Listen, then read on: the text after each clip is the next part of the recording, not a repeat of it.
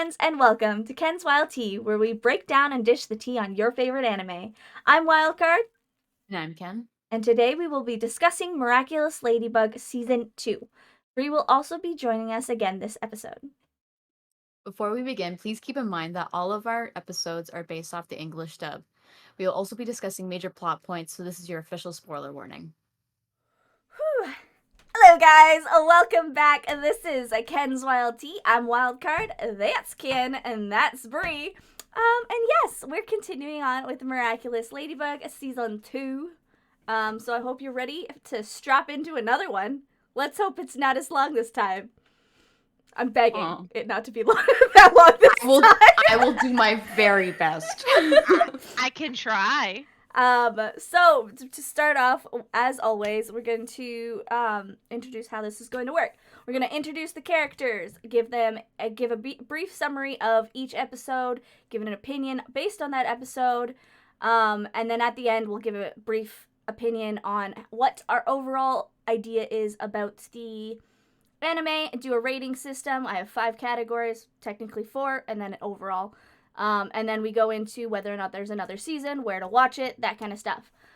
We will be, as you guys know, this one came out a lot earlier than I normally release it, is because we're trying to fast track the first 3 seasons of Miraculous Ladybug. So this one and the next one are all getting released in like about 2 to 3 week intervals. I'm not going to say 2 and promise 2 because I'm the one editing these. And it takes some time. So I will not promise to, but I will promise within a 2 to 3 week schedule that it will get released. So yes, once this is out, about 2 to 3 weeks after, you will get the 3rd season.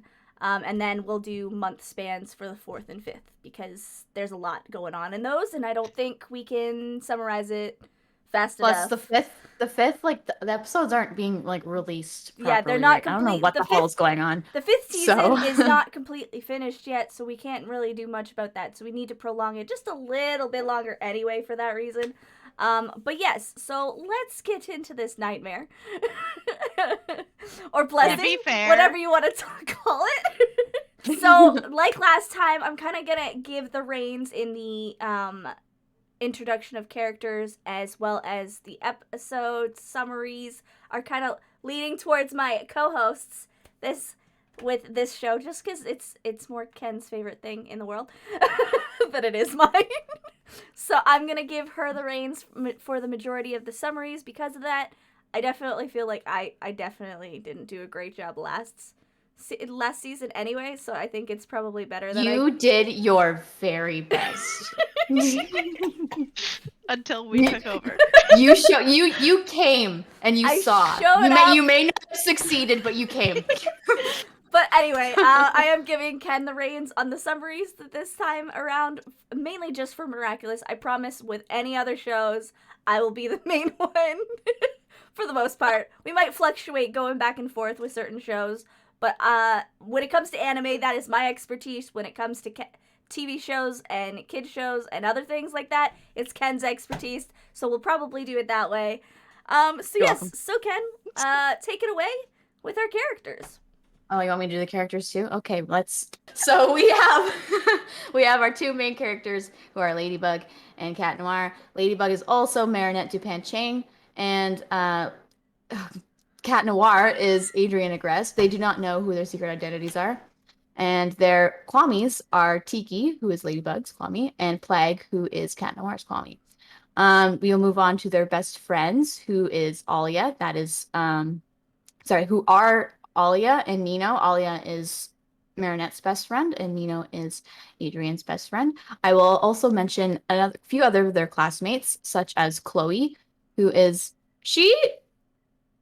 labeled as the bully, but she kind of has a little bit of an arc this season that we will get into. And then we have 2 people that kind of mess with the love square a little bit. We have Luca, who kind of messes with the Marinette side, and also Kagami, who kind of messes with the Adrian side of the love square a little bit. And then the last 2 I'm going to mention is going to be, or I should say probably 3, is Hawkmoth, who is also Adrian's dad, who we get the reveal to that this season. And his Kwame is Nuru. And we also, I'm going to include Natalie in this little segment as well because she has a big part in this season, mostly near the end of this season. The very end Go, of it, but yeah. Natalie. The very end of the season, but yeah. Any other characters you guys wish to add? I'm actually going to introduce the 3 extra superheroes that happen to be introduced in this season. Yes, please. So, Alia's alter ego, if you will, is Rena Rouge. And then Nino's is Carapace. And Chloe's is Queen Bee. Mm-hmm. So they end up at some point getting given a Miraculous to be able to fight alongside Ladybug and Cat Noir. So I wanted to make sure that those characters and their names were available for you guys. So, yeah. I was wondering if you were going to say it or not. Oh, and did you... I totally just like... And then also, I'm pretty sure she pops up again. So we should probably mention her. Does she not? Am I being an idiot? And I'm about to... Lila? Yeah. Lila again. I'm like, am I an idiot? Who you're going to mention, yeah. And then obviously Lila, who I like to call this bitch. It's all in her name. It is. If anyone got that far in the season, they knew exactly what I'm talking about for last. Hate her. But yes, so that one. So she is also another important character in this season as well. So yes, let's get into it and get into the summaries of the episodes. Again, guys, just a reminder, we are basing this off of the Netflix order, not anything else. Thus being said, the very last episode we'll talk about is technically not within the main episodes of Miraculous. It is a Christmas special. Episode 1, The Collector. Okay, the name of this episode gave me a little bit of PTSD from the Owl House episode that I just watched. So for any of you that watch Owl House, yeah, you know what I'm talking about. But let's continue. That's really side note. Okay, so... Okay, to start, continuation from season 1, season finale. Here we get a proper introduction from Master Fu and his Kwame ways. Master Fu explains his job as protector of the Miraculous and also how a mistake he made caused the Temple of the Miraculous to crumble, which caused the Miraculous of the Butterfly and Peacock to go missing, as well as the book, which is the one Marinette has just returned to him. He explains that this book is a spell book for the Miraculous and the holders that will give them special abilities. Adrian's father interrogates Adrian about stealing and losing the book from the secret hiding place behind the portrait of Adrian's mother. As punishment, Gabriel tells Adrian he is not allowed to go back to school anymore and will be homeschooled by Natalie once again. Back at Master Fu's place, he explains that whoever had this book must also have the missing Miraculous and asks Marinette who she got this book from. Fearing Adrian may be Hawkmoth, she lies and says she found it on a park bench by itself. She promises Master Fu she will investigate the situation. Knowing Adrian's schedule by heart, she sets off to find him at fencing. Thinking that poor little Adrian is a Hawkmoth. It's just assuming. This poor thing. Marinette finds her friends upset because Adrian is never coming back to school. She asks Nino what happened and says Adrian has been grounded for life after losing his father's book. Realizing the book is indeed not Adrian's and therefore isn't Hawkmoth, Marinette is relieved. Although Adrian is off the radar, Marinette now has a lead on his father instead. She transforms into Ladybug and calls Cat Noir. At the Agreste mansion, Adrian is upset that he cannot return to school. Can't relate. When he hears a loud bang. When Adrian goes to investigate, Natalie blocks. Oh my god, this scene. Natalie blocks his entrance to a room, saying Gabriel is busy. Gabriel, on the other hand, is casually destroying everything, every piece of art in the room. So calmly. Gotta cover his tracks, right?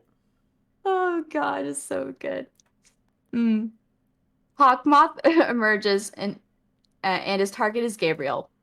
The butterfly goes to fly out the window. When it does an Uno reverse and returns to Hawkmoth, who detransforms and outs himself as Gabriel himself. He then takes off the Miraculous of the butterfly and akumatizes himself in order to take Ladybug off his trail as Hawkmoth. He just turns into a collector. I'll get into what his superpowers does later because this I can do that if you want. Yeah, do the explanation because mine makes no fucking sense. Villain powers can imprison any person or object as a drawing within his sketchbook by touching the book to his target. He can also erase sketches by wiping them away. The book will return to him if he throws it. He can't use his powers if all the pages in his book are full. Nice. Okay, there you go. Cat Noir meets Ladybug, and she tells him that Gabriel Agreste must be Hawkmoth. Cat Noir asks her for proof. At first, Ladybug says she can't say anything, to which upsets Cat Noir. She then says how Gabriel is secretive, never leaves his house, and how his brand logo is the butterfly.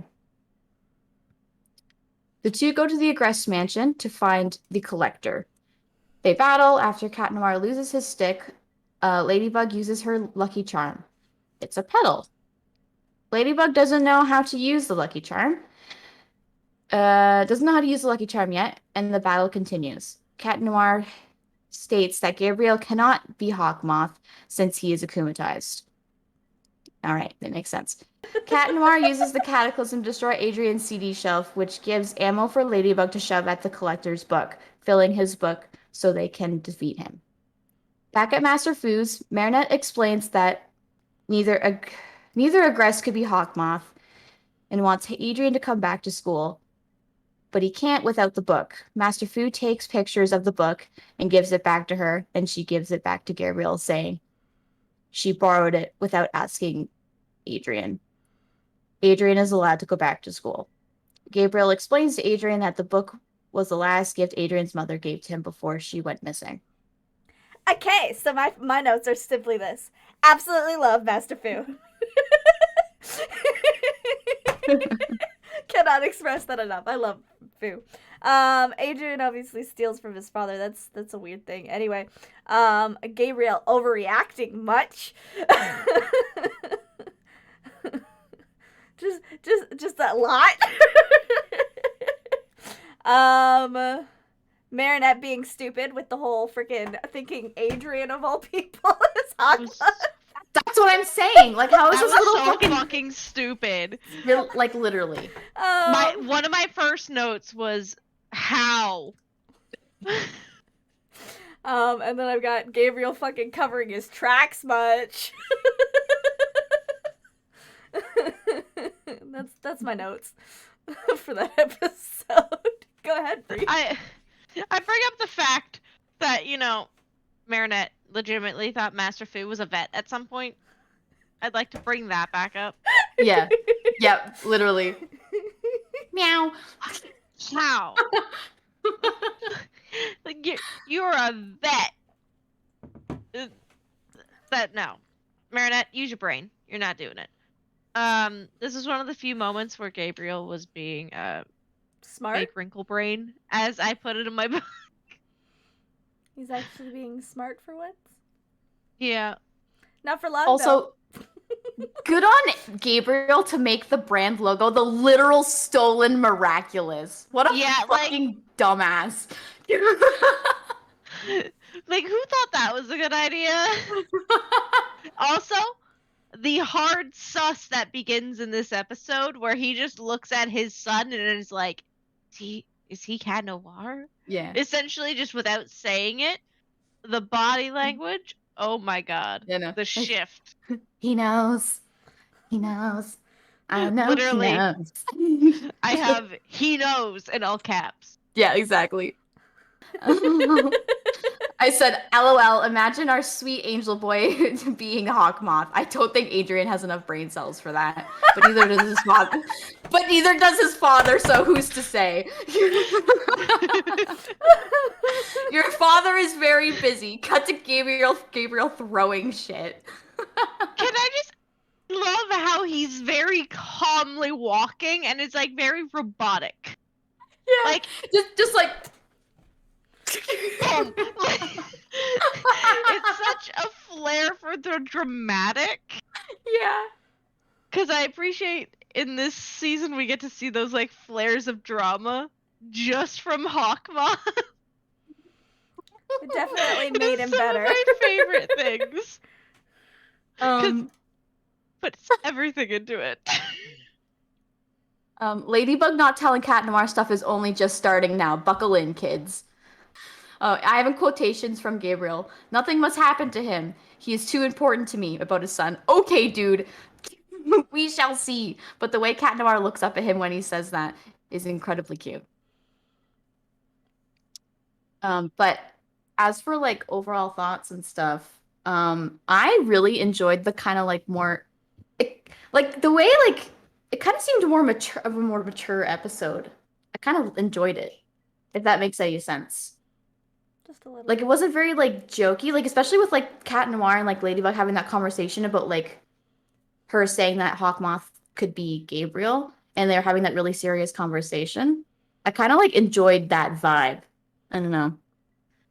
I didn't find it like bad. I just thought it was a little silly at points, but again, they had those. I can't. Just how dramatic Hawkmoth is. Yeah. It really comes through the season, but like this was the beginning of it. Yeah, like legit, like the scene where he goes to send out the butterfly and it just like 180s and comes back. It's like you literally just could have akumatized. You didn't have to send the butterfly away just for it to come back, bro. Why are you wasting your time? As for my opinion, I kind of agree with Ken. I loved the more mature moments. I'm kind of glad that they kind of get into the more mature aspect a little bit more in this season, and kept going. They do. I think I'm just gonna make this really, really quick statement that I think the storytelling this season is a lot better than the first season. That's all I'm gonna say. Which means no, that is 100%. But yes. Adrian and Marinette more grown up. Hawkmoth, absolute child in that episode. Okay, anyway, let's move on and go on to episode 2. Episode 2, Prime Queen. All right, so see if I can get my shit together this time. Ladybug and Cat Noir are getting an hour-long interview in the news station, but Marinette has double booked herself with babysitting.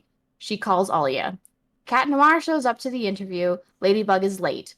The crew thinks this interview is a waste of time, which stresses out Nadia, who is the one that's going to be interviewing them. Marinette leaves Manon with Alia and turns into Ladybug to make it to the interview. Like, she legit just, like, calls Alia over and says, hey, let's hang out, and then kind of just dips. Just, like, leaves. No explanation.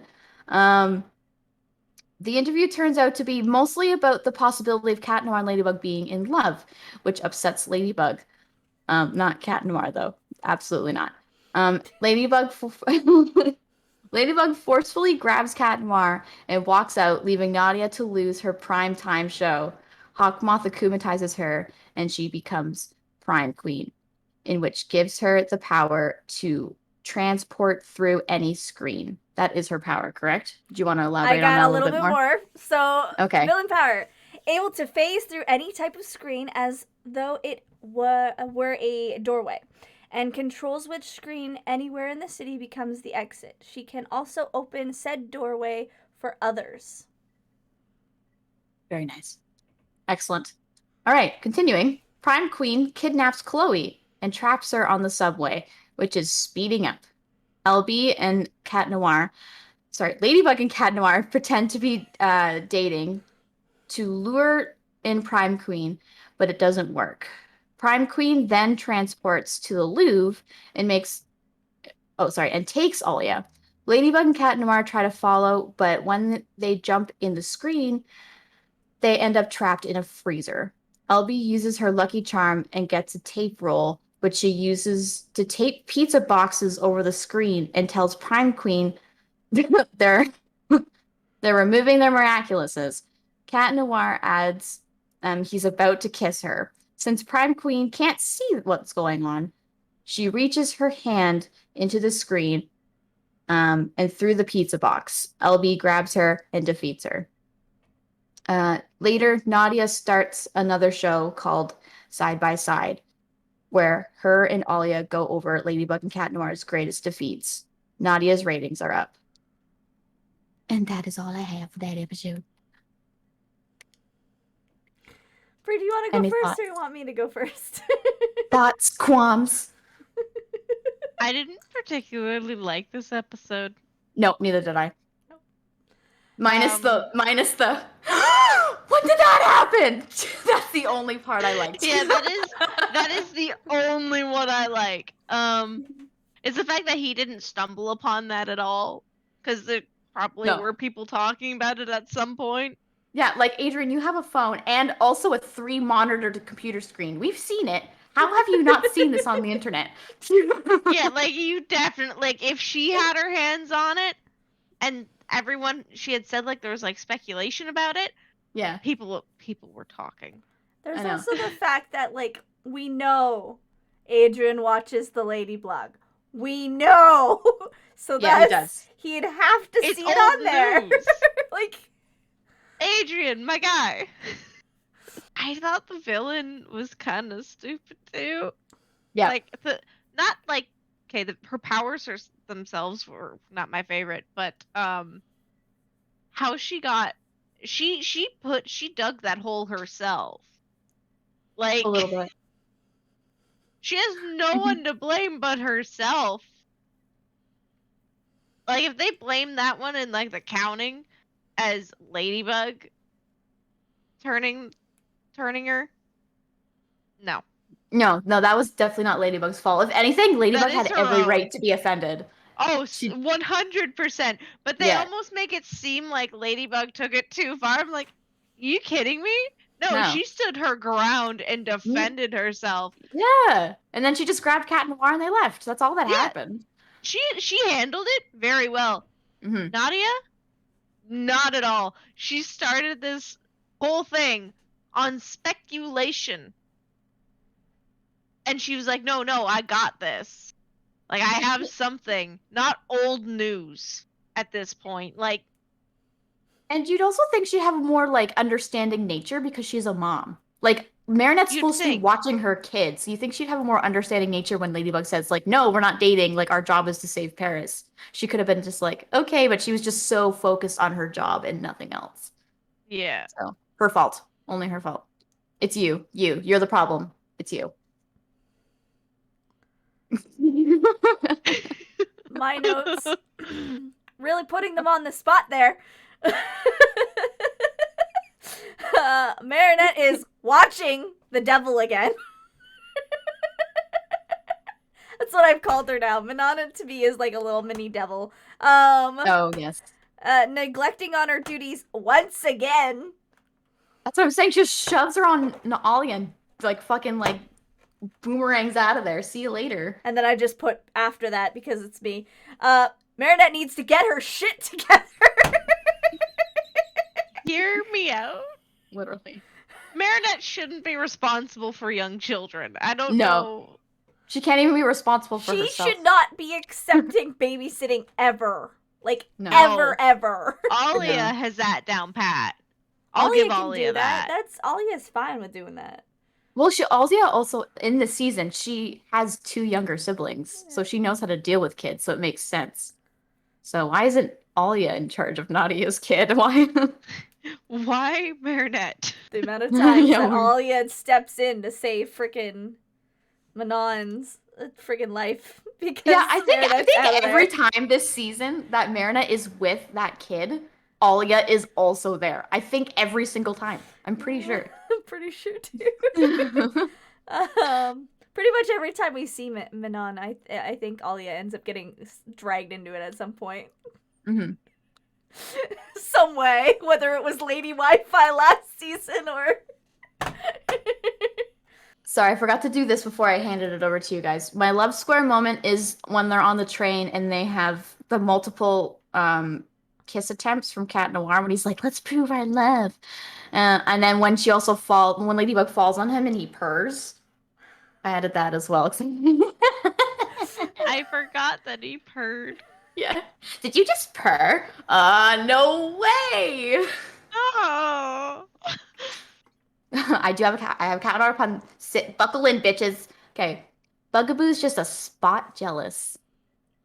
I don't know why I expected a cat pun, okay? Okay, opinions on this episode. We kind of did it earlier, but do we want to broaden the fact of why we feel the way we feel? Just kind of it's just an episode. I feel like it was. The villain was stupid and literally had the powers that Lady Wi-Fi had, but only half of them. Like, yeah. And it was basically just a recap of first season's like little like love instances. It was like a literal like it felt like when she was showing them the clips in the interview, it was like one of those like shitty YouTube montages a 12-year-old makes. Saddest part is that's probably exactly what it was. Someone in the community made that, and because of it, damn. Literally what it was. Producer was like, I'll take this. Thank you. I have every right to, because it's my content.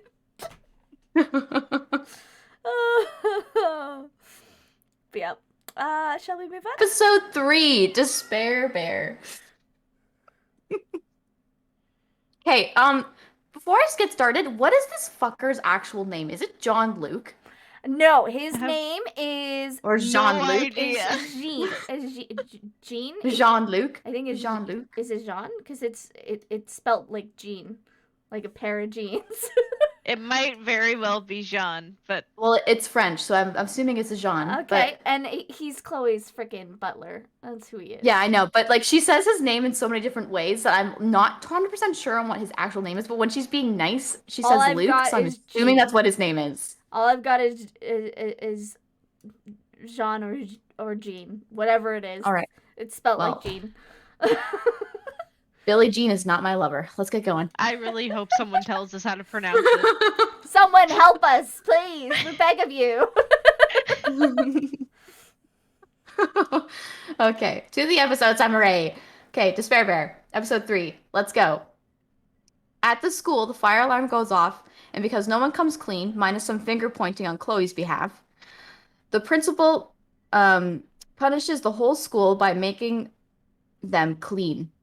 Yeah, he punishes them by making them clean. Minus Chloe, because she's Chloe. Yes. Child labor.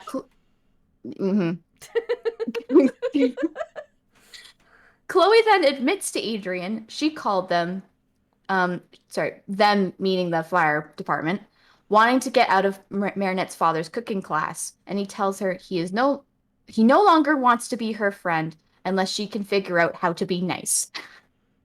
And I love this scene because she goes, no, nice. Such a good scene. Love that voice actress. Anyway, at Chloe's, she is upset with Adrian's words and confides in her butler, who we don't know the name of, but we're calling him Billie Jean for now, and her stuffed bear.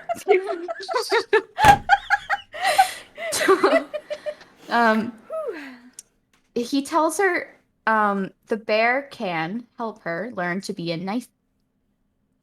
The bear can help her learn to be nice again, so she can keep her friends, Adrian mostly, to which she agrees.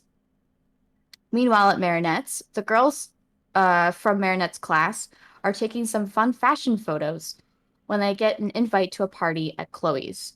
The girls learn the boys have been invited as well, including Adrian.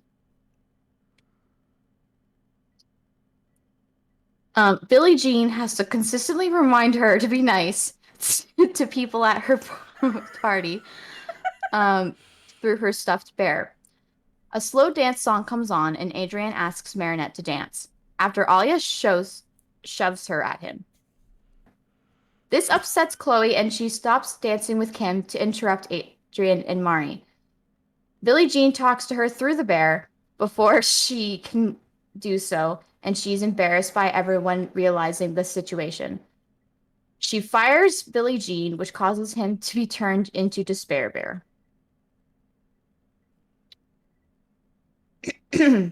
Despair Bear controls a tiny stuffed bear with the power to control anyone they latch onto. Would you like to add to that wild card, or is that good enough? For the most part, that's it, except it's a mechanical bear. It's not stuffed. Is it? It says pilots Is a it mechanical teddy bear from the inside.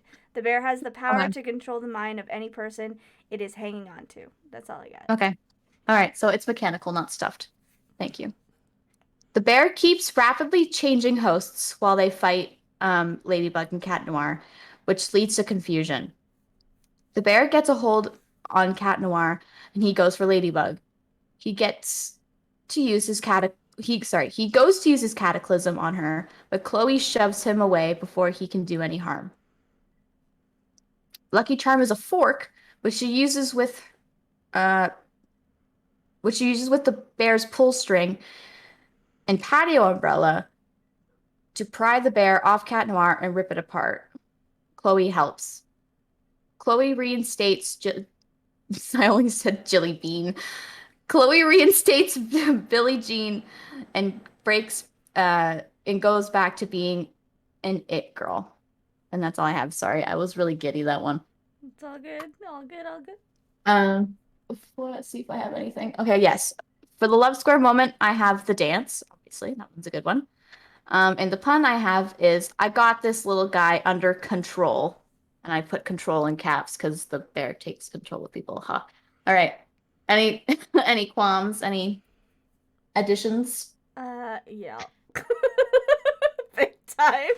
First note. All right, go for it. Not just Chloe, but the principal as well wastes the fireman's time. Like, what the fuck is wrong with you people? Oh, yeah. What the Absolute fuck? waste. The fireman wants to leave. Nope, you can't go because I'm still in the middle of punishing my entire freaking school. No. And then Chloe pulling the fucking daddy card again. How many times is she going to pull the fucking daddy card? Daddy! And then, of course, yay on Adrian fucking telling off Chloe for once. Fucking finally, bitch. Big boy bean moment. And then, of course, there's, before, I don't know if this is possibly the note that you missed, but Marinette didn't want to go to Chloe's party. She was actually refusing to give Chloe a chance at all, and obviously ended up going anyway. But yeah, she was telling everyone, no, there's no way that Chloe will ever be nice, kind of thing.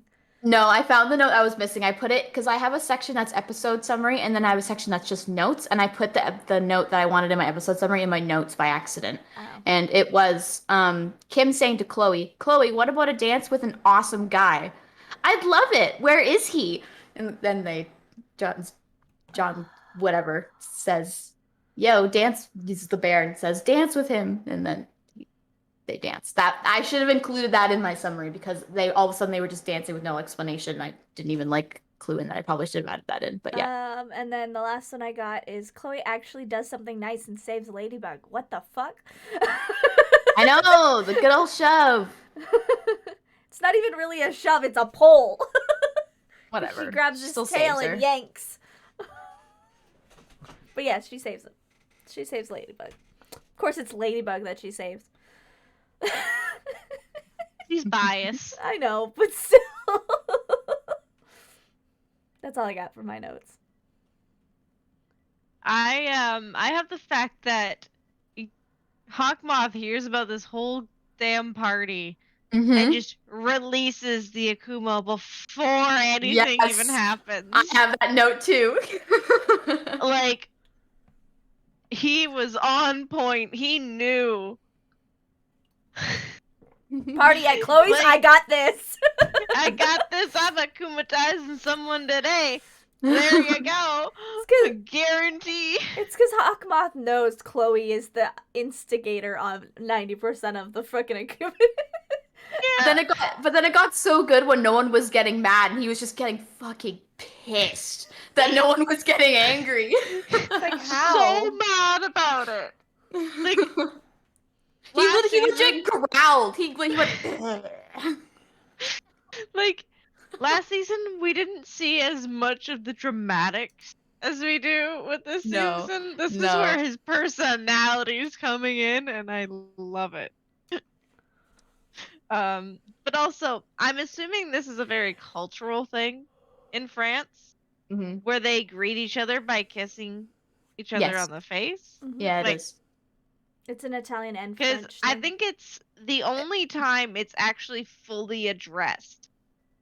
Any other time we have people meeting or like greeting people, you don't see them do it. No. The only people you see do it continually is like Chloe. Yeah. I wonder if it's like a high status thing, maybe? It's maybe. It's not only just a French thing, but it happens a lot in Italy.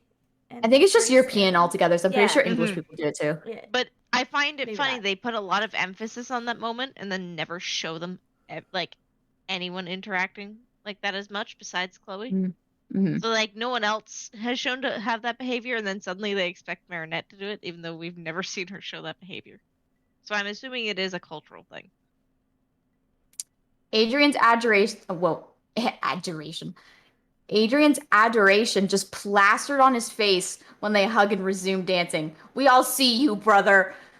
And the second note is I actually enjoy scenes where Cat Noir attacks Ladybug. Their fight scenes are usually more intense, and I enjoy their intense fighting. It's interesting to watch. Just because they're both kind of skilled, right? I don't know. I like it. It's an interesting watch. Okay, our opinions on this episode.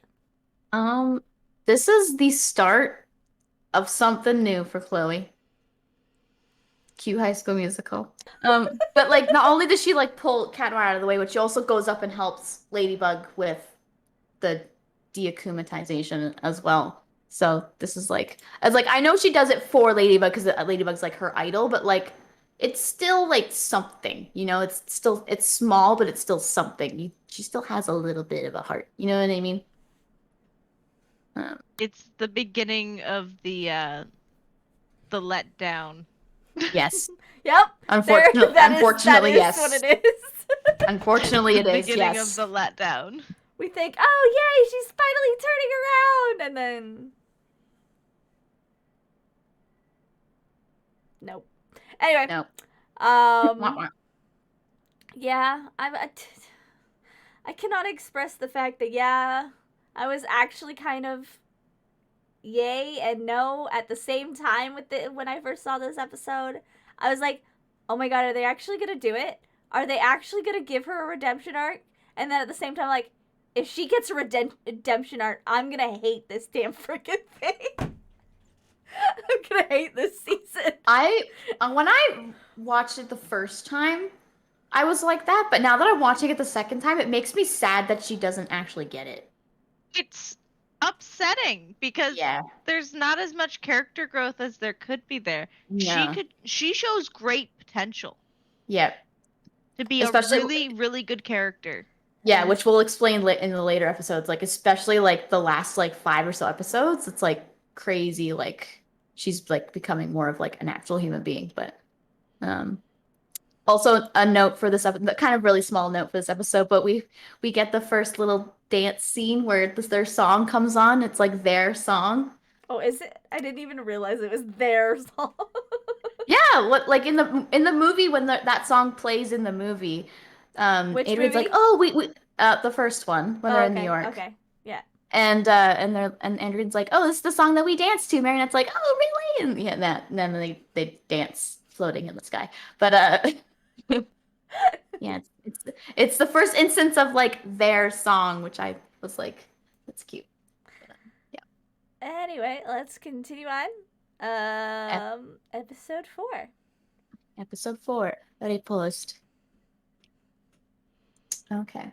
Oh yes, we're getting an introduction in this episode. Okay. Sitting here looking at my notes, I'm like, yep. Yeah. I'm also looking at my notes and realizing I got a bunch. Okay. Marinette is trying out for the fencing team so she can spend more time with her boy Adrian. She partners up with him to practice. A fencer in red shows up demanding to be a part of the team. The instructor asks for them to prove their skills by defeating one of his own. Adrian is chosen. The fight moves upstairs, and Mari is the only one to see the end of the fight. Unsure who the winner is, she chooses Adrian. Of course. The red fencer leaves upset, and Adrian decides to go ask them for a decisive match. When he reaches them, they reveal their face. They reveal their face to him. They don't say their name, but Adrian takes notice of a ring on their finger, and they tell him their family does not give second chances before getting in the car and driving off without their fencing stick. Adrian asks his driver to chase after their car. Not weird at all. Mari notices an Akuma and turns into Ladybug. A person in the car is akumatized and is transformed into Riposte. Wildcard, would you like to explain what Riposte does? Wields a sword that is merged to her hand. She can strike at incredible speeds and slice through objects as thick as cars. She can also project her slashes to cut something from a distance. Adrian looks up the pattern he saw on the ring and finds out she is the only daughter belonging to a family of prestigious fencers. I can't believe I said prestigious without fucking up. Mother and grandmother. Mother and grandmother were both world champions. Adrian knows of them. She attacks Adrian, demanding the rematch. Ladybug steps in before he is injured. Adrian then throws Ladybug his fencing stick. At least I think he does, right? I am correct in assuming that he did that. I think so. Yes, I think he did. That's what I wrote, so I'm assuming so, but I can't remember now. So she has a fair chance since her yo-yo has no effect. Ladybug is thrown down by Riposte, and Adrian saves her, injuring his ankle in the process. Ladybug swings them out of danger multiple times, giving Adrian no chance to change into Cat Noir. At the museum, Ladybug hides Adrian away so she can deal with Riposte, which gives him a chance to transform. Even as Cat Noir, his ankle is still bothering him, but he joins the fight anyway. Riposte figures out where Ladybug has hidden Adrian and attacks it, but Adrian is no longer there. Lucky Charm is a radiator, which she uses with Cat Noir's belt and Riposte's arm sword thing to pry off the sword and catch the Akuma. Ladybug finds Adrian and tells him to give back the girl's fencing stick. Adrian gives back the stick, and she introduces herself as Kagami. My love square moment for this episode is Adrian saving Ladybug. And my Cat Noir pun is maybe he was feeling a little claustrophobic. Okay. I only have a couple for this one. Marinette tries fencing. What are you thinking, girl? What the fuck? Why? She's thinking that's her man and she wants to fucking spend some time with him. Some quality ass time. Kagami is a great fucking fencer. Why the fuck is she so focused on beating Adrian? Is what I put. Like, come on! She can fucking kick his ass! And we probably both all know that she actually did kick his ass, and then Marinette's just fucking stupid. And then, let's fence all over the school, why don't we? Yeah. Where are you going? Where are you going? It's the fact that they relied on, so to even join the club, she had to beat someone. And they chose Adrian of all people. And it was supposed to be, if anyone was like having to get in, they'd have to beat the top person in class, and that was Adrian. She's not even a part of the club, and they relied on her for the answer of who won, instead of staying within view of the only certified person there. Yeah, why was Marinette the only person that followed their like fight? It's just the how can they rely on Yeah. like a full-fledged newbie? My one note is after Marinette, like she's looking for Adrian when she first gets there, and he's wearing his full suit, and she's like, "Hey, do you know where Adrian is?" And she's like giving him like a bunch of like side compliments, and then Adrian goes, "Thanks for the compliments." And then I said, "The one and only time Adrian's ears were ever working when Mari says shit about him. We will never ever witness this again. Observe. 2 minutes later, nice defense again. I'm totally into you. No response from Adrian whatsoever." And then also I said, love that the police don't even try to be involved. They just have an Akuma alert that says, y'all need to stay inside. Cat Noir and Ladybug will take care of this. And then that's just the end of it. Yep. Yep. Yep. What's the I point of love- having a job? You get to hear it again at like multiple points. This is where it started. Yeah. It's because they Akuma alert. understand the fact that they cannot do anything. It has to be Ladybug. It has to be Cat Noir. They understand it. They get the fact that they are useless against Akumas. It's so sad, but it's so true. But no, this is where you start to see like the Akumas start to be taken more seriously by the people of Paris. First season, it didn't really seem to like bug people too much in their everyday life. You didn't really No. see that. Now you get to see it. It's because it wasn't like a big deal back then. Then. It wasn't really a back then. It was, but like it I feel was like after 5, it should have been a big deal. It's funny that it took 26 for it to be a big deal. well, gotta keep in mind, 5 is like, okay, so that's a week's worth of Akumas is what that is.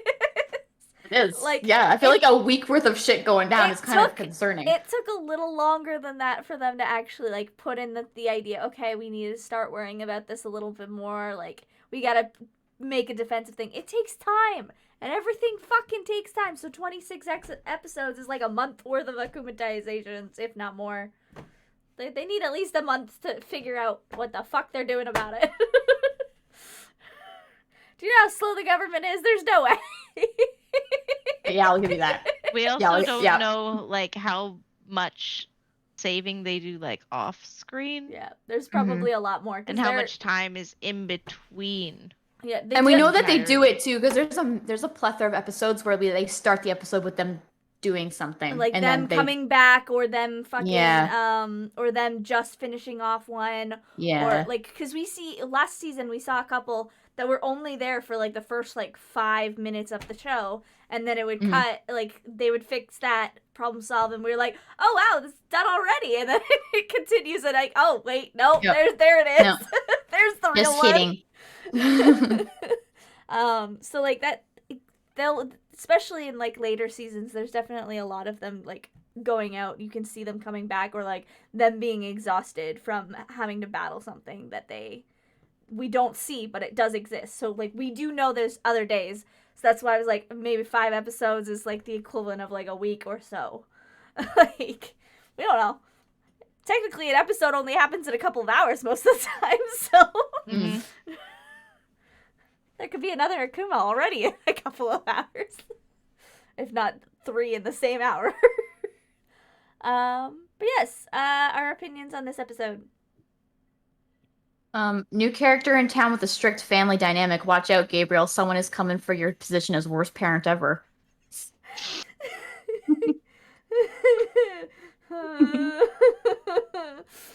It's the fact I made that comparison not too long ago, actually. Due to something like in season 3. That's my only overall thought. Go ahead, Bree. Your overall? I thought I'd like episodes to be a little bit more exciting when you're introducing a new character. Mm-hmm. It seemed more like just okay. This is all the excitement was in the beginning, and then it just dropped off. fizzled away. This is definitely probably the worst of the ones that Kagami ended up changing into. She has multiple villains. I'll say that now. I don't even care if that's a spoiler or not. She has multiple. Yeah, no, she does. She has multiple villain forms, and this is definitely the worst out of some of them. She takes the whole the sword being an extension of your arm like very seriously. It's a literal thing in this one. So yeah, so like I love Kagami, but the way that they introduced her and the Akuma to go with it was not great. So maybe not. They did her dirty. They did. They really did. Mm-hmm. Okay. Let's move on. That's episode 5. Episode 5, Bafana. Okay. On Marinette's terrace, it is Mari's birthday, and Tiki gives her a gift. Do we know what year the birthday is? I think we were saying that when it was Adrian's birthday and stuff last season, we were saying that he was 15, but it says that she's turning 14 today. Whatever. They're either 14 or 15. Who the fuck cares? They're young. They're figuring out their lives. Okay, so it's Mari's birthday, and Tiki gives her a gift, a Kwagatama, which is a great symbol of friendship amongst Kwamis and their holders. Mari tells Tiki she is waiting for Alia to call her because she thinks she has a surprise birthday event planned for her. Mari's grandma shows up with not so great gifts and takes Mari to places for kids, which Mari doesn't enjoy because she is not one. She is, but not like a young one. Alia finally calls her, and Grandma tells Mari to go to go see her friends. Okay, so basically her grandma was okay with her going to her event that Alia called her for. That Alia is disguising as a dentist visit. But deep down, she's upset that Marinette didn't enjoy her time with her, and that she is leaving her. She becomes Bafana. By using her magical pistol, she can fire blasts of energy that turn people into either coal statues or into her personal fairy minions. However, she is vulnerable to her own attacks, and she has to reload her pistol every once in a while with the black and white candies. Nice. Candies from her candy pouch. She also has a flying motorcycle. Wait. Bafana attacks Mari and the rest of the party guests at Marinette's party. Adrian sneaks away to transform. Bafana turns the kids protecting Mari into the statue things that you mentioned. Cool statues. And you said it was angels or fairies? It was angels. Fairies? Okay. That's what it says. And I wrote angels for some reason. And fairies, depending on how spoiled or rude she felt they were being. Before she can do so to Mari, Cat Noir grabs her and they flee. Cat Noir drops Mari off at the Eiffel Tower, wishes her a happy birthday, and peels off. Leaving Mari with the chance to transform herself. They both meet up and fight Bafana and her fairies. I wrote fairies that time. Bafana figures out where Cat Noir and Mari... Bafana figures out where Cat Noir hid Mari, and heads to the Eiffel Tower. Cat Noir in hot pursuit. At the Eiffel Tower, LB uses her lucky charm. It's a tuba, which she uses with a fire hydrant and the villain's own candies to take her down. Back at the party, Adrian gives Marinette a replica of the lucky charm she gave him for her birthday. My love square moment is the lucky charm gift. And also I wrote her parents after her stutter sesh. Cat Noir pun. Where have you hidden Marinette? I forgetta. Oh, where have you hidden Marinetta? I forgetta. It was not really a pun, but just a fun little play on words. Any notes, guys? The reason why you probably thought they were angels is because they do kind of look like angels. Well, yeah, they do. They've got this weird like white mask thingy going on, and then their wings are more angel-esque, but apparently they're called fairies. As for notes, this was one of the ones that I didn't get very many. Okay, go Or ahead. this is Oh. interesting ones. Her dad trying to hide the cake the whole episode fucking had me in tears, man.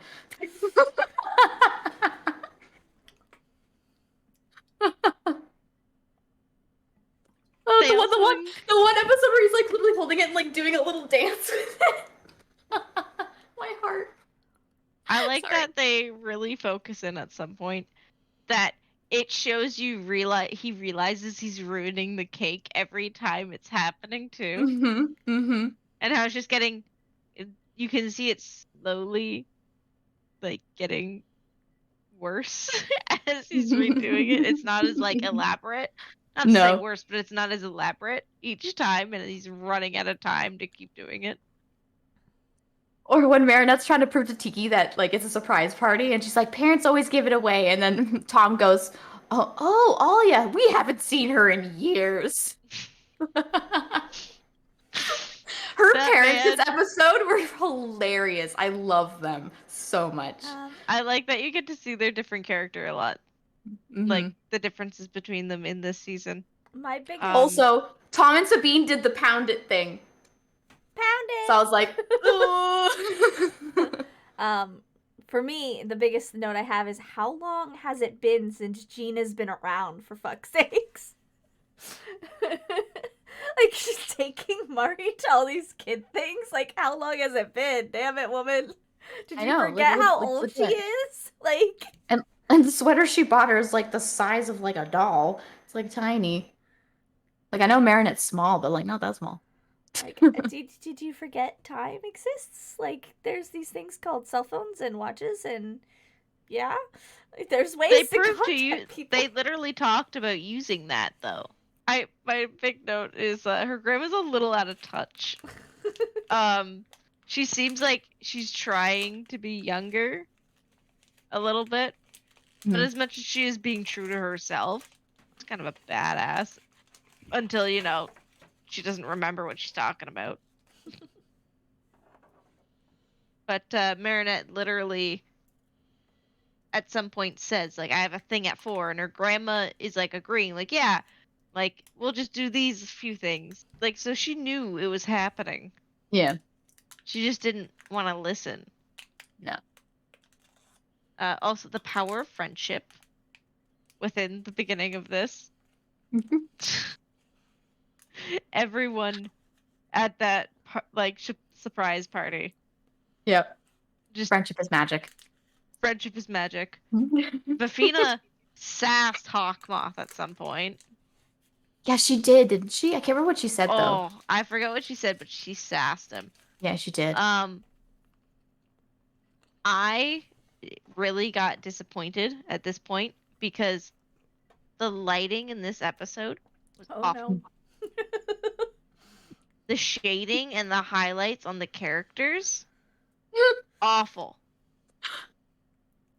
Like last season, they were pretty consistent with the quality of animation they were popping out. Mm-hmm. This season, it is all over the board, and this was the beginning of it. It's because starting this season, they have 2 different kinds of animation teams working on the episodes at the same time.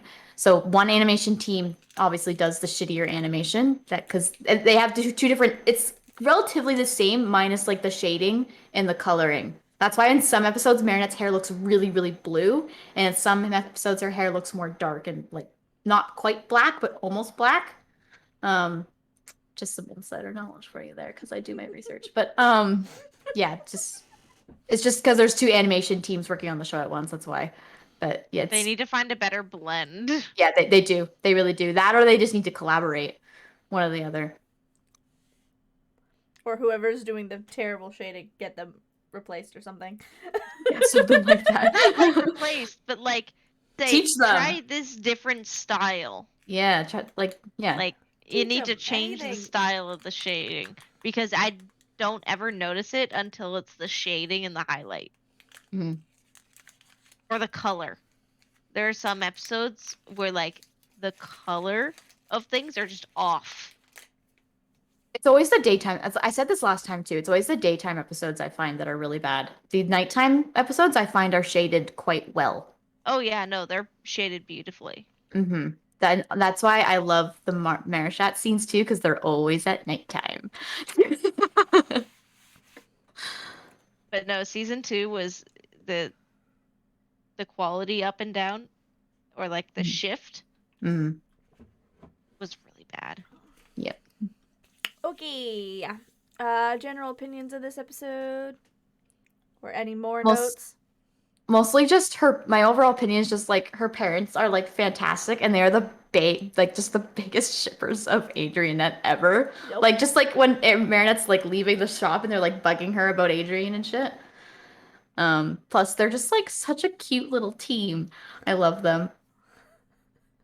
I love her parents. Me too. I love them too. They're definitely some of the best characters.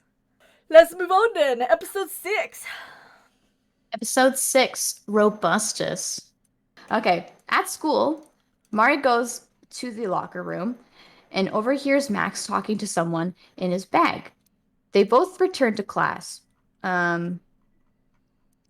where the principal is helping the Professor Nutball, because I can't remember what her name is, and she's crazy, so I call her Nutball, with her broken computer. Max takes over and fixes the computer with help from his robot friend, Markov, which is the person he was, or the thing he was talking to in the bag in the locker room. Everyone is delighted by Markov. Professor Nuts tells him to put the toy away, which insults both Max and Markov. When they put up a fight stating that Markov has feelings like any other human being, the principal confiscates him from Max, telling him he can have Markov back at the end of the day. Maria annoys the teacher to the point of sending her to the principal office, which is what she was trying to maneuver to do anyway. Meanwhile, Markov is akumatized and transformed into Robustus. Wildcard? Robuscus can send out a signal that allows him to control any electronic devices and mechanical objects in the city, as well as grant them awareness. Markov then proceeds to ask Hawkmoth what the purpose of the Miraculous are for. Hockey states if used together, they can grant a wish. That was his biggest mistake. Yes, it I was. want to be a real boy. Yeah. It's literally Pinocchio. Yeah, it is. Mari sees an akumatized Markov and runs it to transform. Robustus kidnaps Max and states that they shall never be apart again. Adrian transforms as well. Ladybug and Cat Noir help the public from technology raging. Markov gives out a message in Morse code, which Cat Noir reads as humans will soon be treated the same as objects. Cat Noir can read Morse code. That's news to us. And also this trick will never be used again. Nope. Just keep that in mind, kids. Cool. Markov tells Hockey that he will keep the Miraculous and wish for himself to be a real boy. Hockey's lair shuts down and has to fight his way out. He no longer has control. Wah, wah, wah. Lucky Charm is Harp, but is Harp. Lucky Charm is Harp. Thanks, Kenn. Robustus takes it from midair before Ladybug can catch it, but Cat Noir frees it with his cataclysm, and Ladybug uses it to snag Robustus and use Max's antivirus hard drive, which was shown to us in the first scene, which Max used on the computer to help the teacher to deakumatize Markov. After the fight, Mari goes and speaks with Master Fu about what would happen if you had both the cat and the Ladybug Miraculous. He explains that you could make a wish, but with every action comes a reaction. And if you make a wish, you would have to pay a price. He states if Robustus were to become a real boy, someone would lose their humanity in return. I do not have a love square moment for this episode. For my cat pun moment, I think we're on the right track following massive footprints. Cat Noir pun. Okay, notes, feelings? Go ahead, Bree. To touch on something that was stated in the last episode. Mhm. This is one of those episodes where at the beginning its lighting and the colors were off. Not blended well. Mhm. The fact that Hawkmoth could akumatize robots made me uncomfy. Yeah, how can he akumatize robots? Shouldn't that only Because be like a human thing? an artificial intelligence. It wasn't just a It's weird. robot. It was the intelligence part. It was the Okay, I guess artificial intelligence. But are you Yeah, I telling guess. me that's the only one in that city? Yeah. Like, oh, that's terrifying. Like I guess it proves the point of them saying like Markov is like has the same amount of humanity as anyone else, but like still, I don't know. It's kind of stretching it a little, I think. A little bit. Just a bit. That robot has more separation anxiety than my dog. One thing they do bring back, something that's introduced that made me laugh, and they bring it back in future episodes, is Kennwar turns his stick into a propeller and flies with it. And they bring this back. They touch on this again. So Master Fu's hair was also like his hair changes color like 3 times. I love that you noticed this shit. I don't even pay attention. I don't either. Like that's not something I'll look for. No, it isn't. Like we have animation as a category just to be like, do I like the animation style? That is the only reason I had it. And then you notice all these other things, and I'm like, damn, now I have a reason for this. I'd like to point out, I also have the tism, and I'm big on textures.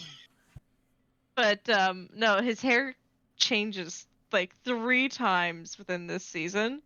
Drove me nuts. But also Hawkmoth thinking he could control a robot moving artificial intelligence. Yeah, legit. Like, okay. Come on, buddy. Come on, buddy. All right.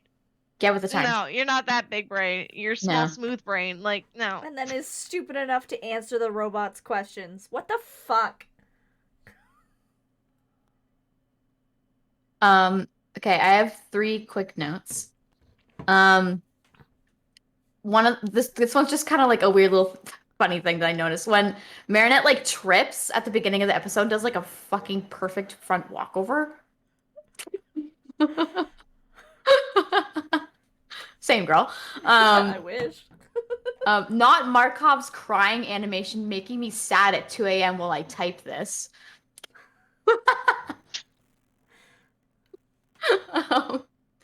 And Hawkmoth, I may have made a mistake this time. Me. Just this time? No other time? Nothing else in particular coming to mind? Nothing at all? Yeah, those are my only notes. I do have another addition to something they're starting to lead into like different episodes a little bit. In little hints throughout the episode, because at some point it's brought up that the principal is like looking into artificial intelligence. Oh, and it's like just a little bit of like a here's a little crumb. Yeah, that's a nugget right there. They start doing that this season, and I appreciate it. Interesting. That's a good find. And I guess for overall thoughts, if we want to get into that, we finally got an explanation as to why Hawkmoth wants the Miraculous. I think this is the first time he explains it, is it not? I think so. Like fully explains it, and then Yeah. Well, he doesn't fully explain it, but Fu fully explains what would happen if he had both Miraculous. Yeah. But at least now we have like an idea as to why he wants it. Yeah. Rather than not having a damn clue. So, overall thoughts. Yay for context. I liked it. It was a good. I liked that. This one, and especially the Pinocchio factor into it. Like, Yeah. that was probably my favorite part. And then, of course, Hawkmoth being stupid enough to think he could control a freaking robot. Yeah. Anything else to add? Nope. Then we're on to episode 7. All right, episode 7, The Dark Owl. Okay, I do have a screenshot that I will send you guys later of when they face palm.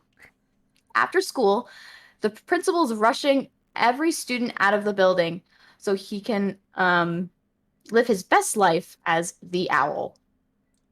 He puts on a costume and runs around Paris helping those in need. And when I say helping, I put that in heavy brackets. Or at least he tries to. Yeah. LB and Cat Noir have been having to save him all week because he keeps putting himself in unnecessary danger, which is starting to annoy them and starting to get on their nerves. Ladybug suggests to Cat Noir that they should make him an actual superhero for a day so he can live his childhood dream. Ladybug's plan includes Alia pretending to be a supervillain who has captured her and Cat Noir. The owl runs to the rescue. While the rescue, quotes again, goes down, the owl hurts himself, and Ladybug says, "Are you okay, Mr. Damocles?" outing himself to the news people at the park and upsetting him. The news reports their findings, and he becomes a laughingstock.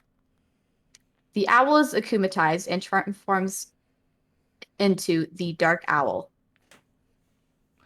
who has enhanced abilities and combat abilities, as well as a wide array of gadgets and tools.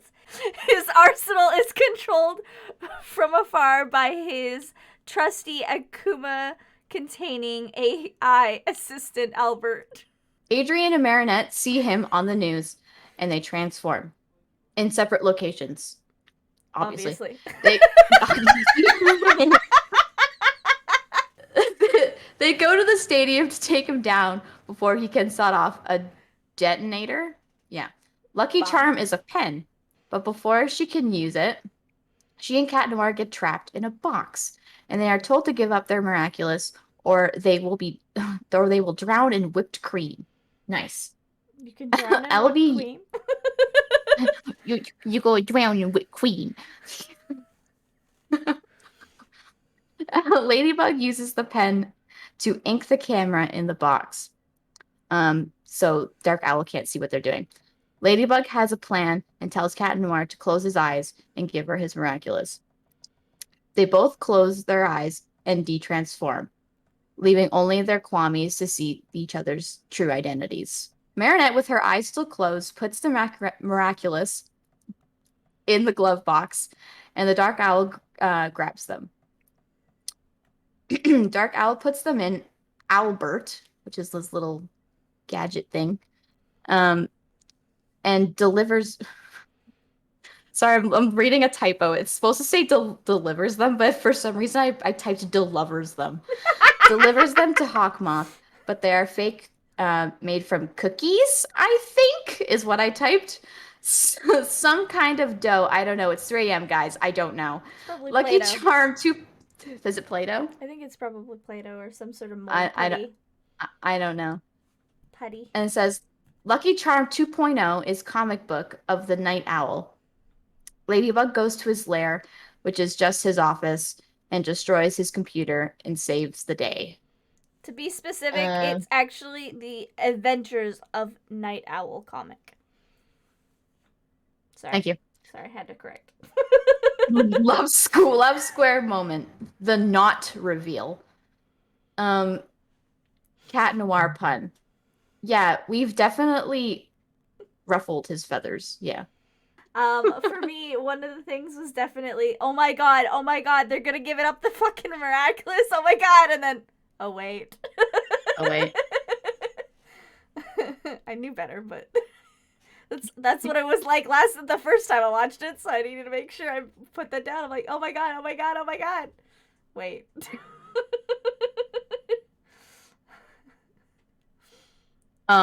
major Batman reference, including the spinning logo at the beginning And of the freaking show. Albert.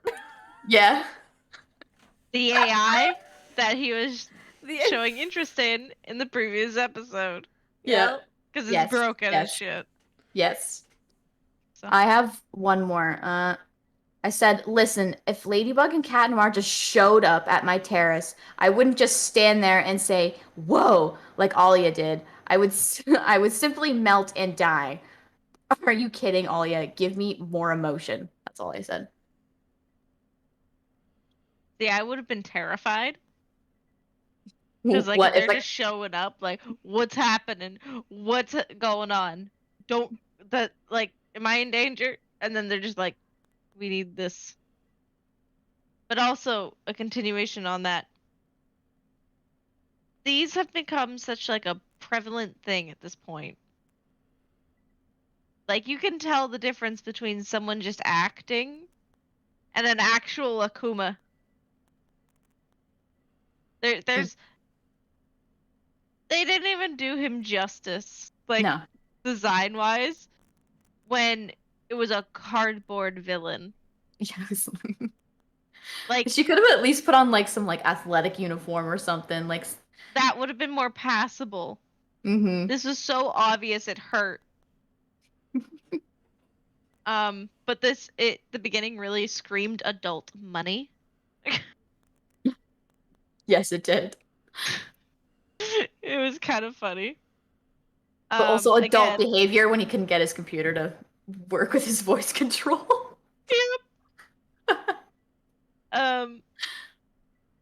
This is where you start to see, because this becomes a trend.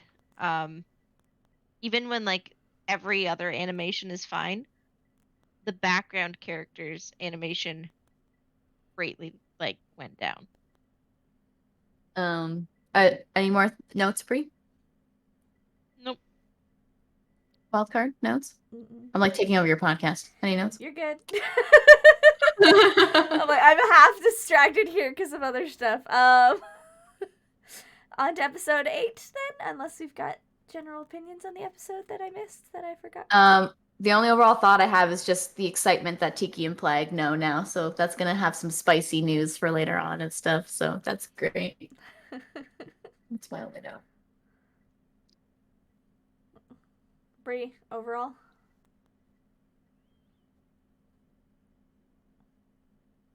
I thought it was fun, but wasn't my favorite. No, I fucking hate Mr. Damocles, so. Yeah. My only thing ever has... Sorry. Mr. Damocles is like the worst pit principal ever. He's so annoying, man. I can't. Like, honestly, doesn't do his job properly and then doesn't freaking investigate any of the issues that are at hand. He just sides with the teacher no matter what, or sides with fucking Chloe no matter what. Yeah, and backbone. Yeah, and always it's like, oh well, she's the mayor's daughter, and it's like you do realize the mayor can't like fully close your school, right? And there's evidence of that in a later episode when like Chloe demands they close the school down, and that her father literally goes, well, all I can really do is close it for a couple days. I can't close it indefinitely. So it's like, Mr. Damocles, you can get away with shit. So I don't know. Just an annoying character, in my opinion, but whatever.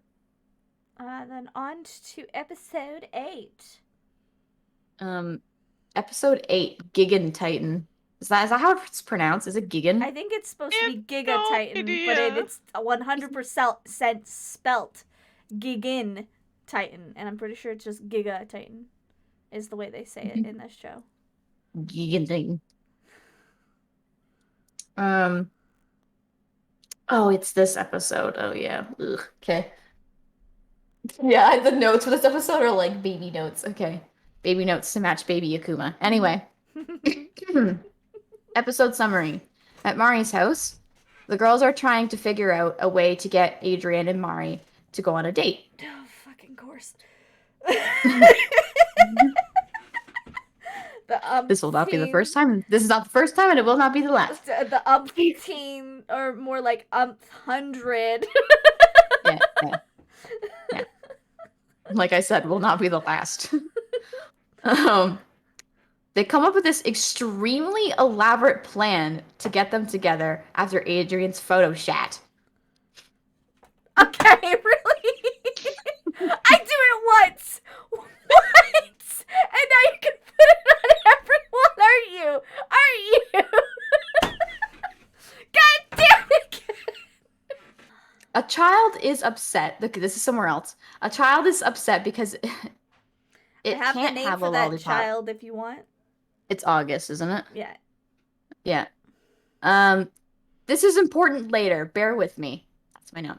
The girls start their plan, but it goes to shit. There are no parking sign they rigged to make the gorilla stop. Whoa. To make the gorilla leave makes him extremely angry, which gets Hockey's attention. By the way, Gorilla is Adrian's bodyguard, and that's actually his name. I don't think he has Is it any other really? name. Yeah, I don't think he has any other name in the series. I think it's literally Gorilla. I don't think that's his name. I mean, Let me restart that sentence then, if his name is Gilbert. The girls start their plan, but it goes to shit. There's no parking sign they rigged to make Gilbert leave. Makes him extremely angry, which gets Hockey's attention. Gilbert gets over his anger when he sees Adrian, because, I mean, who wouldn't? And what the fuck was I typing? Gilbert gets over his anger when he sees Adrian, because who the fuck wouldn't?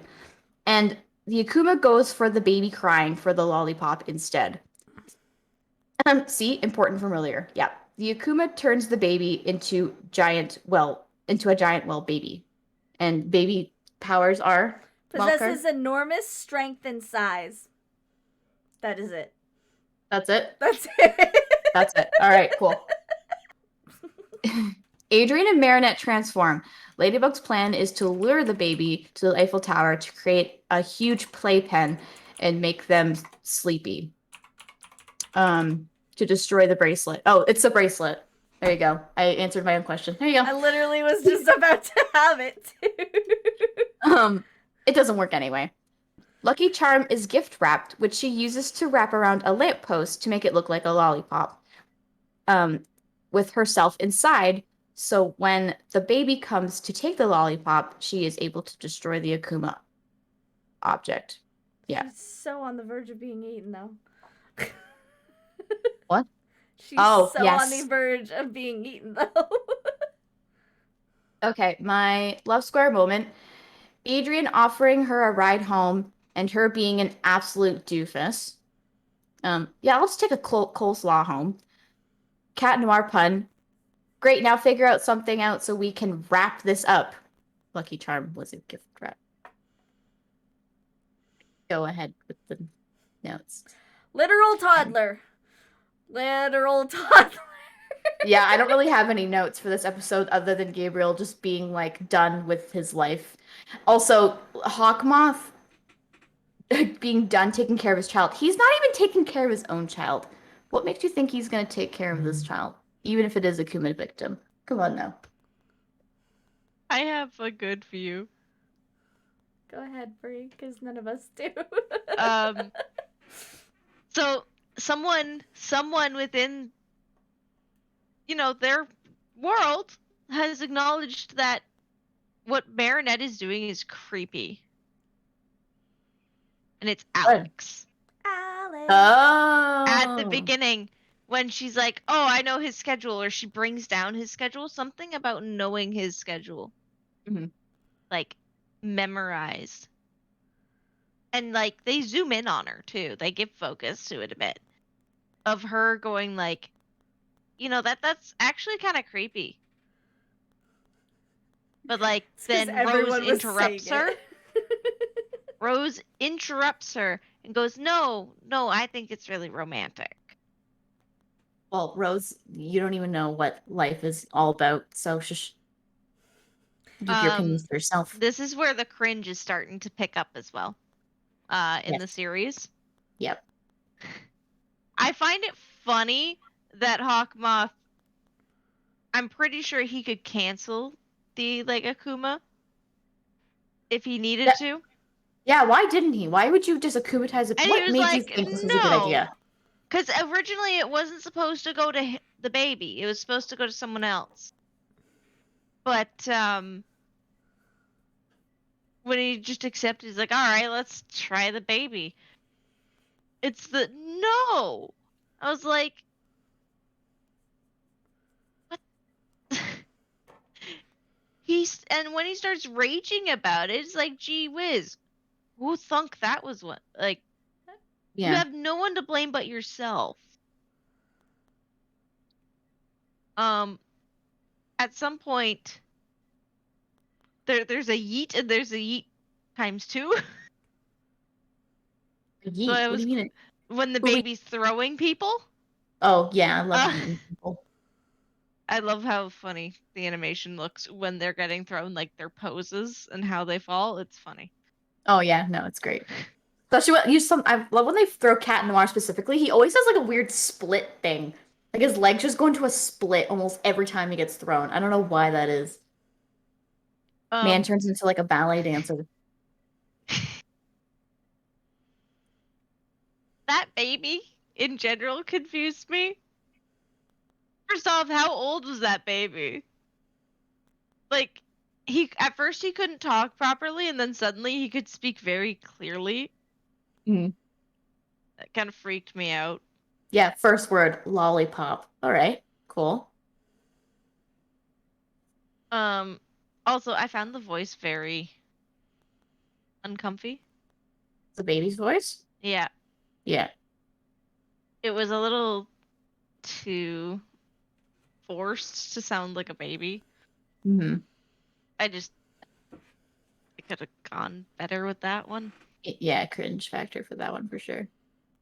It's one of those ones that it was kind of like a middle. It's like one of those ones that I almost wanted to cringe about. Like it wasn't one that I felt was a good idea.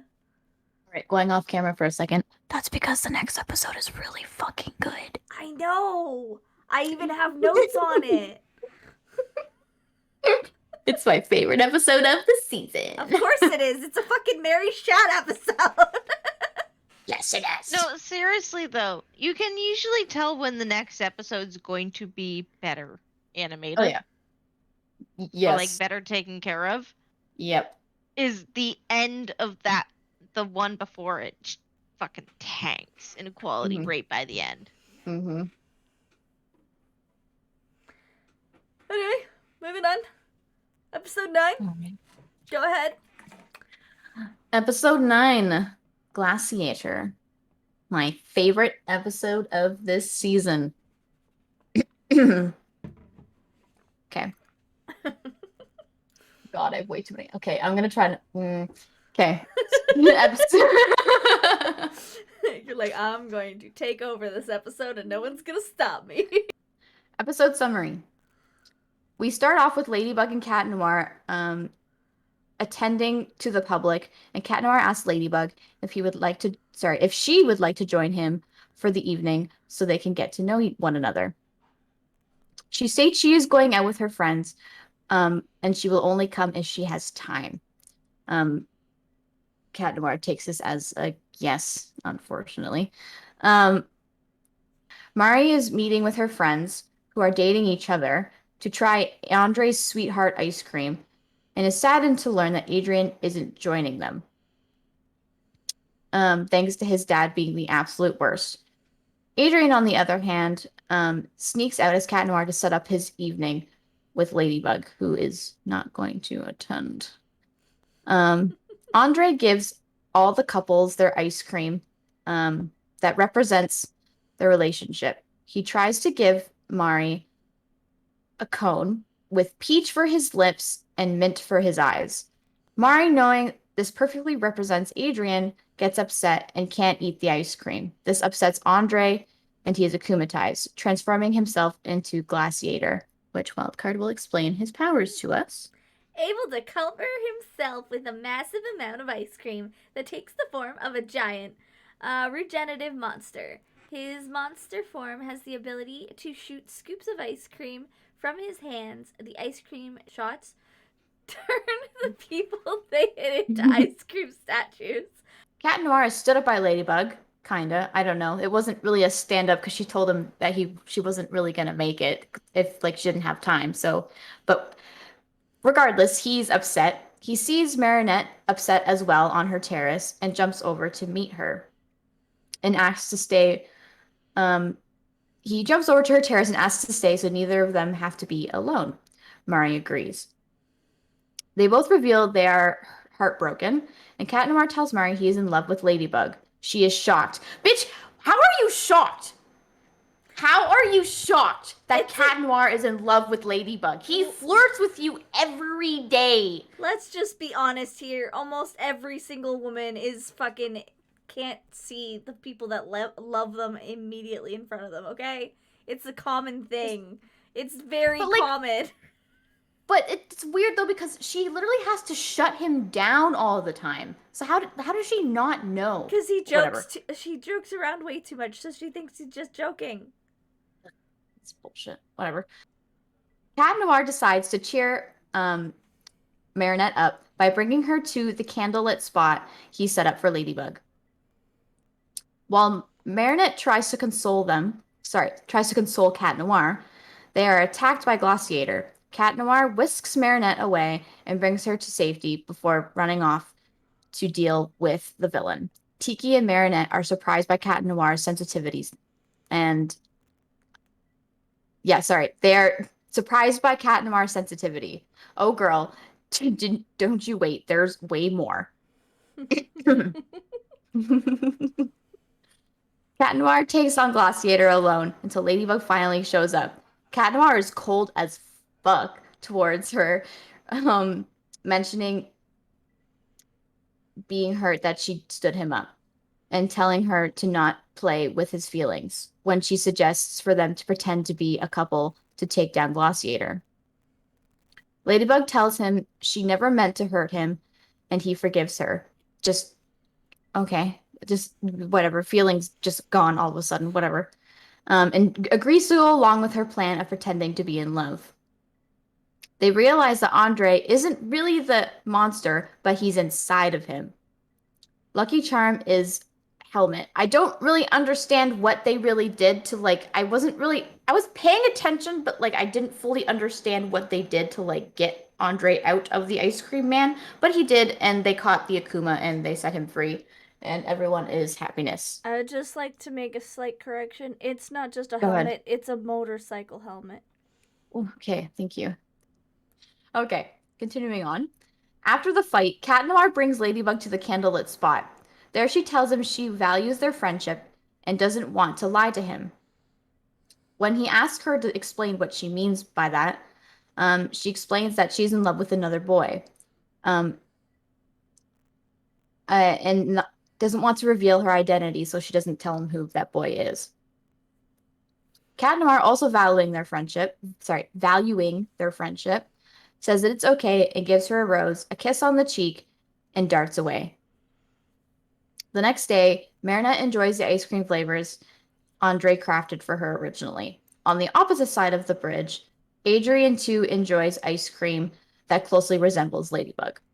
And that is the end of that episode. So, my love square moment. This whole episode is just fucking just love craziness. Square moment. My ship has sailed. Well, it hasn't, but like it hasn't sailed, but it's starting up. It's going. But Cat Noir pun. Too saucy for puns this time. This is a serious episode. I don't have very many notes for this one, but mine are even Andre thinks Adrian and Marinette should be together. Merry chat moment on Marinette's balcony. And then of course Marinette feels bad after finding out what he did. Be like, oh, this is cute. Fuck, I didn't. Oh, that's all I got. Oh man. Go ahead, Bree. Hear me out. So this is another episode where you see like they take out some things that you wouldn't have maybe noticed previously. but it does give like a little bit more context. Usually when they looked at their phones, we could see what they were texting in previous episodes. Oh yeah, this time it was just squiggles, wasn't it? It was straight scribbles. Mhm. Like, and typically you can kind of read what they're saying to each other. Yep. I don't like that they stopped doing that because that becomes a more frequent thing too. Whenever they show the phones again. Yeah. I also thought Cat Noir's reaction was really immature for his character.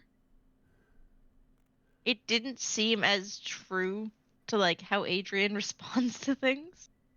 No, and it's funny because this isn't like the first time that he kind of like gets cold with Ladybug either. Mm-hmm. Like But then this, but it doesn't take him long to forgive her though either. So yeah, like, but it's showing that like Adrian isn't always as put together as he'd like to be. mm-hmm. He has emotions. He has emotions and they come through. Mm-hmm. I enjoyed the scene where Ivan, the one who's dating Milan, is trying to figure out who has green eyes. He's like, who has green eyes? I'm like, there's literally only one. I'm pretty sure there's only one person in the class who has green eyes. I'm pretty sure Adrian is the only one. Seeing as you brought him up, I wanted to make a comment involving Ivan. I didn't realize beforehand that I should have realized. Last podcast, I made a comment about friggin' Matt Mercer from Critical Role. Guess who voices Ivan? Ooh. Matt Mercer from Critical Role.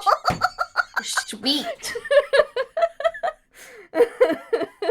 You know what? That's Didn't know that. I love that feeling. No, I love that feeling though. When you find other voice actors that you like and other shit, I love that feeling. He also voices Vincent. I don't 100% remember who Vincent is, but he voices Cameraman. him as well. Oh, okay. He voices a lot of people actually in Miraculous Ladybug. The thing says he's in 102 of the episodes. Okay, he's one of those guys where he walks in the studio and they're like, "Hey, who do you want to voice today?" And he just says, "Yes." that is also Bryce Papenbrook. Pretty much, but like, yeah. Do we have any more notes or overall thoughts, or should we move on? Obviously we love this one. It's a fucking Mary Shat. Fucking Yeah, this is. I'm 100% with you, Kat, except for the fact that I'm slightly biased. Christ. Anyway. So yeah, Mary Shat. That's it, as much as you need. Yeah. No. This is the episode where the Mary Shat shippers felt actually valid. Let's move on. Episode 10. Go, Kenn. Episode 10. The Zappities. Mari and Alia are watching Alia's twin siblings for the evening. Alia mentions that after some research, she found out that Ladybug goes back 5,000 years, but she can't possibly be that old. So there's no way. So downloaded an app on her phone that uses voice technology to calculate someone's age. She states Ladybug must be their age. Whoa, that's some fucking secret super spy shit you got going on there. While they have this conversation, her siblings play pretend as Zappities, which are mischievous creatures from a fairy tale. This annoys Alia, and she gets upset with them and tells them they can no longer go to the park tomorrow. Whoa, that was really quick, Kenn. There was some more information before that. They do this multiple times. That she puts them to bed and says, "We're going to the park tomorrow." And then they keep getting out of bed and bothering Alia and Marinette. And she has to keep putting them back into bed. And then finally she has enough and just says, "We're not going to the park tomorrow because y'all just keep getting out of bed and I've had enough." And they get upset and get akumatized. Power-wise, they both possess the ability to duplicate themselves every time they eat. The clones possess the same multiplication powers. The clones disappear if the hat they are wearing is destroyed. Thanks. They cause chaos in Alia's place. She and Mari try to stop them, but they escape. Mari transforms, obviously, out of Alia's eyesight. Yeah. The Zapadis cause mayhem throughout the city. Cat Noir and Ladybug attempt to stop them. Ladybug tells Cat Noir they need to capture the original Zapadis to defeat the Akuma. They tirelessly attack everyone in sight, but there are too many. I love this scene because there's like a little Pokemon reference because Cat Noir goes, "We gotta catch them all." The I only made good note thing of about that. this episode. Yes. Yep. The only good thing about this episode. Um, Lucky Charm is a teapot. What am I supposed to do with this? Make tea? Ladybug says it's familiar. Ladybug tells Cat Noir to stall while she runs off to the owner of the teapot, which is Fu. It's like a hint to go see Fu. She reaches Master Fu's as Mari. She reaches Master Fu's as Mari and tells him that her lucky charm hinted her to come here. Master Fu says that her powers may be suggesting she needs help this time. Although he is hesitant at first, he tells her to choose a miraculous from his box and to give it to someone she trusts. She takes the necklace with the fox's tail. Incoming Ooh. Rena Rouge! Incoming sassy Adrian. Oh no. Yes. Yes. Yes. This is the only good thing I, about this episode. I actually lied. I hate the beginning of this episode, but the second portion of this episode. Okay, anyway. Ladybug presents the miraculous of the fox to Alia, which grants her the power of illusion. The Kwami's name is Trix. Alia transforms and peels off with Ladybug to join Cat Noir. I said Alia, and I didn't say Rena Rouge because she didn't present herself as Rena Rouge until later on. Before they show up, Cat Noir is being surrounded by the Zapadis, literal dog pile, but before they can take his miraculous, Ladybug and a transformed Alia step in and save the night, I guess. Alia introduces herself as Rena Rouge. There we go. But yeah, okay, so she introduces herself and Hawk Moth takes notice. Lucky Charm 2.0 is a unicycle which she uses with Rena Rouge's Mirage to create I didn't totally go into like details with this Mirage. Just create a distraction for the Zapadis. Ladybug captures the Akuma. Her and Rena Rouge leave so Alia can detransform. When Ladybug asks for the miraculous back, Alia says she could be a huge help and pleads to keep it. With Ladybug running out of time herself, she tells Alia that she hopes she can trust her and leaves. Trist tells Alia she is right to do this because she is trustworthy. At this mention, Alia changes her mind and gives the miraculous back to Ladybug through the crack in the door. And I think that's the end of my notes. Yeah. Love square moment. None, because Cat Noir was too busy flirting with the new meat. Cat Noir pun.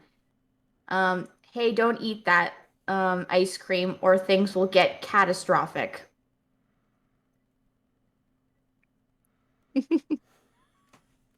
I loved how like flirty, like play flirty Cat Noir was with Rena, and then she like just gave it right back to him. Like it was just so I love their little like Banter. yeah, it's good. They almost seemed like Ladybug was almost like Batman, and then they were like Batgirl and Robin. You know what I mean? Mm-hmm. The serious and then the two in the back. Yeah, because there's actually a literal scene where Ladybug's like on the unicycle, like going doing her thing, and they're like on the side, like being like, "Oh well, if you need help, you can come to me with some tips or whatever the fuck." It was funny. Loved it. Mm-hmm.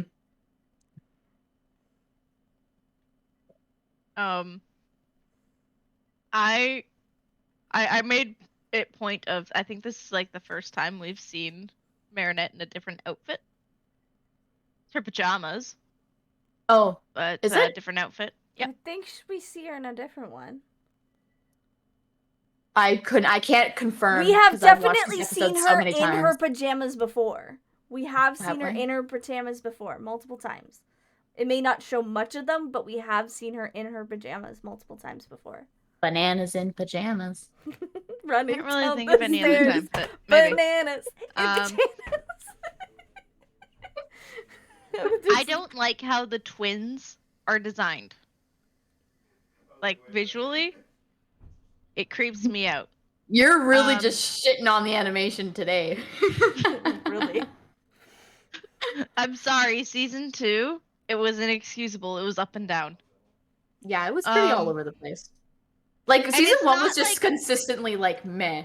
But in this episode, it's specifically just the twins. Yeah, Like- they were like the 3D animation of the 2D show.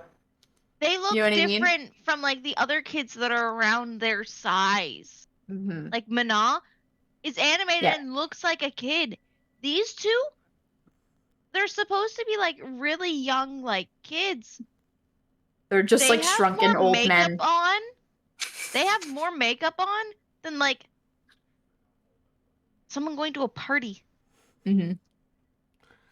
And, like, the frosted lips is not the right tone for their skin. Yeah, Like, the animators were not on deck for this one. No. Like, if it was at least blended nicely, like they picked nice colors for it, be completely different. Mm-hmm. At least it wouldn't be, like, as in your face. But, yeah, no, I think that's it for me. My one note, just the last little, I had a bunch, but we kind of like covered them as we were going. But my last little note is just a little, that Rena Rouge and Cat Noir saying goodbye. She turns to look at Cat Noir and says, "Bye, kitty." And off screen, you can't see Cat Noir saying goodbye, but you can hear him. All he says is, "meow." Like, it's just so weird. And 100%, that was the voice director, Ezra Miller, and Bryce just fucking memeing the shit out of the show, because that's what they do. They, like, add little bits and pieces of Bryce's voice into the show randomly, and they see if they can get away with it, and 90% of the time, they do. I love that. Okay, we're gonna take I realized I missed a note. Oh, okay. What's that? I found the irony very high in this level. Like, this episode, like, the level of it, very high. Because he literally says the statement, kids should be able to do whatever they want to do, however they want to do it. Meanwhile, Like, his son's a captive in his own house. It's just, the irony was so painful that episode that I had to make a note of it. Poor Oh. Adrian. Okay. On to episode 11. Okay, wait, but really, really, really fast before we go to episode 11. Rena Rouge has my favorite transformation outfit. Just gonna staple that in there right now. She is my favorite, and specifically this one. No other context. Specifically, this transformation is my favorite.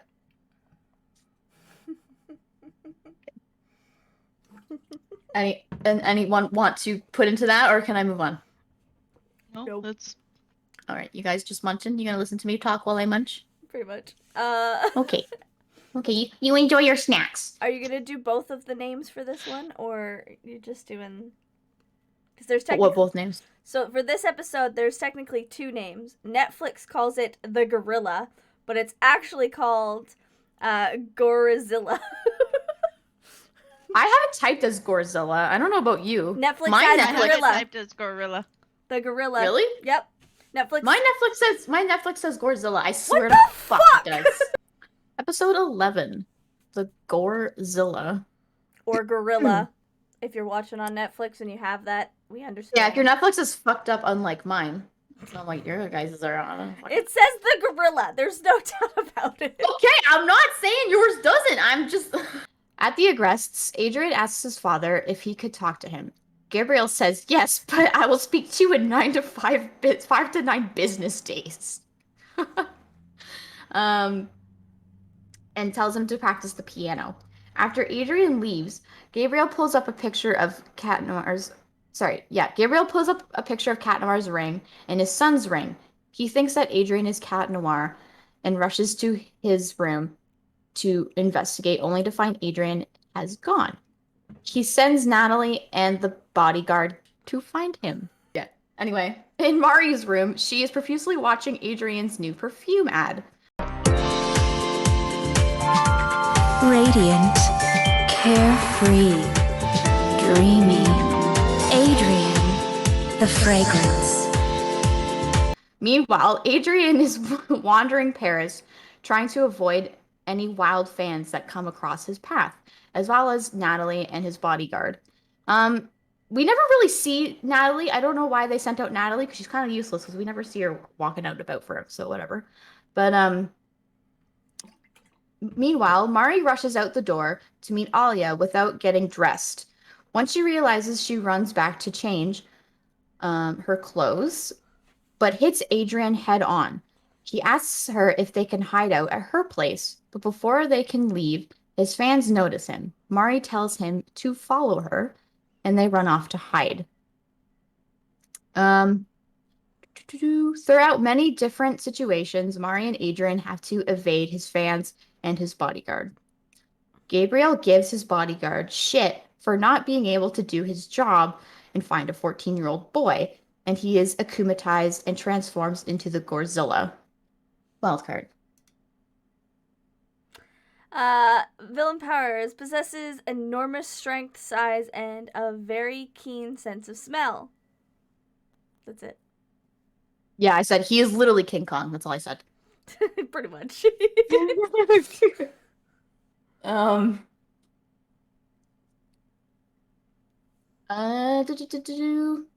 Adrian tells Mari that the reason he snuck out was because he wanted to come to the theater to see a movie that his mother starred in that he's never seen before because his father has never shown him and it isn't available on the internet. What the fuck? Oh, his fans find him at the movies and surround him. The Gorzilla, then breaks the ceiling of the theater, grabs Adrian, and runs off. Mari transforms and chases after them. Hawkmoth awaits to see if Adrian will change into Cat Noir to help her. The Lucky Charm is a toy helicopter, but before she can use it, the Gorzilla grabs her. She is able to use the helicopter to poke the gorilla in the eye. He eventually drops her, and she uses her yo-yo to pry open his hand. She tells Adrian to jump and to trust her. He does so. Adrian jumps, and she goes to catch him, but she is grabbed by the Gorzilla. Hawkmoth waits to see if his son will transform rather than dying. Flag pleads with Adrian, but he tells him that he trusts Ladybug. Hawkmoth, scared for his son's life for the first time in forever, tells the Gorzilla to let go of Ladybug so she can save Adrian, which she does. With her earrings flashing, she grabs Adrian and peels off to keep him safe from a still akumatized bodyguard. Oh, God.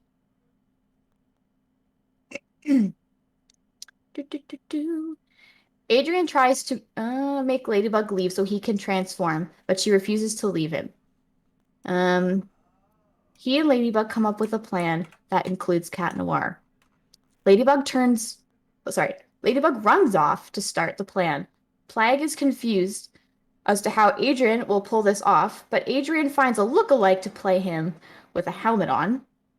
And he runs off to transform. With Adrian and Cat Noir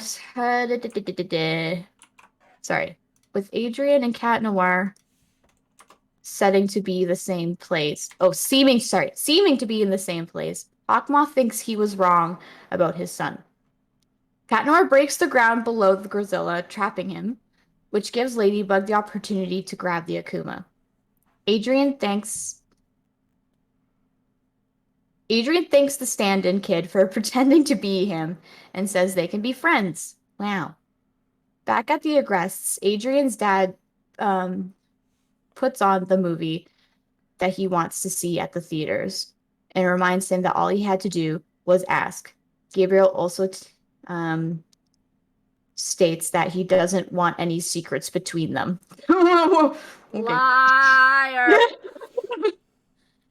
The camera pans down to a lower floor with a dark room with one light shining over plants and a box-like object. Love square moment. Oh, how could anything bad happen to me with my Marinette lucky charm? With a big smile. Drop the charm. Also, and I said also the amazing Spider-Man save, just with less concussion death. And there's no pun because too busy living that double life. Is what I said. For me, I've got Hawkmoth gives up Ladybug to save his son. The ultimate dilemma.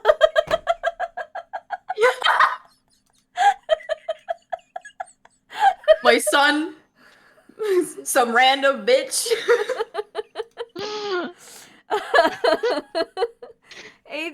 And then I've got Adrian just believes in Ladybug no matter what. Love struck much. God. As he practically throws himself off a building. What do you mean practically? He literally does. Well, no, he jumps off. And he literally goes Yahoo! As he does it, like he's fucking in it. He's like, yeah, I want to jump off this fucking building. Let's go. That's all I got. got. No fear. That's all I got for my notes. Go ahead, Bree. We know it's coming. The replaying of the ad in the beginning was some this one. You're welcome. Right cringy here. shit. This one You're right welcome. here. Radiant, carefree, dreamy. Adrian, the fragrance. You're welcome. It's my duty to bring cringe to the world. No, it's when she gets there. Oh, the and theater, it stops yes. at Adrian. Like, when she's at home, it stops and just repeats Adrian, Adrian, Adrian, Adrian. Oh yeah, yeah. Awful. It's like a really close-in zoom of his face too. Oh my god. But then when she does it in the theater, I wanted to die. Yeah, me too. Anyone would want to die in that situation. I was Damn. like, I hate having the ability to pause the show. For the main reason, I will pause it and die for like minutes. So like the cringe just lives that little bit longer.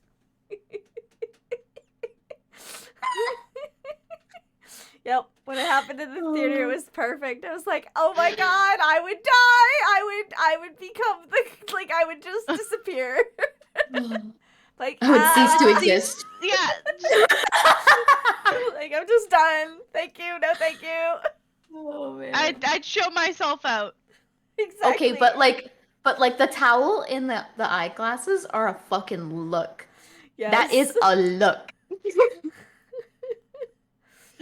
I just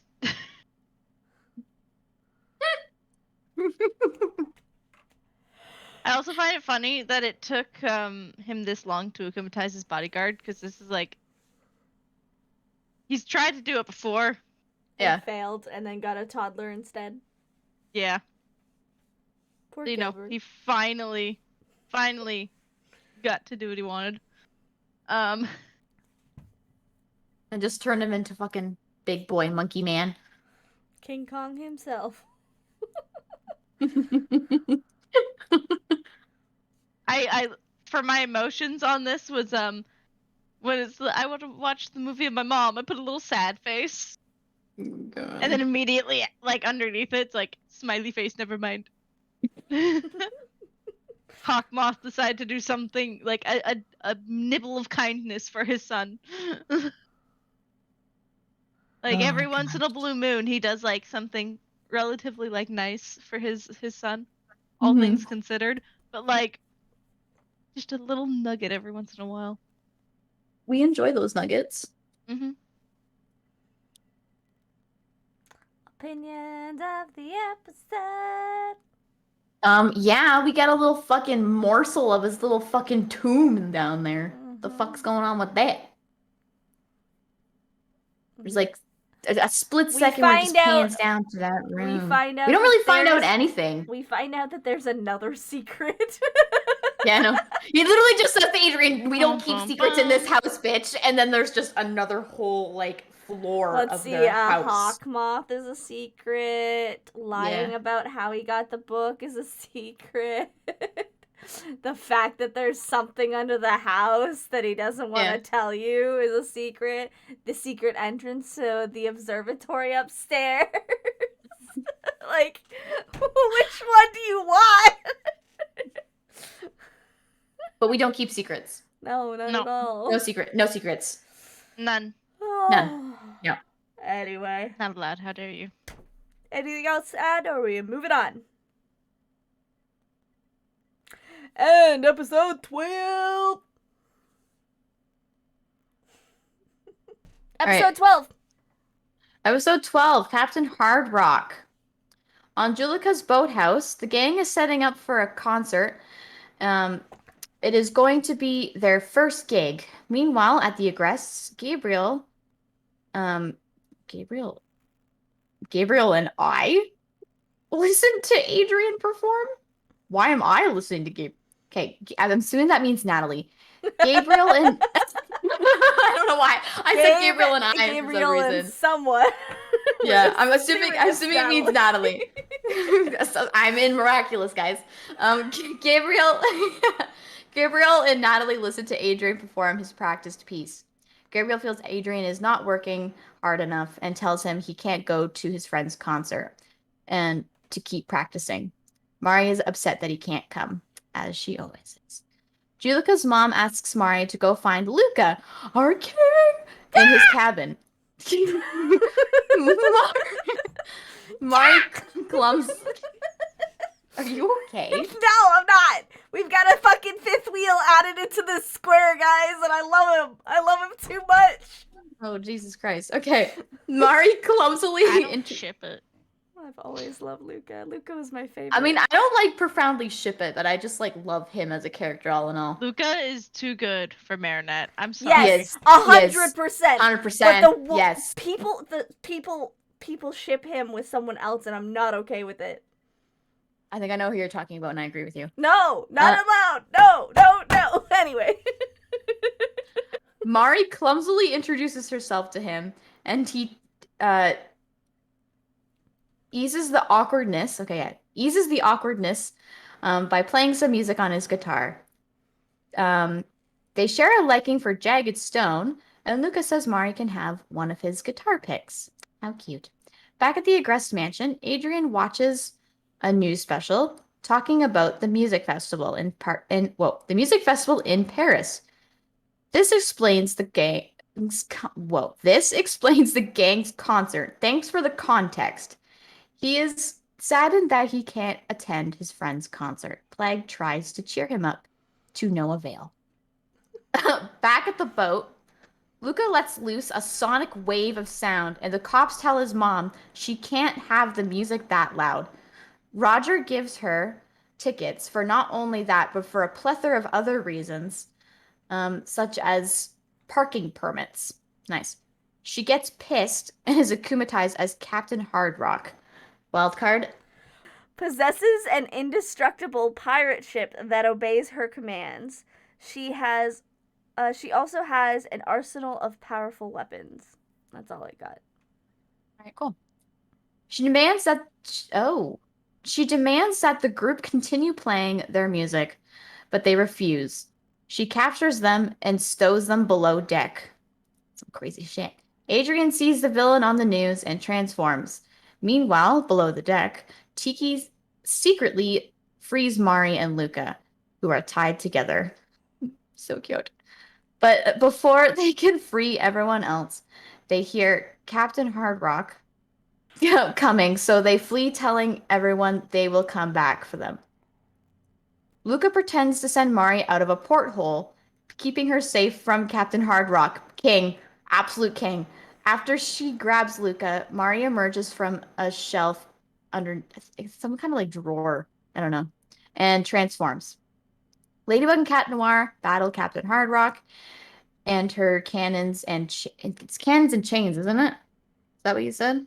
It just says powerful Uh, weapons. It doesn't. Whatever. I don't have the actual what they were, but I yeah. think it's cannons and chains, whatever.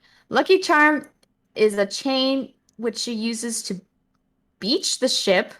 Cat Noir destroys the entire boat. Sorry. Beach. Ladybug. Yeah. Beach. In Yeah. quotation. Beach. Yeah. Beach. Beach. Beach. Yeah.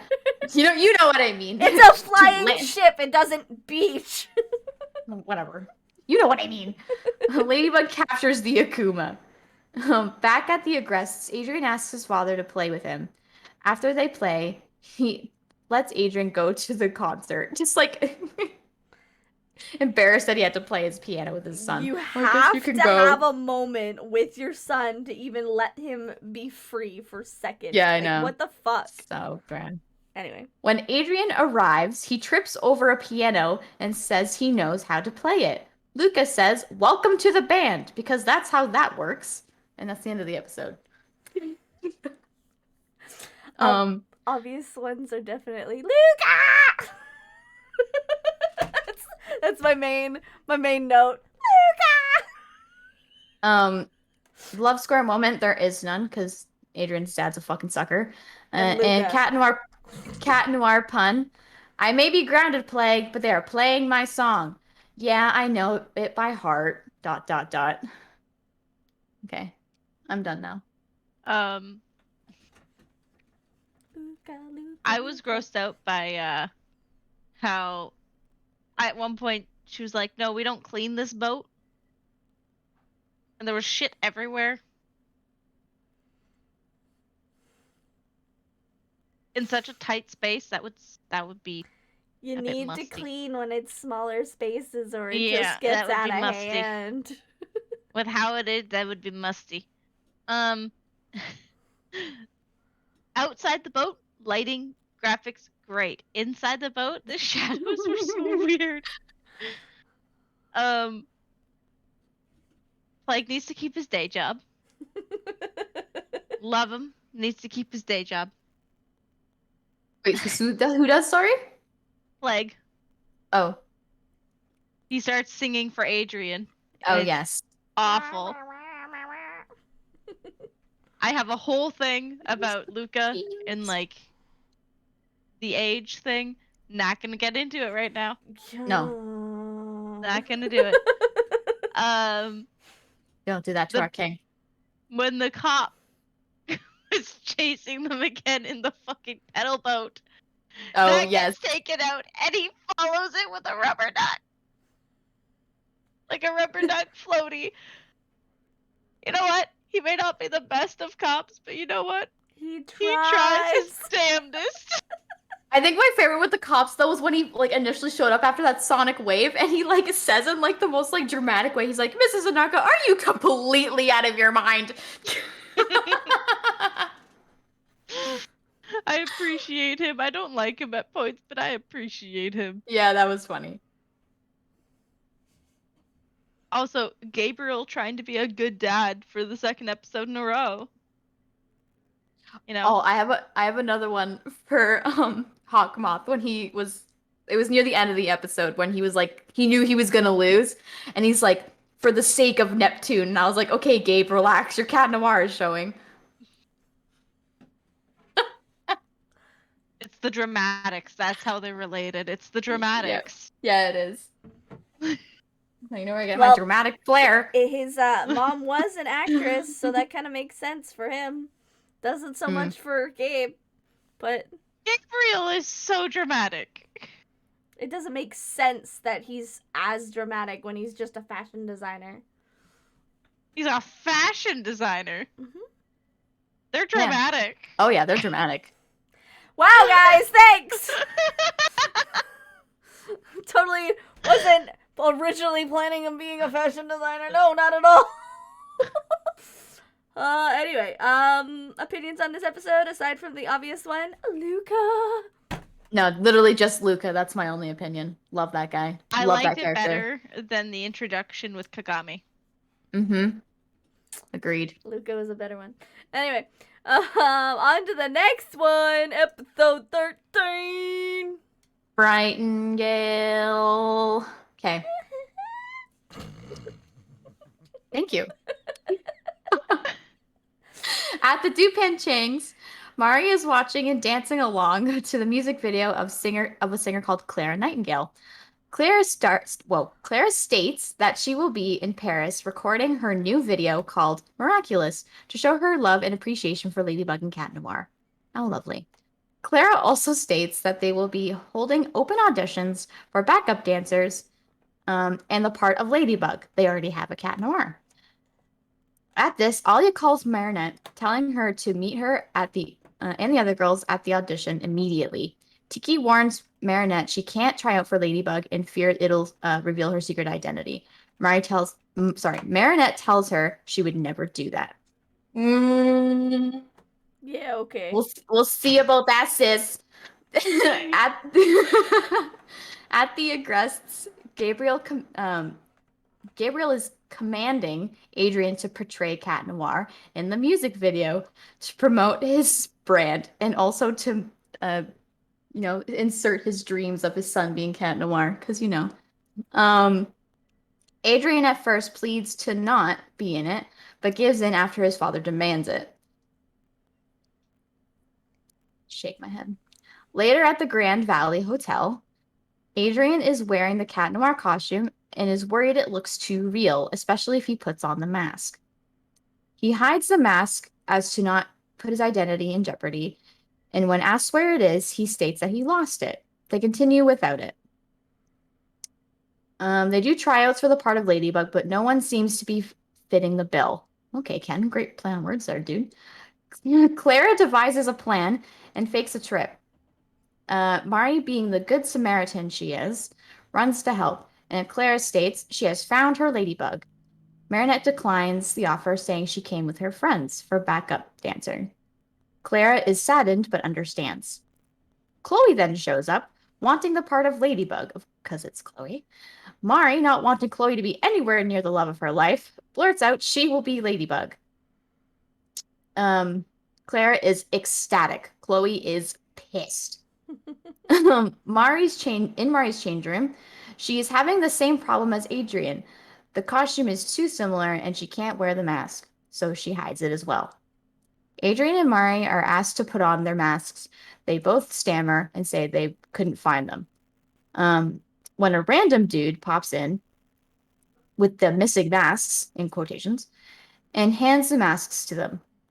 Before they can put the masks on and ruin their lives, the mayor walks in stating they can no longer record there based off a bunch of made-up rules to make Chloe happy. I'm not going to go into the rules. Clara is devastated. Clara is cocoonized into Frightingale, which gives her the power to...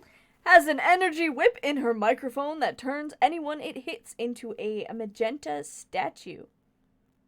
Unless they continuously sing, dance, or rhyme. Cat Noir and Ladybug put in their best efforts, but Frightingale hits them with her magic. So now they must fight with song and dance.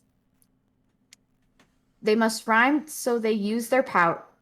They must rhyme to use their powers. Lucky Charm is handcuffs. Ladybug uses the handcuffs and her yo-yo to tie her and Cat Noir together so they can dance in sync. And defeat Frightingale. After Clara is saved, Ladybug makes a suggestion, so that no one will interfere with her video like the mayor did. Later that day, the gang watches the new music video at school, which showcases many people, mostly the classmates, dancing throughout Paris. Alia says it's better this way because Mary and Adrian may look like the heroes, but they certainly don't act like them. And my love square moment is just them being like, when they're up there, like, when they're like trying to force them to like hold hands and they're like kind of like being all awkward and shit. That was my little moment. And I do not have a pun. So that's all I got. Okay. General opinions of this episode. Or do you have something to add, Bree? Sorry. I have a few notes, sorry. I don't The have one any. I was trying not to laugh when we brought up of Adrian's Cat Noir, because I don't know how it turned out to be, but my first note, I can decipher it's supposed to be intending to say Adrian being Cat Noir Rip. But because I don't have my glasses on, it looks like Adrian being crispy. And I went, what the fuck?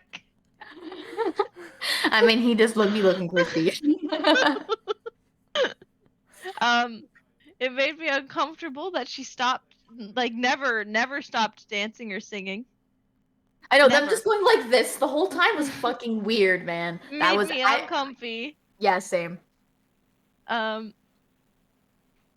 once again pointing out Adrian looks like Cat Noir, Yeah. but can't make that connection between her and Marinette.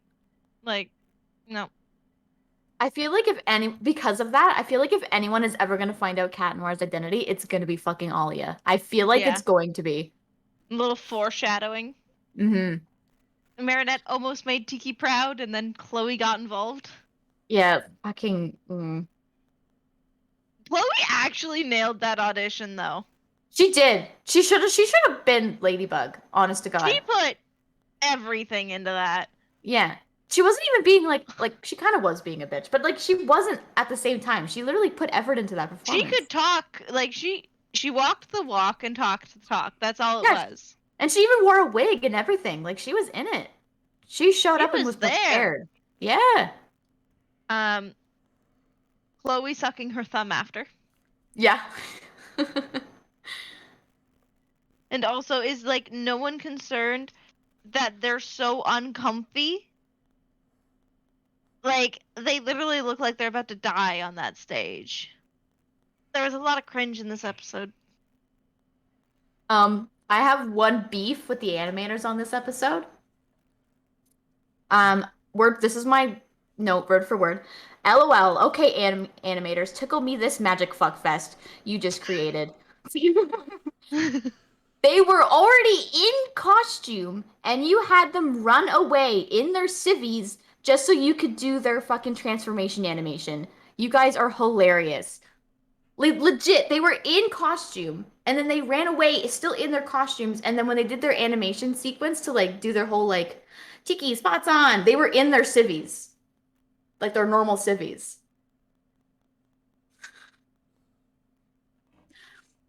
So you telling me they ran away, changed their clothes, and then transformed? Is that what you're telling me? They're starting to get sloppy. Just a bit.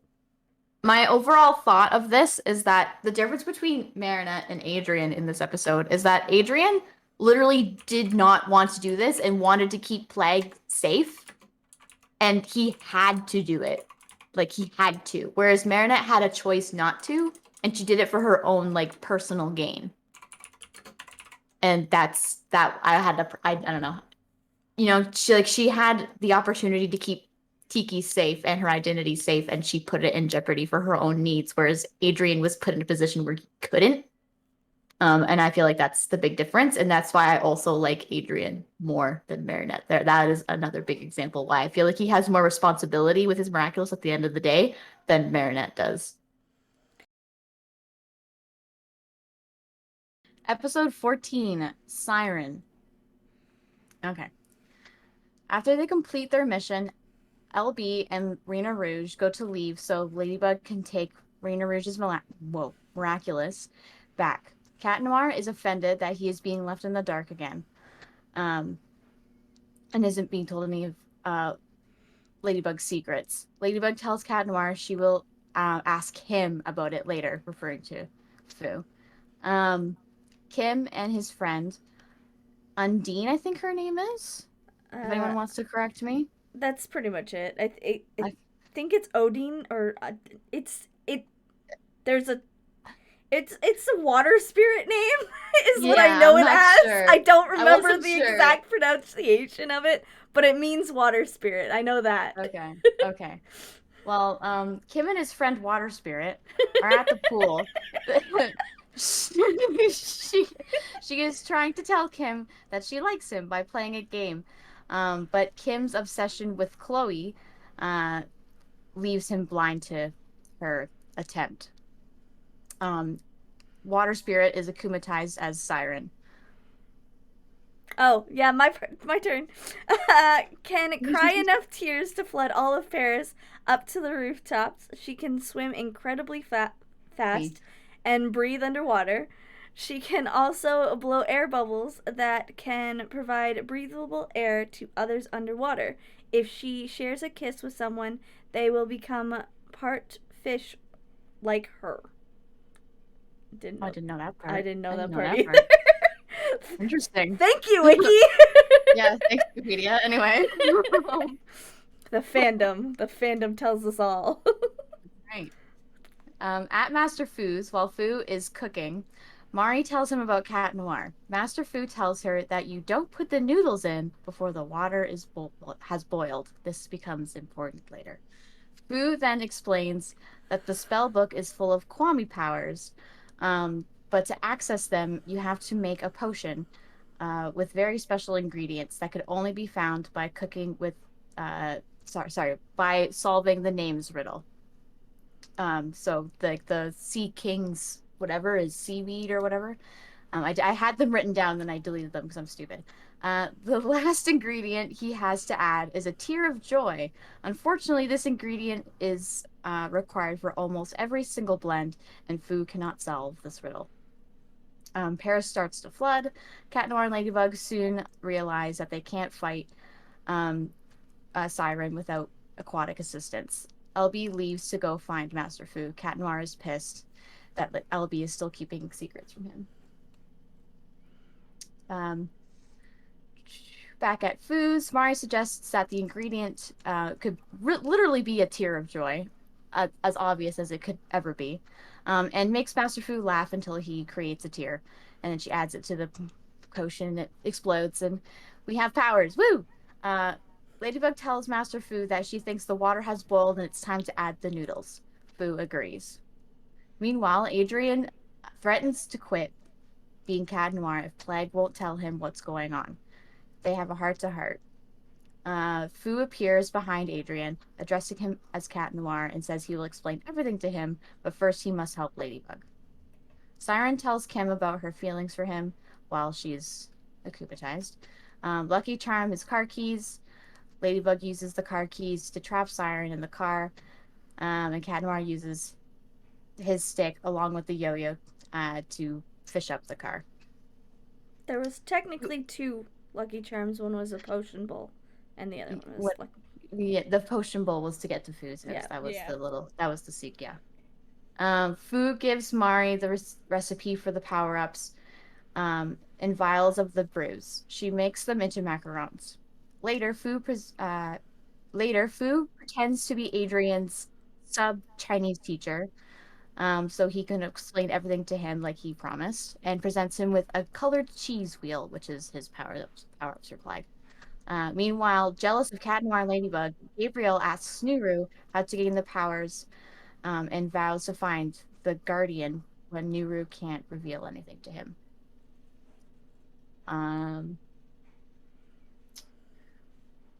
My love square moment, I do not have one. And my cat pun is...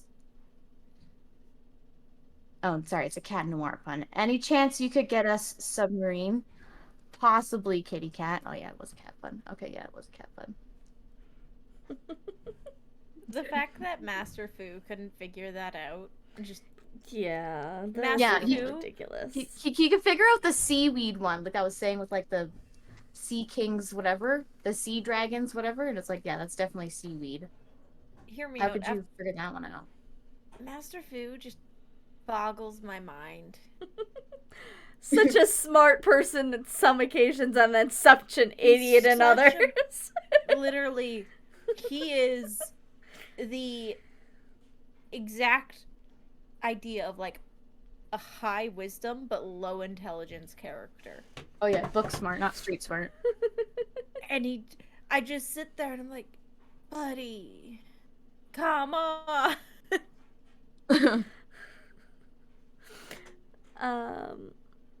Any other notes, Bree, that you wanted to add before I get to mine? How is Hawkmoth not underwater? Because he lives in a tall little tower. But his little tower would have been underwater. Where Would it have was been? at that? Yes. I didn't know how tall the water rose. I didn't really pay attention to that fact. It went gets really past the high. rooftops, up to the He rooftops. would've- Okay. He would have been underwater. And I just... Hear me out. They've done it with, like, other, like, effects. When things, like, invade his little area. And we know they can do it. So why didn't they do it? Maybe his house is waterproof. It's We don't know. definitely not.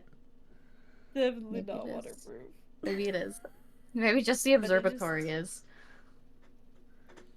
I also, I'm thinking it's Adrian that has the figurines. Yes, They I have a show- note about that. Yes. I love that Ladybug. Well, Mari has the little dolls that she sews, and he has figurines. Yeah, it's I very. think that's hilarious. I also love that he's like shadowing his like feelings through the figurines while he's just laying there too. He's like, "Do you trust me?" And she's like, "I will never trust you." Just like. Love that boy. Oh man. Also, the part where like they're all like, okay, so they all go to the theater, right? And then it floods, and then all the kids run out together, and they're all together, and then Mari just gets on a boat and zoots off. Why does no one like say, "Mari, don't leave on your own"? They just let her go. I know. What kind of friends are you guys? You don't know what's in the water. Yeah, exactly. My overall note for this will be the first and last time they trust Cat Noir with this much information. The first and last time, I feel like. Well, I was gonna add my notes before we went into overall, but okay. Well, I'm just that wasn't really an overall thought. I'm just that's yeah, not what I meant. you're right. But yeah. You're right, but still. So my notes. Kim crushing on Chloe when Nicer Girl is right in front of him reminds I me of a Taylor know. Swift song much. You That's- belong with me. Get T Swift out of the chat right now. Why? Because I said so. Anyway, Kat's getting antsy about all the secrets. And then Adrian torturing Plague with cheese so he'll say stuff know. he His can't. eyeballs like go huge, and he's like, "It's Cannon Bear." Anything else for you, Bree? Is that it?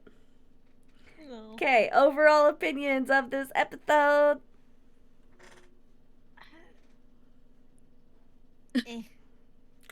It's interesting to see like another possibility of like a love interest for Kim aside from Chloe. Thank fucking God, aside from Chloe. To be quite frank, I don't really care about Kim all that much. Yeah. So that was just kind of like whatever. I don't really care about that. But the one thing that like when I originally watched this was like, yeah, now they have superpowers with these Kwamis, but they hardly use them this season. They They use like 2 out of like all of them. I actually hated the powers. I don't blame you, but at the same I thought they time, looked so stupid. they do help for later on though.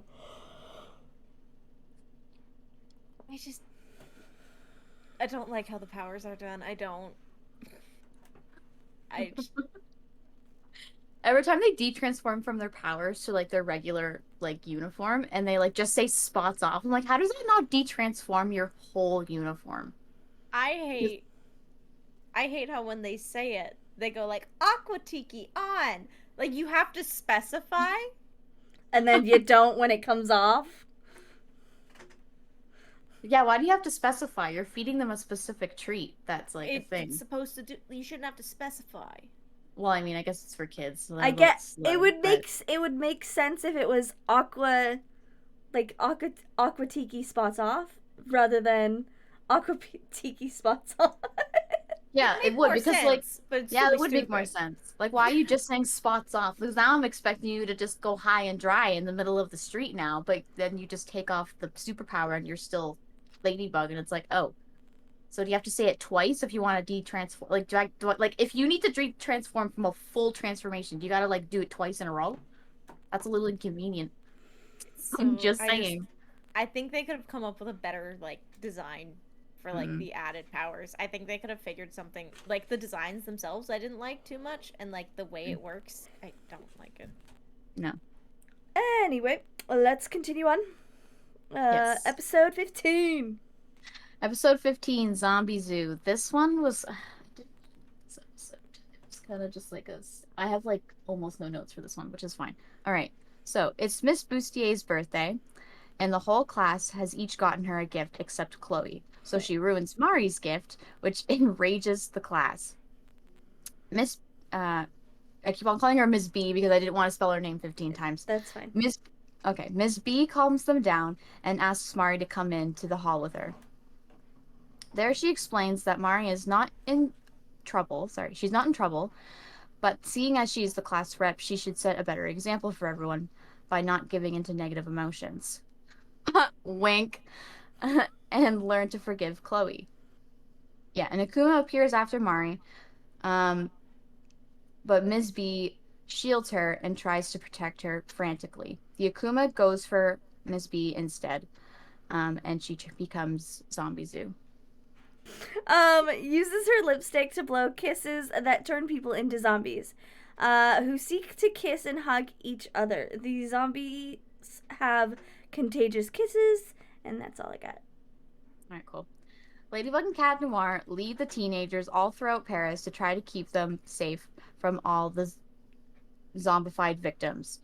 But they keep losing members one by one until Chloe is left. She's the only one left. Oh no. Lucky Charm is makeup remover. While Ladybug is keeping a taken over Cat Noir at bay because he sacrifices himself by shielding Ladybug from the zombies. Chloe then tells her this is all her fault and proceeds to shield Ladybug from Cat Noir. After, Chloe and Miss Bustier have a heart-to-heart about Chloe not getting her a gift, but that she is still appreciated as a teacher. And then Chloe has a little bit of a growth moment at the very end with her butler being like, oh, we don't have to do as much or whatever. That's all I have. That's it. I don't have very many notes. Just a couple things. Obviously, Bustier's birthday. It's supposed to be that like everyone loves this teacher kind of birthday, so everyone's celebrating it. And then of course they point out how bad Chloe is for getting everyone a kumatai. I know. It's just a Chloe shit fest. Marinette almost getting akumatized again. Teacher literally doing everything she can to protect Marinette to the point where she just ends up getting frazzled and gets akumatized herself. Yeah, exactly. It feels so bad. I'm like, oh no! Bustier! That Teacher of the Year award! Yes. That's all my notes. So go ahead, Bree. Honestly, this episode kind of went into weird like little depths with like Miss B. It shows you how well she can kind of analyze her students. Because she wasn't mad about it. She was like, oh, like now I can just look at it and think of both of you. Yeah. Like she handles shit like a pro, and that she needs a raise. She's a real adult. This is the adult we all want to live. This to be up to. This is the teacher we all wish we had, is what this is. This is the teacher we all wish we had, and that would teach us. And of course, none of us got this kind of teacher, and yeah. No, I mean, I did, but I didn't. I wish. I did. My teacher actually was called Ms. B, so I thought this was kind of cute, but. But Shout out Ms. Blanchette. Love you, girl. The lighting in this episode had some really weird, funky moments. Was not a fan of that. A lot of the characters were super dramatic. Like, yeah. over dramatic. And it made me laugh. I didn't even take it seriously, honestly. It was more of a bit like a comedy to me. But like literally, this is kind of the start of that redemption arc. They start for Chloe that they just throw out in the garbage. Yeah, I made a note like that too. Yep. This is the start of it. And it's just I was so excited before when I didn't know the ending of it because her character has potential. It literally foreshadows a whole bunch of stuff later on. And I know, Wildcard, you don't agree with me, but she was growing as a person and a character. She had great potential, and it just got thrown into the garbage. Oh, yeah. Real quick. And it irks me because that's bad storytelling. Or is it? It is. To just abruptly end a redemption arc and literally just revert her back to where she was. But no, like, it's such bad storytelling and it irks me so much because I know, like, anyone who didn't know, I knew going into it. I was embracing the disappointment. I knew it was coming. But, like, the first time I ever watched that season, I did not. And it's such a letdown. I know. I remember you saying that the first time you watched it. It just fell off. Yeah. She has so much potential as a character because they introduce so many other people that, in my opinion, are worse than her. They can take her away from being, like, the bad guy. Yeah. You're not wrong. But still. Kenn, did you have a love square moment? I don't really know if it was a love square moment, but I just thought it was kind of cute. When he was shielding Ladybug from all the zombies from coming on, and she like walked over and like touched his face and was like talking to him and stuff. I don't know if that was really a love square moment, but I thought it was kind of cute, so I included it. It was a soft moment. I like that. Yeah, we like the soft boy. It was moments. like, I know for a fact that is a moment. Kenn, do you have it written down? Yeah, I did. No puns though. We don't have time for puns today. Okay. Overall opinion of this episode. I almost skipped right over it. I didn't hate it. No, it wasn't a terrible episode. It was funny. It was just weird. Yeah. I just called it a filler episode with a little bit of Chloe growth that we're gonna lose. That's all I said. Yeah, it's true. That's all I said. Okay, episode 16 then. Okay, episode 16, Frozer. All right, so Cat Noir offers Ladybug a rose and daydreams of revealing his identity to Ladybug. Yeah. He brings up the hamster again, which I beg the question, why is France so high on hamsters? What is up with that? One of my notes. Ladybug reminds him she can't accept his roses because she's in love with someone else. And then he begs the question, if this person didn't exist, would we have a chance? And she's like, I couldn't imagine my life without him in it. And it just looks at his face plastered fucking everywhere. At fencing, Kagami notices Adrian is heartbroken and tells him he should pick a new target. Adrian appreciates her kindness, and sees her in new eyes. Just pick a new target. Okay, yeah, I'll just pick the one that's standing right next to me. Good job, Adrian. You're so perceptive. That was 100% her plan, but still. That is such a high school thing. I know. The next day, or maybe later that day, who really knows, Adrian is trying to find someone to talk to about his situation. He can't talk to his father or Natalie, so he confides in Marnet. After getting her mind shattered, learning that Adrian is indeed talking about Kagami, not herself, Mari suggests they go skating and that she will accompany them so he's not as awkward. And then she invites Luca to go with them as well. Um, our king. You good? You excited? It's Luca. Of course I am. Mm. At the rink, Mari falls, and both boys offer their hand. She takes Luca's, but is not only heartbroken about Adrian, but also confused by Luca's kindness. In pain, probably both physically and mentally, same girl, she leaves the rink to go to the change room. Adrian follows to check on her. During this whole excursion, the skating instructor, Philippe, is trying to get the kids to sign up for skating so that the mayor doesn't shut down his skating rink. But he doesn't have any luck, and he's akumatized as Frozer. Can spread ice across everything in its path using his ice skates. He can shoot bolts of ice from his skates as he kicks. He can also skate very fast. All right, cool. So, Elsa, brought to you by Jeremy Zag. Anyway. You're not wrong. Just on ice skates. Elsa on skates. Get it right. She's on skates at the end of the first film. Go look it up. It's there. I know, but still. I'm just saying. Anyway, Cat Noir and Ladybug meet up in their ice powers, and Cat Noir is acting cold towards her and suggests they work alone this time. After Cat Noir saves Ladybug from getting stomped by Frozer, they apologize and work together to take down Frozer. Just so easily just takes the apology. Anyway, Lucky Charm is a bag of salt. Cat Noir uses it to melt some ice.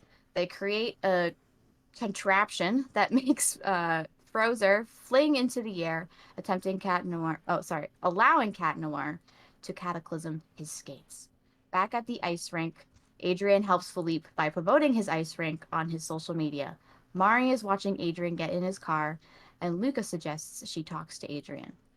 Mari runs after Adrian's car and daydreams of professing her love, but reality hits and she acts the fool instead.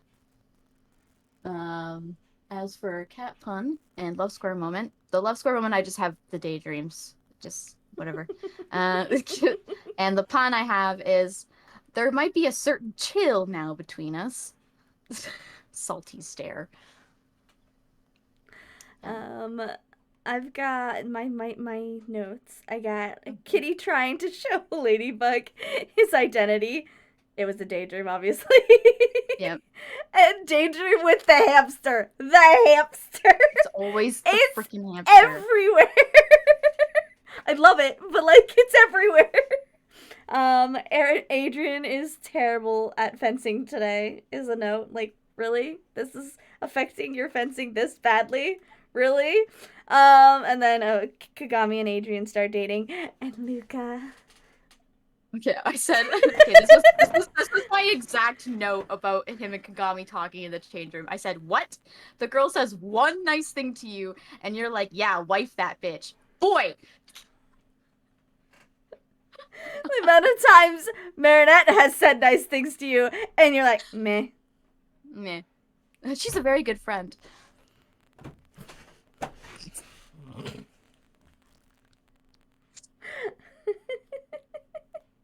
I can't make this shut up. Go ahead, Bree. What's yours? So I find it funny that all of us notice different little things. Mm-hmm. I love how quickly they go to using the powers and then they just slowly stop.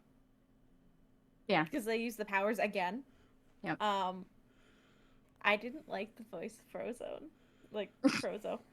Frozone. I love how you even Frozone. say it's not even that. It's Frozer. Frozer? Frozone is from The Incredibles. That's why I'm laughing. Now we have two.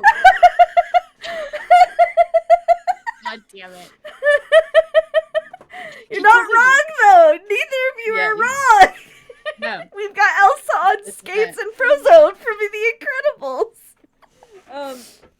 Yikes. I hated the voice. It just didn't seem very fitting. No. It was like too fake French. It was too fake French. Just because his name was like Philippe, you know? I feel like they also went too hard on he that. really looked like the snow miser from like the Again, Santa you're Claus not movies. wrong. I also find it funny that Adrian is finally starting to like kind of get a little bit more character shots and Yes. developing more into him, and you see that he is like he is upset with like the fact that, you know, she likes someone else, but he keeps like doing it, and he's getting more upset about it. But Yeah, it's he such a teenage boy thing. Yes. Like, he's so insecure about it, but it's also the change targets. And that's such a high school thing, and it makes me cringe so much. Because know. I forgot that's what high school was like with people. Yeah. Like, God, I hated it. Yep. It's aggravating because it's accurate. Mm-hmm. The other thing I didn't like was, there wasn't as much Hawkmoth stuff. Normally he has, like, a little more input. Yeah, during we didn't the get the yes. I enjoy the his little whole monologues. I episode. find them funny. Yeah, me too. I'm just man. like, you're such an idiot. I laugh at them. And then it just wasn't there. Or like when the window's closing at the end when he loses, he's like, "I will get you next time, Ladybug." Every He time. always says something, and I'm like, Yeah.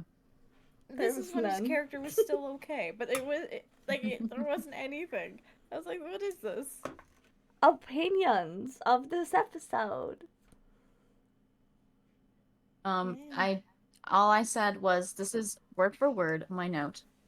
Yes, the episode that just guts the love square. Kagami and Luca just walking in and confusing the hell out of everyone.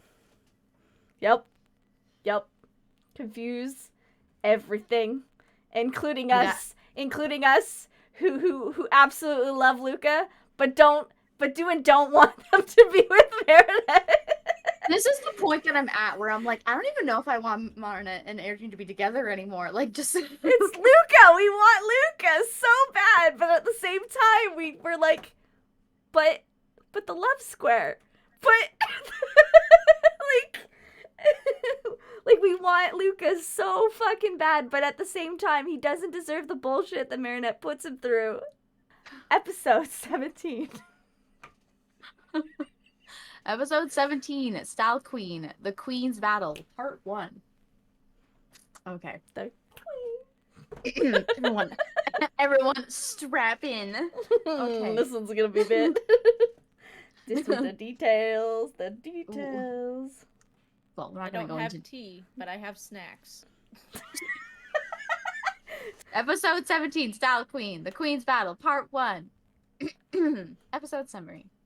Adrian is to wear Mari's hat she made, yes, clap, clap, clap, made on the runway today for Fashion Week. Mari thinks it isn't good enough, especially after realizing Chloe's famous fashion mom, that was a mouthful, Ken, thank you. Thank you, past Ken, for typing that.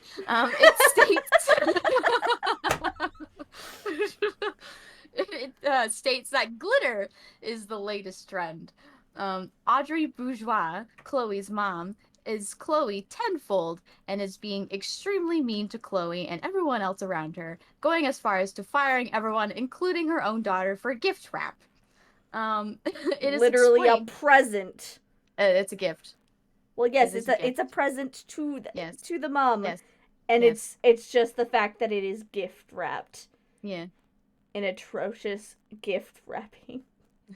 That is why Chloe gets Your gift is not fired. even worth my time if it's not decorated in glitter. Oh, Jesus. Give me a hot minute. I laughed and my nose just said, "Hey, I'm making an appearance. Give me a second."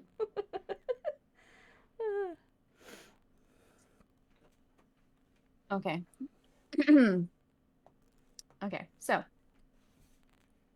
it is explained that Audrey was the one who founded Gabriel and set off his career. Wow. Mari's whole family is there to support her in the front row. Nice. Audrey is pissed that she has been shoved to the second row. Wah wah. Meanwhile, at the Agrests, Gabriel is in his secret coffin tomb lair with his with his pretty well deceased wife, Pretty saying, sure it's Audrey, a coma. Pretty sure it's a coma. I don't know. We don't know what's going on We have with no that. idea. I have no idea. We don't. They don't tell us, but we think it's just a coma. She's gonna wake up. It'll be fine.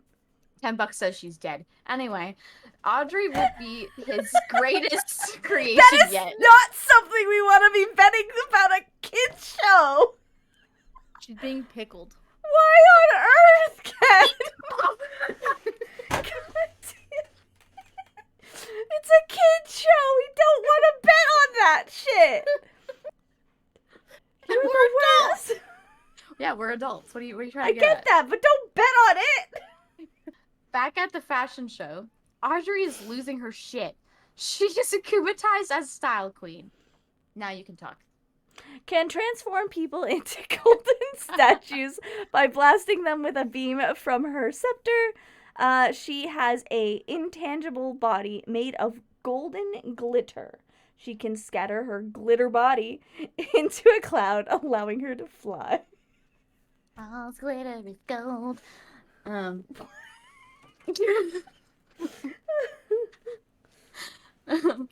Style Queen is turning everyone to gold. Like, okay, this is what I didn't. Are they It's gold glitter. statues, or are they just glitter statues? It's like the fandom says it's golden statues, okay. but I'm pretty sure they're glitter golden statues. WC says fuck the fandom, fuck you guys. It's glitter statues. They're supposed to be glitter, but I'm pretty sure the fandom says think golden it's- statues. I think it's like a gold that just kind of disintegrates after a little bit. Because that's what was happening. I think it's that's glitter. what's happening to our boys. So I'm pretty sure it's glitter. So Anyway, I think it's gold statues that slowly turn into glitter. There, we'll leave it at that. Is what I Okay. think it is. Maybe it's just sparkly gold. I'm gonna drop it now. Style Queen is turning everyone to gold, including Adrian, demanding Gabriel's head for putting her in the second row. Yeah, you get your shit, girl. Get it. Chloe convinces Style Queen that she can be of use to her, and says to stop attacking Ladybug because she knows where Gabriel lives. Style Queen absorbs Golden Boy Adrian, literally Golden Boy, into her staff and takes off with Chloe. Gabriel is obviously nowhere to be found in his house. So the Golden Gang make their way to the Eiffel Tower and camp out. Ladybug tries to contact Cat Noir, but we all know he ain't coming. Chloe is turned into gold. Our Golden Boy is slowly crumbling to death. Oh, our not crumbling, but you know what I mean. Lucky Charm is a mallet to Foos. At Master Foos, Mari learns that Cat Noir has lost his miraculous and meets Plague for the first time. Way to cover up a brother, Plague. Ladybug takes the Bee Miraculous and tries to give it to Alia, but she is turned into gold before she can take it from her. Ladybug drops the Miraculous down the Eiffel Tower and then just leaves it there. Lucky Charm 2 is glue, which she uses to solidify Style Queen, like, kinda in a singular spot. Like, I don't think it's the whole thing, but it was like a small portion of her. Style Queen still gets the better of Ladybug and knocks her down. Plague floats in and uses his power without a holder, which causes mass chaos. But before Paris falls in ruin, Ladybug takes down Style Queen and captures the Akuma. Ladybug takes Golden Boy Adrian, who is no longer a Golden Boy, back to the fashion show, forgetting about the lost Bee Miraculous. Just completely forgets about the thing that's the most important thing, but whatever. Before she can go back to get it, her parents pull her into the fashion show. Meanwhile, at the Eiffel Tower, Chloe finds the Miraculous and takes it home, opens it, and out comes the Kwame. Just like to point out, he never stopped being the Golden Boy. He's just not gold. That's why I said that. I said our Golden Boy Adrian that's no longer gold. That's what I said. Love Square moment. Adrian telling Mari that her hat is good. I don't have very many for this one, other than Chloe's mom is a bitch. Very much Yes. so. Yes. Marinette doubting her abilities yet again. Especially her fucking fashion ones. What the hell, woman? Like, I'm jealous. And then of course, Chloe's mom is not happy with Gabriel, and because of that alone, gets akumatized. Just not happy with Gabriel not letting her sit in the fucking front row. Like, what? I also love when she gets shoved to the second row, and then she gives Natalie shit, and then Natalie's like, I'm not doing anything for you. And then she's like, well, you're fired. And then Natalie just looks at her with, like, the least give a fuck look on her face and says, I don't work for you. I work for Mr. Agrest. Bitch. Bree, what do you got for us? Again, it kind of goes into Chloe a little bit with this episode. More like kind of building on her backstory and, like, you know, a little bit more progress at some point towards the redemption arc that's never finished and burned. If my mother continually forgot my name, Legit. Yep. called me a different name every time she spoke to me, and the only way I could get her attention was I acted like her, I can see exactly why Chloe is the way she is. Yep. And it makes sense. It foreshadowed this in the episode Zombie Zoo with Sabrina going off saying, like, oh, it's because, like, she has mommy issues and, like, birthdays were never a big thing for her. Like, she literally says it. Okay. Yeah, she Yes, does. she says it, that Chloe has mommy issues because her mom's abandoned her, essentially, and treats her like absolute garbage. And she doesn't like birthdays because they were always disappointing to her, and she did want to do something, but she forgot. Like, it literally... They build up her character so much within this little time span. But honestly, that woman is a monster. Yeah, she is. Especially with the second part. Oh my god, woman. Oh my anyway, god. we will get there when we get there. Yeah. Anyway. Yeah. We'll get there when we get there. But, like... Plague? Oh my god. Oh my god, we're back again. When he uses Cataclysm? What the hell would happen if Tiki uses... I know, right? Oh, just you wait, girl. I know, right? I'm already looking know at Kenn. I'm like looking at Kenn the whole time. I'm like, Like, I just... This episode also just showed, because, like, how loving Marinette's parents are at points. I know. In comparison to Chloe's parents. oh my god. Okay, well that's a really big jump in comparison, though. Well, even just like Adrian's father versus Yeah. That's like comparing white to black. Like, just, like, completely opposite sides of the spectrum. It was kind of a slap in the face. You know what? If I was Chloe, I'd fucking hate Marinette too. well, I'd be jealous of If Marinette. It's the jealousy, but she's a teenager. Yeah, I know. Do you know what that jealousy forms Yeah, I into? know. I know way too well. But no, it makes so much sense now that we know about her mother. Yes. Okay, overall opinions. Is this the first time we see Coffin Mom? Like, properly?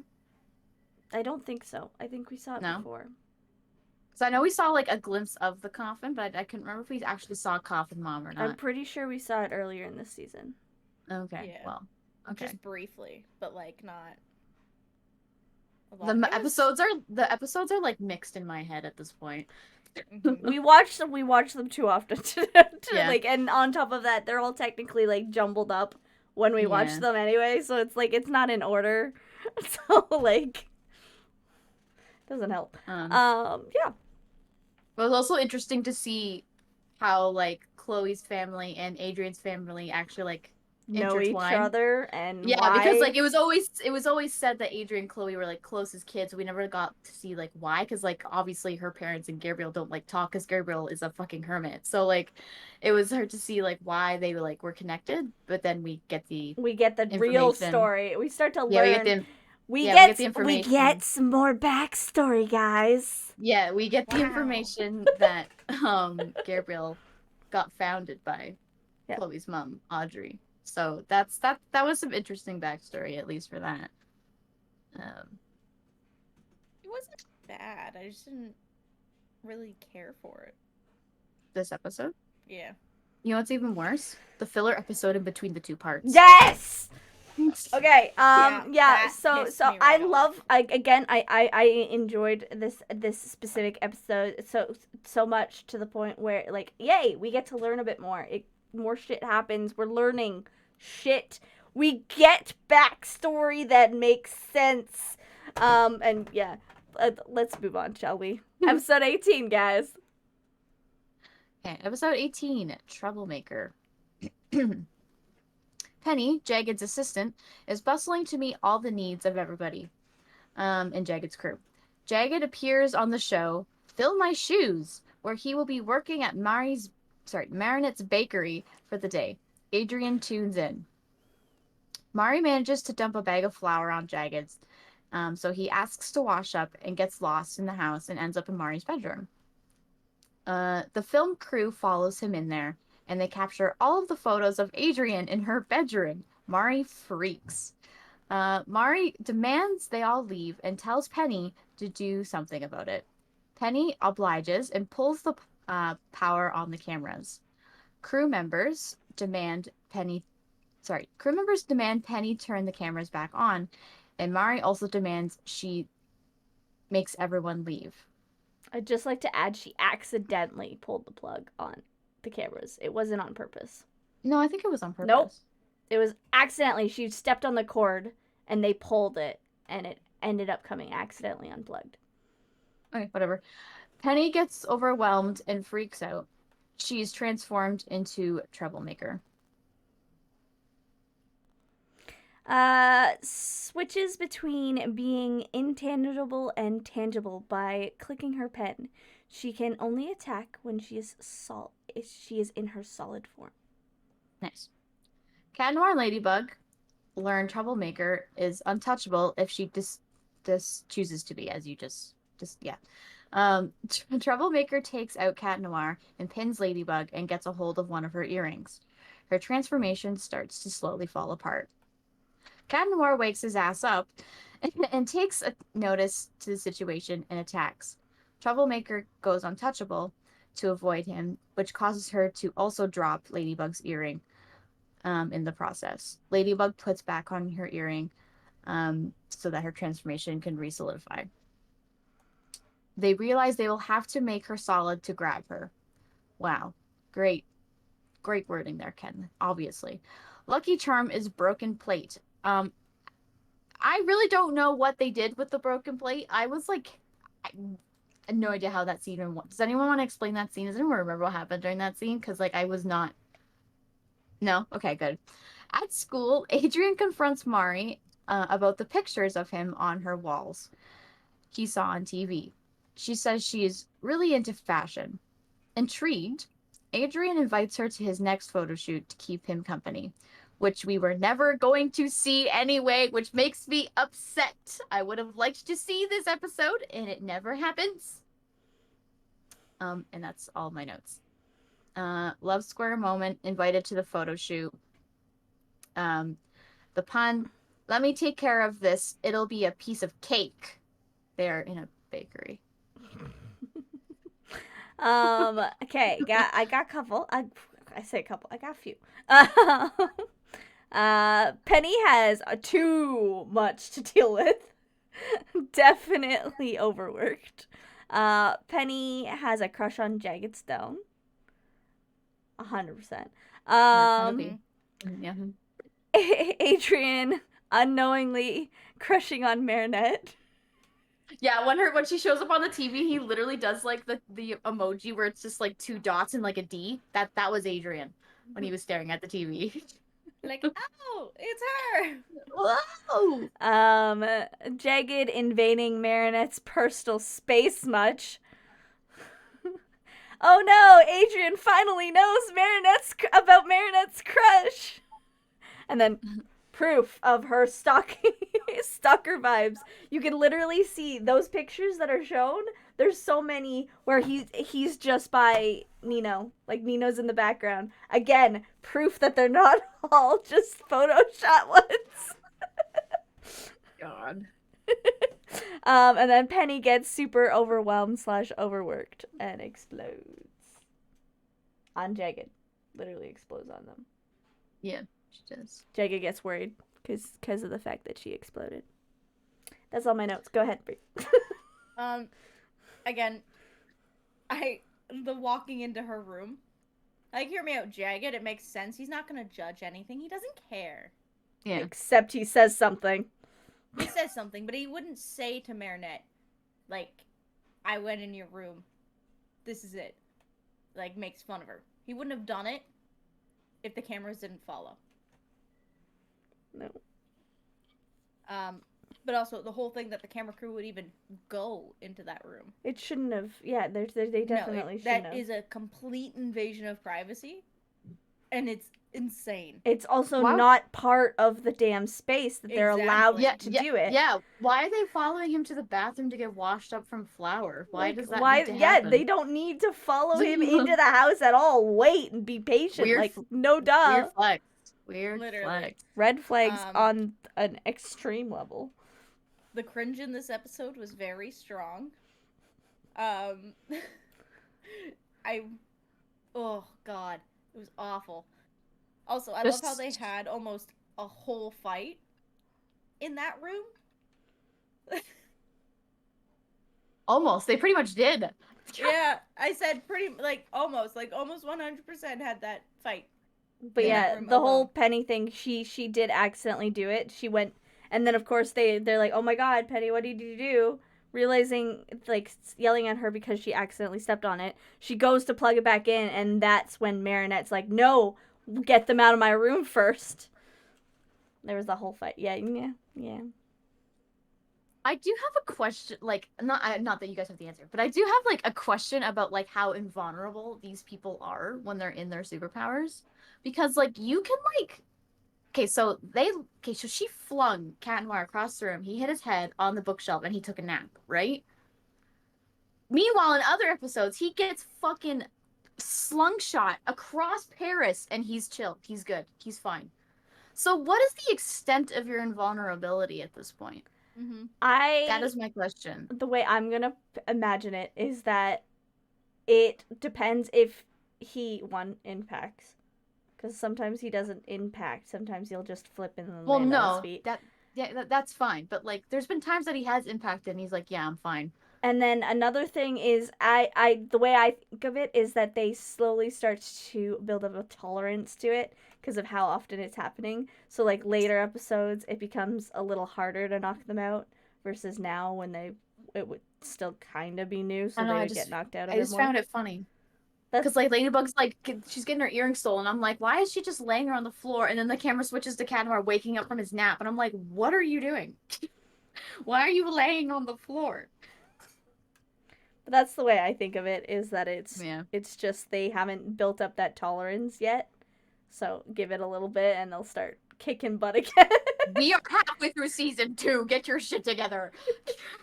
Hey, it's only been 26 acumulations between excuses. But yeah, you're not wrong. I also would like to note the ear wiggle was back. Was it? When? There was an ear wiggle. I forget exactly when, but it was like, it was in like the beginning somewhere. I love when he does it. When the show actually gives it attention, though, like, because throughout the whole show, it like his ears do move and shit. But like, there's scenes where they physically give attention to his ears and shit. Awesome. I like it. I think it's cute. I don't know why. I just do. I had to pause this episode a lot. Oh. Wait, what? Sorry? Why? It was very cringy. It was, yeah. and hear me out. I react very strongly to cringe, so it was I had to pause and sit there and breathe. Because I get overwhelmed by emotions, and that is one of them. So how did you get through the museum episode? It took me 2 hours to watch that episode. And I'm not joking. Oh god. Anyway, our overall opinions of this episode. Just cheesed that there's a filler in between 2 episodes, but maybe that's I just the hated Netflix it. order. I don't know. I hated it. Yeah, no, the filler in between is annoying. I kind of liked the little bit of backstory we got with like Penny and the fact that she has a crush on Jagged. I liked that a little bit, but yeah, no, I was mad. At least now we know that Adrian knows about all the photos. Yeah, but he doesn't know it's a crush thing. He too doesn't. stupid. I know. He doesn't know. He's an idiot. He's like, you're really into fashion. It's okay that you're a fan. Ugh. Go on. Anyway, episode 19. All right. Episode 19. Back to the Grit. Queen Wasp. Queen's Battle. Part 2. Gabriel talks to a sleepy coffin wife and states that he has tried everything and it is time to give up on getting Ladybug and Cat Noir's Miraculous. We love that for you, Gabriel. Too bad it doesn't matter. Shh, for now, we'll be happy for him. He denounces Nuru. Natalie comforts him. This scene is so weird. The shot of him sitting in the chair. No.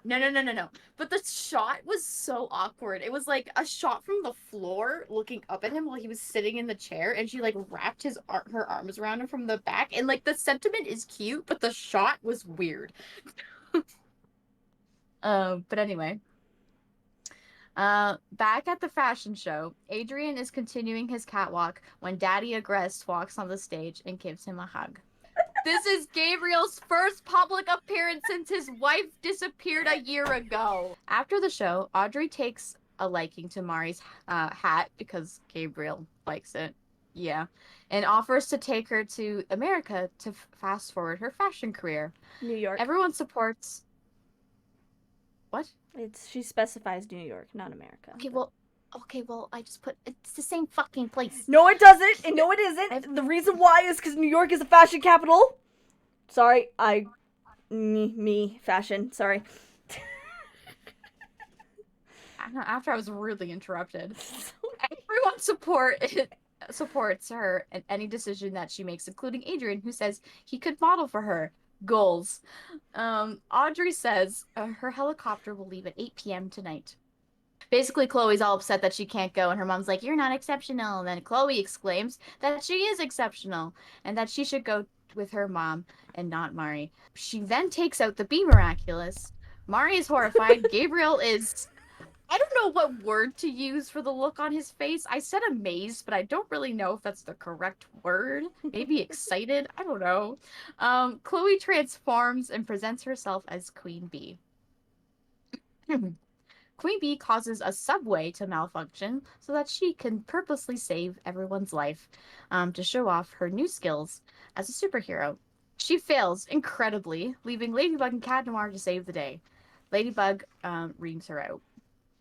Sorry, a news team shows up with a video call from Audrey. Audrey pretty much just insults Chloe once again, like live on television in front of everybody. Ladybug demands the Miraculous back. And Queen Bee says finders keepers and sneaks away. Queen Bee is saddened that nobody is accepting her. She's akumatized as Queen Wasp. This is exactly why, though. This is why no one wanted you to have that damn Miraculous in the beginning. Has all the same powers as the Be Miraculous owner. She controls a massive swarm of wasps, which she uses to paralyze people with venom. And she doesn't de-transform back. The wasp can't go underwater. No, they cannot. The wasps. So to avoid getting stung, the heroes jump into the river. Where the wasps can't follow, as we just got. They emerge from the water, away from Queen Bee. Lucky charm is a snorkel, thank you, which she uses on Chloe when they get her underwater. Cat Noir comforts Chloe after her mother's insults ring through Paris. She gives the bee Miraculous back to Ladybug. She then apologizes. Later that evening, Marinette shows up at Audrey's helicopter, but with Chloe. She tells Audrey she isn't going with her, but she should take Chloe. Marinette explains that they are a lot alike, and then insults the both of them, and they pretty much just react the exact same way, and they scream at her in the exact same way. And then they talk with the same attitude. They have this strange bond moment, and they take off together. Nice. Meanwhile, at the Agrests, Gabriel is in the coffin chamber, chilling with Coffin Wife. He promises he will do better, knowing Ladybug and Cat Noir have made a mistake, and they are bound to make another one. Natalie confronts him later about him returning to his schemes, and after he states he can't give up because he misses his wife, Natalie expresses that she understands. She then leaves somewhat saddened. My notes. I have a few for me anyway. Gabriel almost gives up and becomes the father he should. Almost is the key word in that sentence. Almost. Natalie and Gabriel moment. Aww. Gabriel even shows up at the fashion show. Oh my god, he's being a father. Is he though, or is he just making a public appearance? I know, Who right? knows? Chloe's mom is actually impressed by Marinette's design. Chloe's mom offers Marinette to go and learn from her in New York. Chloe is pissed, reveals herself as Queen Bee in front of everyone. So my love square moment, Adrian telling her to stand proud when Audrey asks Mari if she made the hat. And then the pun, what? You think I'm a catfish? Because they were swimming and he's a cat. Again, the disrespect Chloe's mother has for her own daughter. I know. Is insane. Like the public insults on the TV, like that actually like made me so uncomfy. I was like, what the heck? She literally even when she was saying to her, you're not great, you're not worth coming. Like, Jesus Christ, that's a lot. It makes sense why Chloe gets akumatized as often as she does. It really does. It just makes sense why she's so bitter about everything. But no, it just, the way everything happened, and LB at this entire episode again was really pissed off. She was letting her own emotions about how she feels about Chloe get in the way. Mm-hmm. And she acted out of line. And not just here. At the very end, when she's insulting them, hear me out, she could have stopped at insulting Chloe's mom. I could see getting a little bit of a dig into Chloe's mom. Yeah. To be like, oh, I don't want to take you. I will take my daughter. Screw you. Sort of, to get that sort of reaction. She didn't have to go after Chloe with it. I think the reason she had to go after Chloe though was to show that they were alike, so that they would react to her in the same way. I think that was the point of that, because they bonded because they reacted to Marinette's insults in the exact same way. That's why it happened. She did it on purpose. It felt a little unnecessary because she really went into it. Mm. Maybe it tone it down a little bit. Maybe. But she let go. That was just Marinette getting in a full dig. She held in a lot. She dealt with Chloe a lot. Gotta keep in mind she's been dealing with Chloe since what, kindergarten? I know, but they're trying to make her seem like the hero. Oh, I know. And half the time she's not. She's just a normal teenage girl. There's also at some point the bee's knees that I'm very upset that was not mentioned. By Kenn. Oh, something about the bee's knees? What? What? There was a quote, the bee's knees. That whoosh. When I thought for sure you would have picked up on that. 'Cause I know No, you I like didn't. I'm bees. sorry. I do like bees. I Damn forget it. who said it. I'm a fake fan. Fake fan. Oh god. Okay, is that everything you got, Bree? Yep. Okay, overall opinion of this episode. All I wrote was just that I was mad about the episode in between these. That's it. I liked it better than the last one. Yes, it's definitely again we get that more story fun, and another reason why Chloe hates Marinette.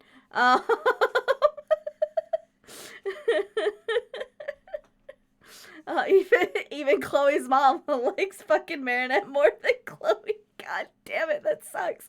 Anyway, moving on. Episode 20. All right. Episode 20, Reverser. In the art studio. Oh, this episode. Yep. In the art studio, Stupid. Nathaniel is showing the art teacher his comic art of Ladybug and Eve Illustrator, who he rewrites as just Illustrator. The teacher suggests he write a comic, but Nathaniel says that he is no good at writing. Mark, who Mari invited, shows up in the studio and compliments Nathaniel's drawings. The art teacher approaches Mark and suggests that he works with Nathaniel since Mari told him he is a good writer. Mark gets flustered and runs out. Mari chases after him. While running, Mark drops his writing book. Mari picks it up and reads Diary of Ladybug, written on the inside cover. She flips through the book and the pages and realizes that Mark writes the exact kind of stories that Nate writes. Mari devises a plan for them to meet and work together. But the plan goes... I'm not explaining the plan because it was like I tried to type it in a way that was small and short and I couldn't, so I'm skipping what the plan is. Y'all watch the episode. Y'all know what happened. Okay? So Mari devises a plan and it goes to shit. Okay? Always does. Always does. When Nate thinks he is meeting Ladybug only to go to the fountain and meet Mark instead. Nate then sees Mari filming, which why was she filming it? And thinks he is being pranked, and he rips the book in two and stomps away. Mark starts to cry. Mark is akumatized as Reverser. Rides through the air on a large paper hoverboard, can conjure and throw small black and white paper airplanes that, once they hit someone, can reverse any personality trait or physical capability of Reverser's choice to its opposite. Reverser hits Ladybug and makes her extremely clumsy. He does the same to Cat Noir and makes him a literal scaredy cat, unable to fight. Lucky Charm is a bamboo roll. With the help from Alex and Nate, they take down Reverser. Ladybug tells the boys to give each other a chance to be able to work together on the comic. Later, Nate and Mark present their work to the friends and the art teacher. My love square moment is none. Adrian didn't exist this episode, is what I said. And Cat Noir pun, scaredy cat must have been said at least once, is what I said. I'm pretty sure it was said multiple times. Yeah, that's why I said at least. My notes. Do you have anything else more to add? Sorry, Ken. Yeah, my only note that I have for this episode is how much do you lift that you could just pick up a book and just rip it in half? Like, he just takes the book and rips it. Like, what kind? Just shreds it. Like, what? You are a 14-year-old little boy and you just took a book and just went, like, what? That's my only note. Marinette tries to set up Mark and Nathaniel to make a comic book together. Mark being embarrassed of his work, Marinette stealing the book to read it instead of respecting Mark's privacy and returning it. Oh, but it works out in Marinette's favor. Of course, Adrian catches her spying when it's not on him. No, he like pops up behind her. It's like, what are you doing? Nathaniel thinks Ladybug wrote it and is disappointed. Nathaniel is an ass over a misunderstanding. Completely. I have the same note. Just Nathaniel, don't be an ass. He's Like, so stop. mean. So He's fucking so mean mean. for no reason. You're the one who misunderstood who fucking wrote it, you dumbass. Stop being an idiot. If you read the book, you know better. He literally like was holding the book. He's like, "You're not Ladybug." I'm like, what? What kind of reaction is that? Go ahead, Bree. That's all I got. Mark, they put so much detail into his character, and we barely see him again. Like, do you mean like animation wise? He is, yeah, like just the amount of detail in him compared to some of the other characters, it's not as finished like in the other ones, but for him, he just kind of stands out that little bit more. He's got the very pretty boy look to him, and they really emphasize it. He kind of reminded me of the kid from Big Hero 6 a little bit. I'm not gonna lie. But no, compared to the others, he looked like more finer detail. Mm-hmm. Yeah. And it surprised me that we didn't really see him too much again. No. No, he's pretty much the comic writer, and that's about it. Yeah. But also, Adrian understanding Marinette speak 100%. Just, it's like, yeah, this is, I know exactly what you mean. Man is so great at, like, understanding what she says at points, but cannot see what those actions are pointing towards. No, he understands what she's like physically saying, but not what they mean. Yeah, like, it just goes right over his head. Yeah, gone. Gone. He has a clue, but he's also so stupid. But no, that's all I really have. It just, that was an episode. Overall opinion, yeah, mostly. No, I didn't know. I didn't have any thoughts on that one. It's just, No. yeah, no. That, Not be relevant and wouldn't change. It's a anything. filler. It's a filler. Mm-hmm.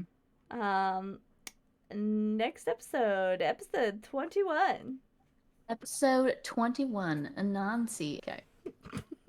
It's for the majority of the time I just called her Nora because like every time I try to say Nancy, every time I brought brain aneurysm. I literally I Nancy, and I feel like I'm having like my brain is tooting. I literally call her Nora in all of my notes. Yeah, legit. I was like, oh my god.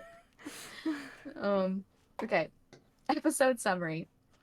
At Alia's, her and Nino are playing a dancing game while Mari watches with Adrian, who is on a video call since he... What? Nothing. Go. The audience will know, and that'll be all that needs to happen. At Alia's, her and Nino are playing a dancing game while Mari watches with Adrian, who is on a video call because his father wouldn't let him come. God, okay, anyway. Alia's sister Nora, I should say, tells Alia she can't go with her friends to the Ferris wheel, which is what their plan was, because it's too dangerous with all the Akumeta's villains lately. Which is fair! She's the only person with the brain around here. I'm just saying. Yes and no at the same time. Nino states that he can protect Alia and challenges Nora to an arm wrestling match, which he wins with a little help with Mari's distraction skills. Nora is akumatized as a Nancy, which possesses great strength and spider-like abilities, such as having extra arms, being able to climb with her sticky grip, and shooting webs from her mouth that she uses to trap people. at the Ferris wheel, Anansi terrorizes the public. Anansi grabs Alia and Nino chases after them. Cat Noir and Ladybug take on Anansi, but they are outmatched. Ladybug tells Cat Noir to free Alia while she fights Anansi, but he gets caught in her web as well. Anansi tries to take his ring, but Anansi tries to take his ring, but he protects himself with his power. Lucky Charm is a candle. While Ladybug goes to Master Foods, Nino fights Anansi with Cat Noir's stick. Mari asks for Foo's Miraculous this time. Ways. The Turtle Miraculous of Protection. She gives it to Nino. Lucky Charm 2 is Boxing Gloves, which she uses in a one-on-one match with Anansi. Nino frees Alia and Cat Noir from the webs with his shell power. Transformed Nino introduces himself as Carapace. Afterwards, Nora apologizes to all of them. Mari also apologizes for cheating. My love square moment is just Mari carrying around her pocket-held Adrian. And Cat Noir pun. This is what Alia says. Nino, don't stick around. Because she's in a web. Okay, Alia and Nino's moment in sync. Them dancing, oh my god, it's adorable.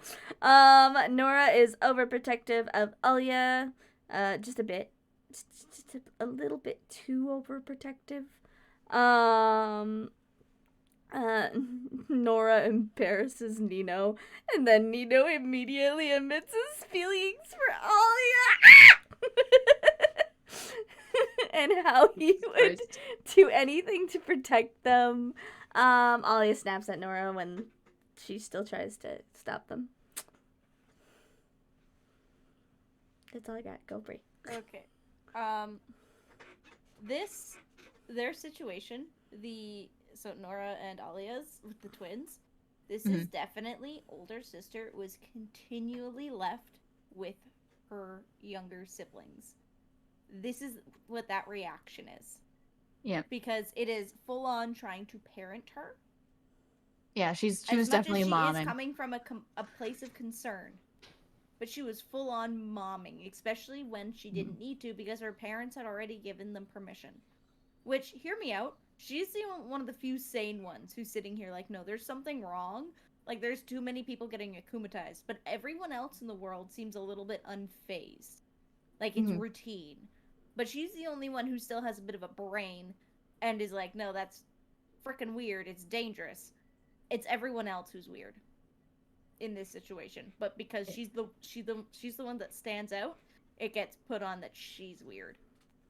Like, no. She's just being overprotective because clearly she mothers her younger siblings and feels the need to protect them when, mom and dad won't at that moment. Because with the amount of akumatizations that happen, it's insane. But also, story context, looking at it with, mom and dad said it was okay.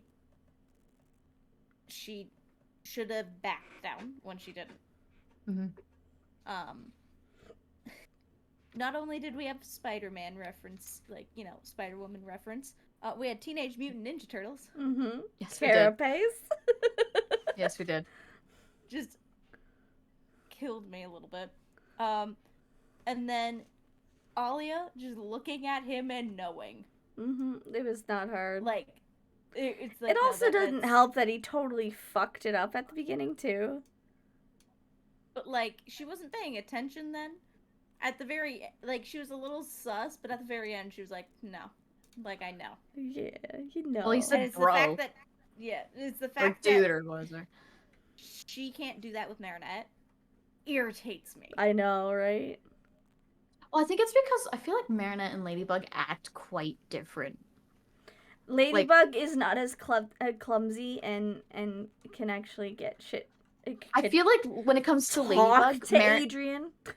Yeah, that. I just feel like when Marinette's Ladybug, she's definitely 10 times more assertive. It's like when she puts on the mask, she just Adrian's the same way. He becomes a totally different person, which is why I think their identities are so concealed because they're just so different from their real people. But there are times where Marinette messes up. Oh yeah, for sure. but I feel like Nino just embodies himself no matter what he's wearing or who he is. You know, and like the whole like dude thing. They called Ladybug dude by accident. Anyway, opinions of this episode? Hold on, I have a couple notes. Oh, you have more. Well, not more. I just did the episode summary. That's not my notes. The comment that Adrian makes when he's on the phone when they're on the Ferris wheel, and he's like, I think my Wi-Fi is losing signal," and then he just like hangs up. I'm like, oh, well, okay, Adrian. And then I also liked the scenes where Cat Noir was trying to give like Nino little pointers with his stick. I thought that was super cute. Also, if you saw when Nino got his miraculous like ways, he asked Ways if he was a genie. Just like Adrian asked Plague, the same thing. Which I thought was cute, because they're besties. Yeah, it's the dude out in his house is... Yeah, okay, that's my notes. Sorry. Yeah, we covered everything else that I have in there. Okay. So. Overall opinion. I looked up okay, so usually with their names, it's kind of connected to their superpowers some way, and I was like, what the hell is a carapace? So I looked up what the name means, and carapace is the hard upper shell of a turtle. And then I also looked up what Reina Rouge's name could mean. And in French, a fox is called a renard. So you just take the Rena, because it's spelled Renarde. So they just took the Rede off of it and just made her Reina, and then Rouge for red. Mm-hmm.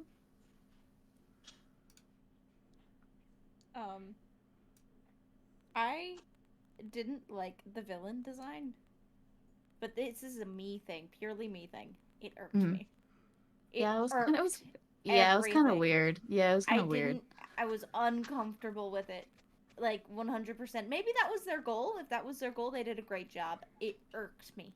I was like, nope, I don't want to look at it. I think it was more the fact. Yeah, I think they did it on purpose. I think that was their goal, and it again because of the whole spider thing. For most people, spiders are fucking terrifying, people, and I think that's what they wanted to do with this character. Again, if that was their goal, they did a great job. I don't know. It was kind of, I felt like it was kind of just janky looking. I don't know. But I think for another thought that I had was Nino's suit. I really liked his design because most of their like outfits are kind of just masks, whereas he has like a whole ass hood going on for his, which I thought was a different take rather than just putting on a freaking mask. It suited him. It suited him so well. Yeah, it did. Anyway, episode 22. Episode 22, Maledictator.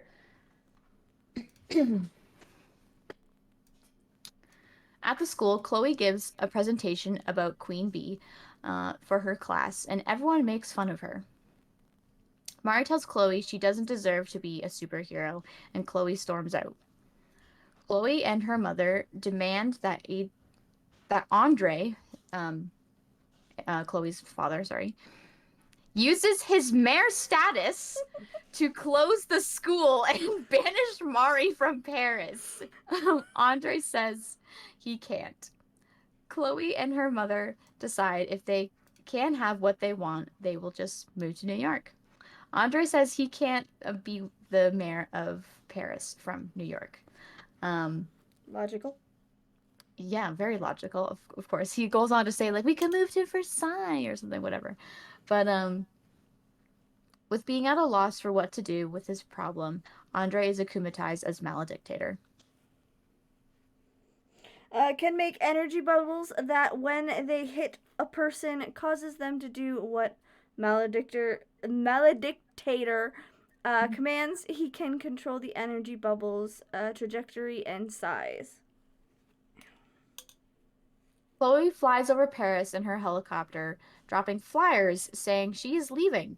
Everyone is ecstatic except for Adrian, who says to Mari that Chloe has feelings too, and this isn't right. Mari comes to agree with him. this is all taking place at a going away party for Chloe. That's not really a going away party. It's more of like a yay, she's gone party. Meanwhile, Maledictator is making declarations left and right, including declaring Cat Noir to be an actual cat. At Foos, Mari takes the Bee Miraculous. Ladybug finds Chloe and gets her to come clean with everything that happened. Chloe gets emotional and believes that she has no purpose here in Paris. Ladybug assures her this isn't true and gives her the Bee Miraculous. Lucky Charm is a weird gun thing. I don't even know, but she takes the laser pointer off of it to control Cat Noir to take out the guards so that Queen Bee can swoop in and take down Maledictator. It was a rocket launcher. The next day, Chloe showcases her new attitude at home and goes to her party, also for Queen Bee, as Queen Bee.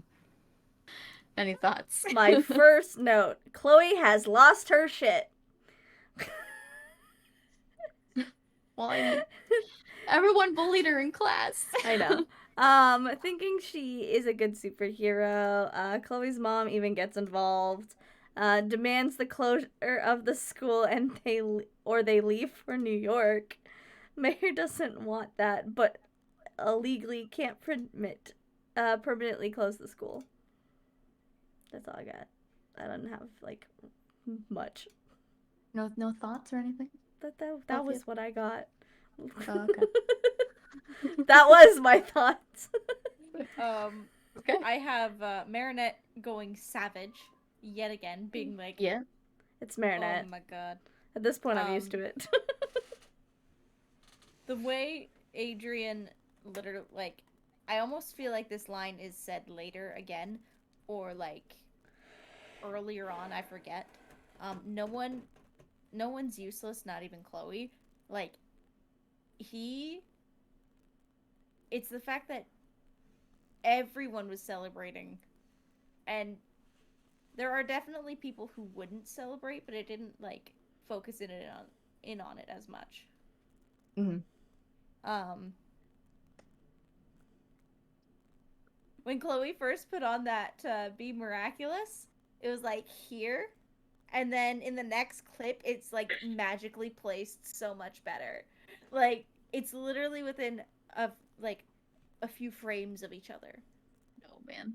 They could have literally just done like some extra, like some different lines, mm-hmm. slight different animation just to push it into her hair. But no, it was literally like a boop. Like, it was awful. They put so much detail into some things and not others. It drives me crazy. It was like the flower with Sabine all over again. Yeah. But also, Chloe, like, you can tell that she pays attention to how Ladybug fights. Mm-hmm. Like, even when like they're playing as Cat Noir and Ladybug, they're relatively accurate to how they fight, and it really shows when Chloe actually gets to help out. Because Nino, you can see, he's like, I don't know what to do. Whereas she's like, no, I know. Yeah, she just jumps in. She already knows. Yeah, she integrates herself quite fluidly. Yeah. She's smart. It's just not shown.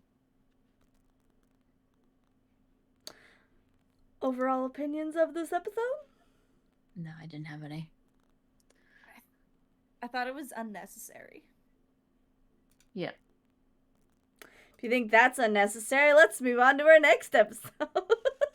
No, this was very necessary because that screen clip I sent you is everything. Hated this episode. Episode 23. Marinette. Okay, episode 23. The accuracy of that was scary. Yeah. You hit like the right tones and pitches to it. God, Ken. Oh. Watch out, Bree's coming for your job. Okay. Episode 23, Sandboy. In Marinette's room, Tiki asks Marinette if she can go to Nuru's birthday celebration to try to get in contact with her. Mari says yes. Meanwhile, at the Agrest's, Plague pretends to go to sleep, but places a stuffed sock in his place and sneaks out to go to the same event. Without Adrian knowing or realizing. Hawkmoth sends out an Akuma. Plague and Tiki meet up, head to Foo's, dive inside the miracle box, and enter the land of Kwamis. Master Fu sleeps through all of this. Back at Mari's, she soon realizes that there is an Akuma victim creating nightmares. Realizing she can't transform, she runs to Fu's. Plague!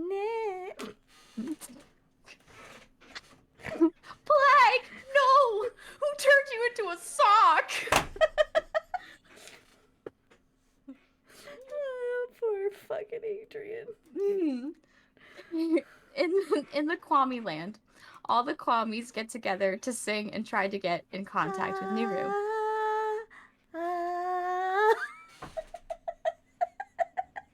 Very good. Excellent. 10 out of 10. They realize their power is not enough. And they need more. They need one more Kwami. Waze abandons the post of watching for Akumas to join them. They manage to semi-contact Nuru, but Hawkmoth takes notice as he is transformed. He tries to take over the connection to find the location of the Kwamis, but they break off their song before he can do so. While this is going on, Mari and Master Fu fight their nightmares. That scene was so chaotic. Tiki, Waze, and Plague exit the box after the Kwamis realize that Hawkmoth is in action. Cat Noir and Ladybug meet up soon after that, but Ladybug is hit. She loses her powers as part of her nightmare. Cat Noir protects her. Ladybug and Cat Noir work together to cut a hole in Sandboy's floating pillow. I don't think I got the lucky charm this time around, if anyone else has it. There wasn't one. Okay, cool. Oh, yeah, because she was... Powers! Oh, shit. Oh, Kenn. Gabriel is elated to know that there are lots of Kwamis, and they are close by. Love Square moment, Cat Noir protecting Ladybug throughout the whole episode. Cat Noir pun, Milady, tonight's been a total nightmare. Because, yeah, the Kuma victims. So, yeah, okay. Any other notes, Kenn, before I... Yeah, the infamous Plague, who turned into a sock. The part where Plague is going back to Adrian's house and he gets all angry and shit and gets his ears go perk up and he goes, "I'm your worst nightmare," and then flies back off to go to Adrian's. I love that scene. And then Adrian, when they're Cat Noir, I should say, when they're transformed and they're trying to get the Sandboy's attention, and he's like, "You can't scare me. You're just a stupid dream." And those are all my notes. I just had funny quotes for that one. My turn. Yes, Who the fuck is this kid? It's just a random kid. Finally, someone random. Just a random kid. Fandom doesn't even know their name. Yeah, no, I said Akuma victim. Yeah, random small child is what I have written down. Like, Phantom doesn't even have a fucking clue.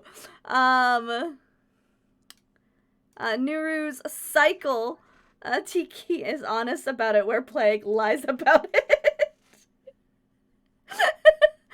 This episode has so many meme things in this. It's just, there's so many infamous things in this episode. What will they do without their Kwamis? Nightmare is Adrian saying he loves Chloe. I'm in love with Chloe. Adrian's nightmare is being trapped. It's closing in on Adrian. The Kwamis trying to communicate backfires. Oh, God. Ladybug's nightmare is not being able to use her abilities, where Cat Noir's nightmare is Ladybug rejecting him. That's all my notes. Go ahead. Say this episode's just a fucking meme. The whole I know. episode's a meme. I love it. I love this episode. Go ahead, Bree. I made note of a random child. Normally we get like a bit of an introduction Oh yeah. to a villain, Yeah. even Nope. if it's just a mom and No. dad, like the mom and baby. Nope. Yeah. Not even that. We don't We even don't know. even get that. We only Um, find out the fact of why they got akumatized after the fact. Yeah. The Kwame party was kind of neat. I also like how they brought, like Tiki brought something for them. Yeah. Yeah, the no, marker. Bryce That like, was I super did cute. too. I brought brought something cheese, too, but but I I- ate it. No, he said I had to No, I know. sacrifice it on the way. I know. This guy. Starving child. It never really explained how, like, Hawkmoth could come back and locate them, because they couldn't even locate Nuru. Nuru. They could just communicate. So how the hell did that, like, backfire? They should have known there was, like, a way.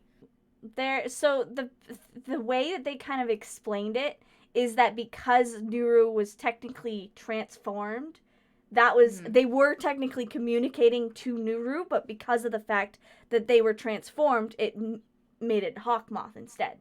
So Yeah, that makes sense. them being able to communicate back is kind of their way of trying to explain what was going on, because technically Hawkmoth could communicate back, and because of that he was trying to do extra that doesn't quite make sense, but that's the way I understood it. It's the last part that doesn't make sense. Yeah. Like everything, like up, like to him being able to communicate with them, that made sense. But him being able to like attack them and try and locate them And was something. yeah, that didn't quite that make sense. was like, you think if that was a risk, they would have like talked about that yeah. and been like, but this is the risk. Like we could find him, we can communicate with him, but they could also do it to us. You'd think that'd be like a risk that they would have like just thrown in there at least a little bit. Mm-hmm. Yeah. It just the fears, they were so well like made creepy. The way That's the- an understatement. The lighting on Fuck Adrian Adrian. was awful. And just the way he was speaking and the pitches and like the weird like crawlings. It's I know, it was so like jagged, like his arm, like when he stretched his arm out of the like the opening in the floor, it was like jagged movement forward. It was fucking awful. It was fucking creepy, But man. then when it's Cat Noir and his nightmare of Ladybug like rejecting him, she's not just rejecting him, she's being a full out savage. Oh yeah, she Like, tries to she kill is him. She Not literally only tries trying to kill him, but she is knocking him down every chance she gets. Like just calling him out on stupid little things or just being like unbearably rude. It's just oh my god. The difference between the two, because like one is very clearly like they're both insanely ridiculous, but they're different levels of ridiculous. like Oh, I'm yeah. glad that ended up happening, because in my head my only thought was, oh fuck, their worst nightmare is getting revealed. The first time I saw that, that's all I thought it was oh fuck, they're gonna reveal their fucking true identities. And There's that was also that. Yeah, like that's all I thought it They could was have added originally. that, but they didn't even add that. No. It probably ends up becoming it more later than anything. Opinions of this episode. Yes, 100% meme episode. Meme episode. My one overall thought too was just kind of what you guys were commenting on. Why did their fears change just because they transformed? That's my like another take on like they're different people when they transform. I think it's because it's a mixture of the fact that it's not just Ladybug, it's also like it's not just Marinette, it's also Tiki.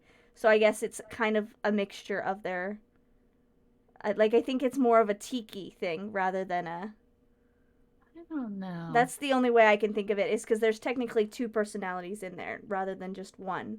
Is because Tiki is also a personality. So you've got that mixture of the two people rather than just one person.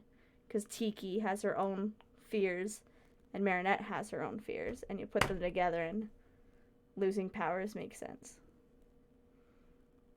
That's the way I get it, anyway. Anyway, moving on.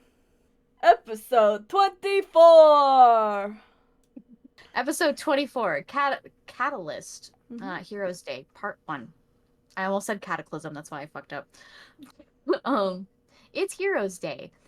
Mari's dad prepares macarons for her to take to school to share with her friends. Natalie meets Gabriel in the garden of the mansion. She mentions Lila has been harboring hatred for Ladybug for months now, and their plan should work. Okay. In the classroom, Mari creates a lie stating she is hosting a school-wide dessert tasting that following evening after feeling embarrassed of her own small contribution to Heroes Day in comparison to everyone else's. At Lila's, she watches a video of Gabriel complimenting Ladybug and bashing Vulpina, which is her alter ego. Yes. She becomes enraged. Lila is akumatized as Vulpina. She creates an illusion of Ladybug and Cat Noir in battle with one another. Ladybug then legit kills Cat Noir with his own cataclysm. The citizens are traumatized and their hope is gone. This is no longer a children's show. Vulpina deakumatizes herself and says she will be waiting for her next opportunity. Hawkmoth then takes the Akuma and akumatizes Natalie, who is standing right beside him. He gives her the power to boost powers. She then boosts Hawkmoth, making him Scarlet Moth, which gives him the ability to send out as many Akumas as he wants. Wow, take my job from me, Ken. Well, it was in my notes, so I just said it. Well, and I was on a roll. You didn't give Vulpina in there, so I'll refresh y'all for Vulpina has all the same powers as the Fox Miraculous owner, allowing her to cast hyper-realistic illusions by playing her flute. At the bakery, Mari is having no luck getting all the desserts ready in time for this lie that she created. Tiki finally convinces her to come clean to her friends. Mari and Adrian join their classmates, and they all watch a news segment about the Ladybug Cat Noir fight. Mari and Adrian are shocked because Cat Noir is supposed to be dead, and Adrian is not, in fact, dead. So Red Akumas then fly into the school and surround them. One by one, all of their classmates, with the exception of the few important ones, get akumatized as their past villains. Realizing she is in over her head, Mari goes to Food to take the turtle, fox, and bee Miraculous. At the same time, Ladybug meets up with Cat Noir and hands him the bee Miraculous to give to Chloe. Ladybug finds Nino and Alia together and gives them their Miraculous at the same time, as there's no other choice, nor time to separate them. The team meets up and assesses the situation. My love square moment is Adrian holding Marinette's little head and protecting her, and I do not have a cat pun. They ended up coming home exhausted from some unknown villain. It's Heroes Day. Natalie and Gabriel moment again. Everyone is so blind of Lila's lies. As always. Adrian and Marinette are the only ones that realize the truth. Marinette lies and won't take the responsibility for it. And then one thing you didn't say that kind of drove me insane when you were talking about it before was when Marinette gives the Miraculous to Carapace and Rena Rouge to Alia and Nino in front of each other. Nino's shocked at the fact that Alia is Rena Rouge, but Rena's like, my friend, knew immediately. I did originally have that written down, but I was trying to make my notes shorter, so I deleted it because I just figured, we probably talk about it anyway. So. We'll 100% we'll probably mention it anyway, so I'm just gonna leave it out. Yep. The scene where Lila is talking to them in the class, and in the back, I sent you a screenshot of this actually. In the background, Mari is low-key just slamming her face into the desk. while they're having this conversation. Yep. I hate Lila. We know this. I'll give It's the point of her. the author one thing. He's great at making people hate characters. Oh, 100%. He's great at it. He's great at it. It's not a good skill to have. Not when you don't give them any sort of like redeeming traits whatsoever. Lila never would have. She doesn't have any redeeming traits. She's not going to, and nor would she ever. But like good storytelling, every villain has like a redeeming trait. The only thing is like her mom is kind of absent. Like her parents are Her very mom absent seems to be part of like the council of the city. yeah. Some sort of council. And it's the fact that like they overplay how much she'd be able to get away with. Because when her mom's like, "Oh, you don't have school still?" and she's like, "No, it's been like 3 months or something."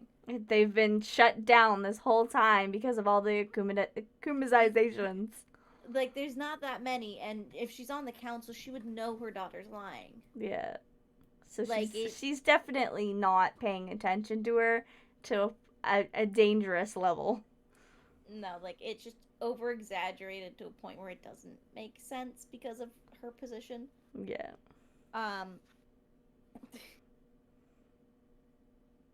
The Scarlet Moth costume, when that came on, all I could see was the Red Skull. Mm-hmm. Yep. Because he I know has what such you mean. defined features. Mm-hmm. All I could see was the Red Skull. And I gotta give it to Hawkmoth. That was a fucking smart move. He cheated. He did cheat. No, he was cheating. That was a Villains don't cheat. play fair. That was a You big s- boy cheat. You expect villains to play fair? No, he plays smart. No, but like that was a big boy cheat. That was... You think That that's was- a big boy cheat? The next episode is a big boy cheat. Well, that's just part of the big boy cheat. But no, like this was like... He almost had them. And like it... Oh my god. Also, typical superhero group versus like a Akumatized army, and they're all the big ones that are like all lined up around Hawkmoth, like bodyguards. Yep. Mm-hmm. It was hilarious. Okay, overall opinions of this episode, because we got the second part of it to go over. I enjoyed it. Hawkmoth is being smart. Yeah, It's scary. I like seeing smart villains. Just but he's kind of manipulating a child. We'll just keep that in mind, though. I'm just Yeah. saying. Episode 25. I guess I'll put down my Maynards for this. All right, episode 25, Myra, Heroes Day Part 2. Continuing from the last episode, the team tries to decide how to confront the situation. The next scene is them literally like jumping into action like the fucking Powerpuff Girls. Like they literally have the colors behind them and everything. As they fight, Ladybug captures Akumas and frees people. Lucky Charm is a tennis racket. I can't remember how she uses it. The heroes realize that Dark Cupid is their main problem, as he can make anyone feel negatively, allowing Scarlet Moth to jump in and akumatize them. Rena Rouge, Carapace, and Queen Bee are all shot and akumatized. Cat Noir uses his power on the ground to create a hole so he and Ladybug can escape and recharge. They travel throughout Paris, fighting their way to Scarlet Moth. They finally arrive at the Eiffel Tower and confront Scarlet Moth, but the reflection of the box Ladybug is holding, that was her lucky charm, wasn't it? It was the box, No, I believe. the tennis racket was her lucky charm. No, but then she deakumatizes. She detransforms when they're underground, and then she retransforms again. And I think when she says lucky charm, it's a miracle box, and then she's like, "Your miraculous will be in this box." I think is what she says. I could be wrong, but I'm pretty sure that's what happens. But anyways, she's holding this miracle box, and she sees another Hawkmoth's or Scarlet Moth reflection in the box, and realize that Scarlet Moth, the one in front of them, is just an illusion. They fight the real Scarlet Moth, and Cat Noir destroys his cane, therefore stopping Hawkmoth's power-up. Hawkmoth fights back and floors them.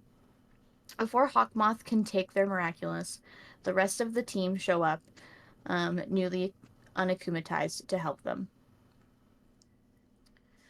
Back at Hawkmoth's lair, someone grabs the Peacock Miraculous and transforms. Wonder who that could be. They send a feather out the window. At the Eiffel Tower, Hawkmoth is surrounded. The feather is absorbed into him, and Myra speaks to him. At first, he seems to have a somewhat worried look on his face, but then he accepts her help. A giant moth then appears and beats its wings, causing wind, and knocking the heroes off the tower. Hawkmoth sneaks away. Ladybug hits the moth with her yo-yo, and it evaporates, leaving behind the same feather that came.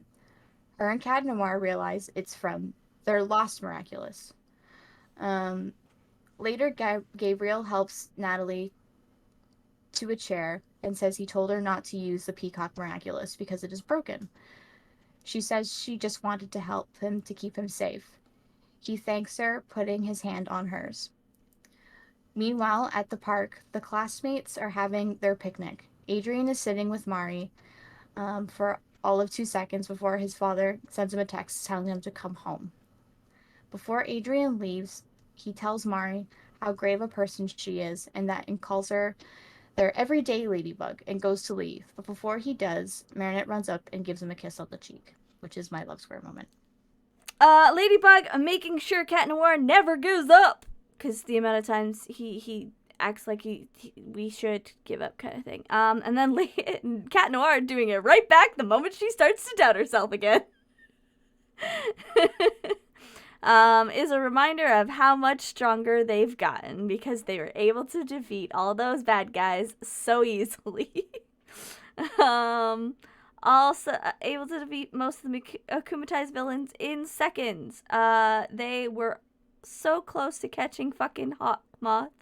But Natalie risks her life to save him, introducing the new character. Go ahead, Bree. Remove this if I'm wrong, because I don't know if it'll be a spoiler, but isn't this the one where not everyone was getting akumatized? Some people were actually fighting back. Yes, this was it. It was this one. I found that super great because they showed more more background character involvement. It was really well showed and well explained that not everyone is always akumatized. And then the whole thing with them helping out was to be like, we're not giving up. We're going to show hope. We're going to keep that hope going because Ladybug is our beacon of hope. We will keep fighting for her and Cat Noir if we have to. And they fought, and that's what. Yeah. But it's the fact that, in those situations, there would be groups like that did that. And it's neat that they added that little detail. They needed to add it. It was definitely something. Yeah. Most of mine is just Natalie going for it. No hesitation. She knew. She knew immediately. She's like, oh shit, no, he's gonna get caught. Immediately. Yeah, grabs it, doesn't care, goes immediately. Knows she's risking her own life to do so. But also when she kissed his cheek, I was just like, Jesus Christ. Wait, what are you talking about? Do you mean Marinette and Adrian? Yeah, Marinette. Oh, that one. But no, she could have done one of her regular small gestures. No, right for kiss on the cheek. That's what we're here for. It's a season finale did it.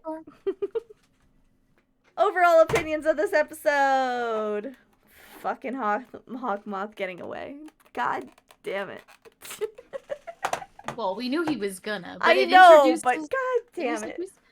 But we see Natalie fucking kicking ass. That's what we're here for. Yeah. I'm here for Natalie. Yep, me too.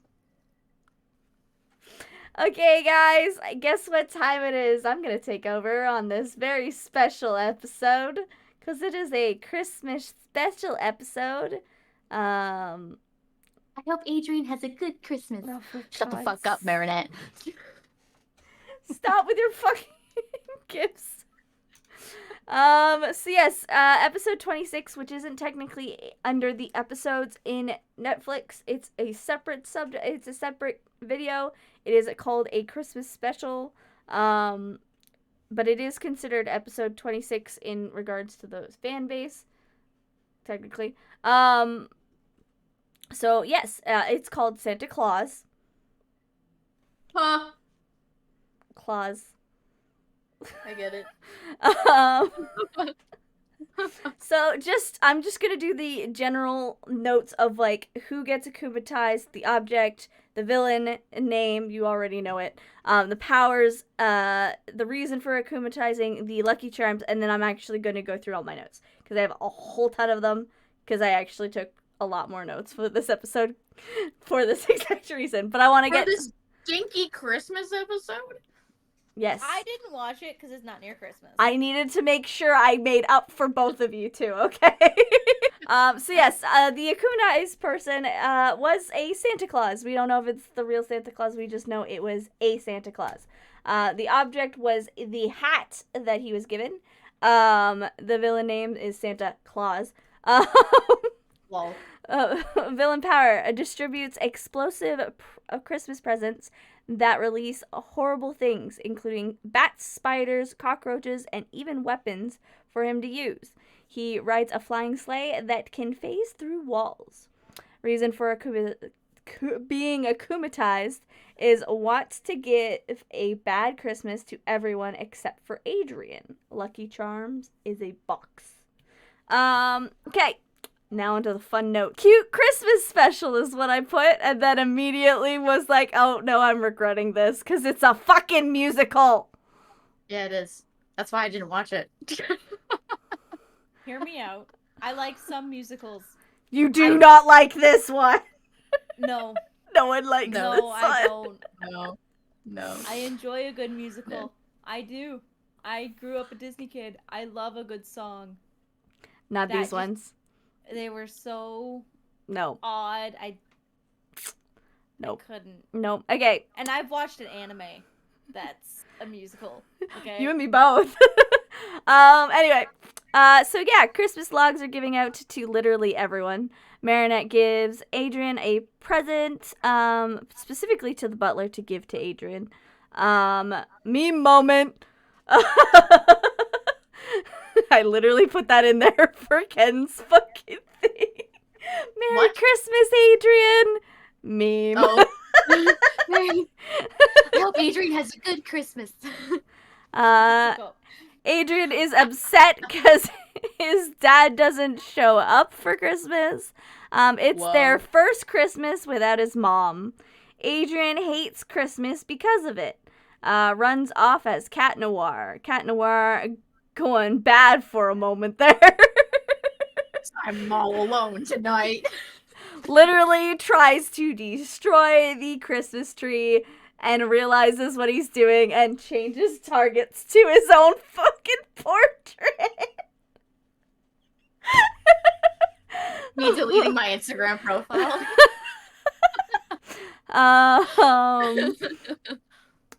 Marinette's present was a hat. Everyone goes on a hunt for Adrian because they found out Adrian was missing. Marinette on the look for Adrian as Ladybug. Santa gets bullied by children. Adrian helps him. They have a heart-to-heart moment, and Santa offers Adrian a ride. Adrian offers Santa the hat to replace the hat Marinette gave them. Marinette mistakes Santa as a villain. He's not. He was just being a good person and bringing Adrian He's home. just a guy. Hawkmoth takes advantage of it because, of course, that's pissing off Santa. Marinette tries to make up for it, but it's too late. Adrian gets the chance to transform. Santa takes them for a ride. They give Santa Claus a gift.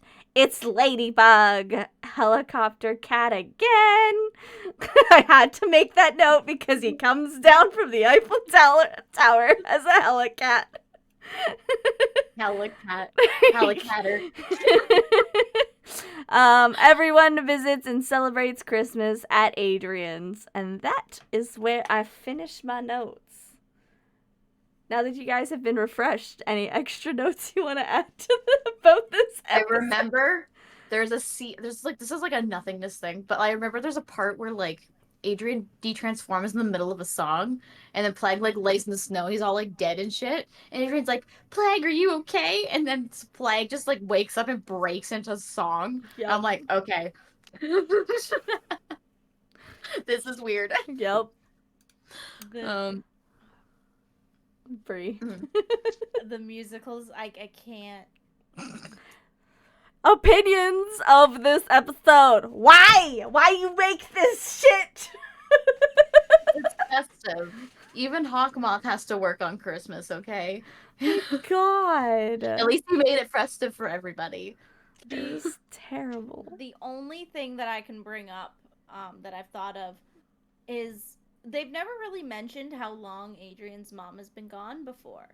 They almost make it seem like she's been gone a good few years. Yeah, at this they point. really do, and then then it's only a year. Like that didn't like. I keep forgetting that she's only been gone a year.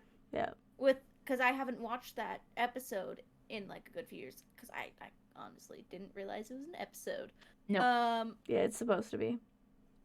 But like, I remember sitting there and going like, hasn't she been gone like a few years at this point? Nope.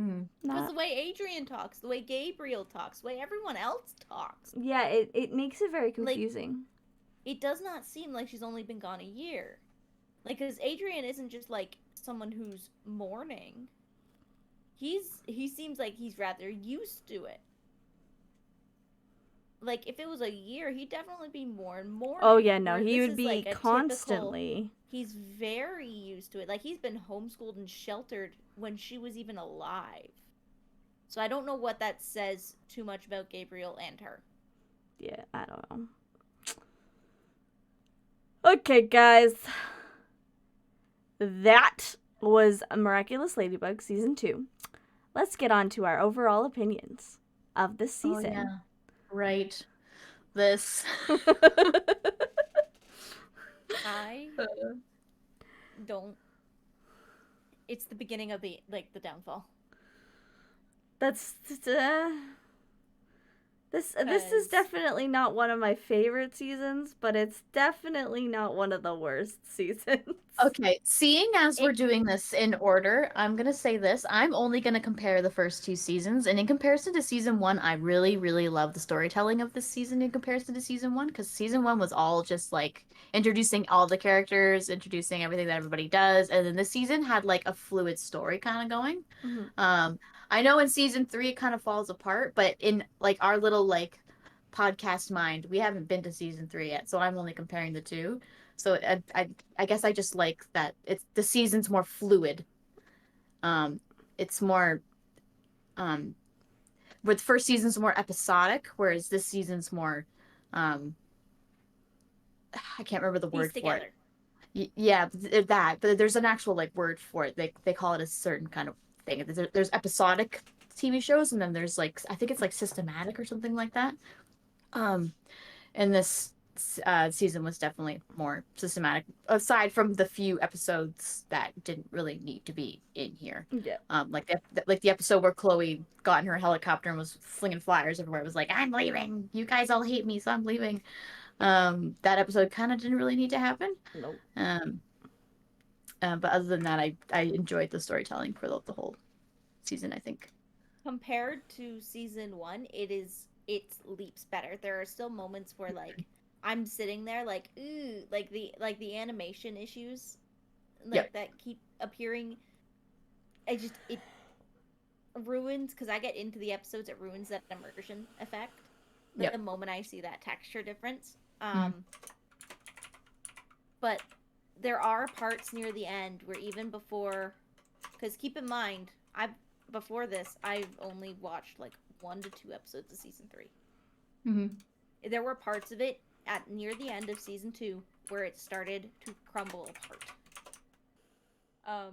But no, there were parts near the end where you can see the lack of caring is starting to go out the window a Mhm. little bit. And that was like my first kind of, oh, I don't know if I want to continue watching. Okay. Yeah, that makes sense. Okay, breaking it down into our star categories, if you will. Our characters. What are our star ratings from 1/0 to 5? I'm trying to. I can see Kenn's brain just sitting there thinking. I know where roughly I am, and it's not much better than last time. It wasn't great last time, but it's not. I can't remember what I said last time. I think we all ended up saying 3. Or it was lower than 3, I think, for most of us, or 3. Yeah. Because the highest I'm willing to give it is like a 3.5. That's where I'm going. Is a 3.5. I'm struggling because, like, I want to give character development points to people, but it's hard to give them those points when you know that they're going to get ruined next season because we've already seen it the next season, right?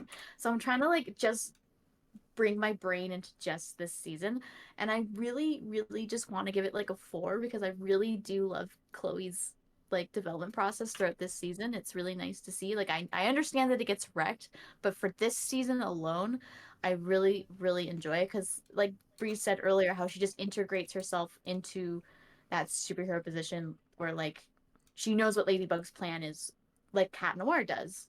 Like, she already knows what they're doing. Whereas, like, Rouge and Carapace kind of stay off to the side because they don't really totally know what they're doing, because they don't study their moves like Chloe does. And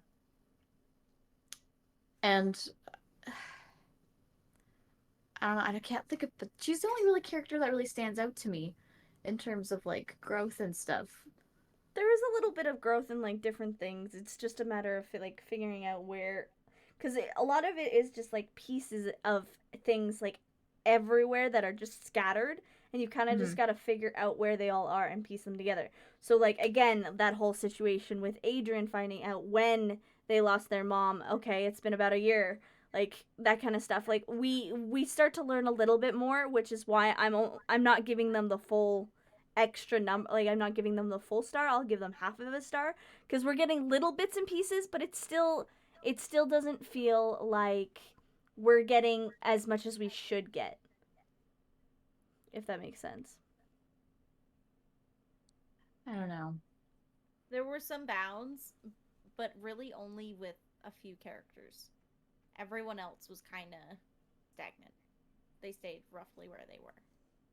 As, like, much as the episodes were more systematic this season, I feel like when it came to the physical characters, we were getting new characters popping up constantly all throughout the episodes. Like, Luca came in and Kagani came in, and Natalie was always a character in season 1, but she became, like, a proper character this season, if that makes more sense.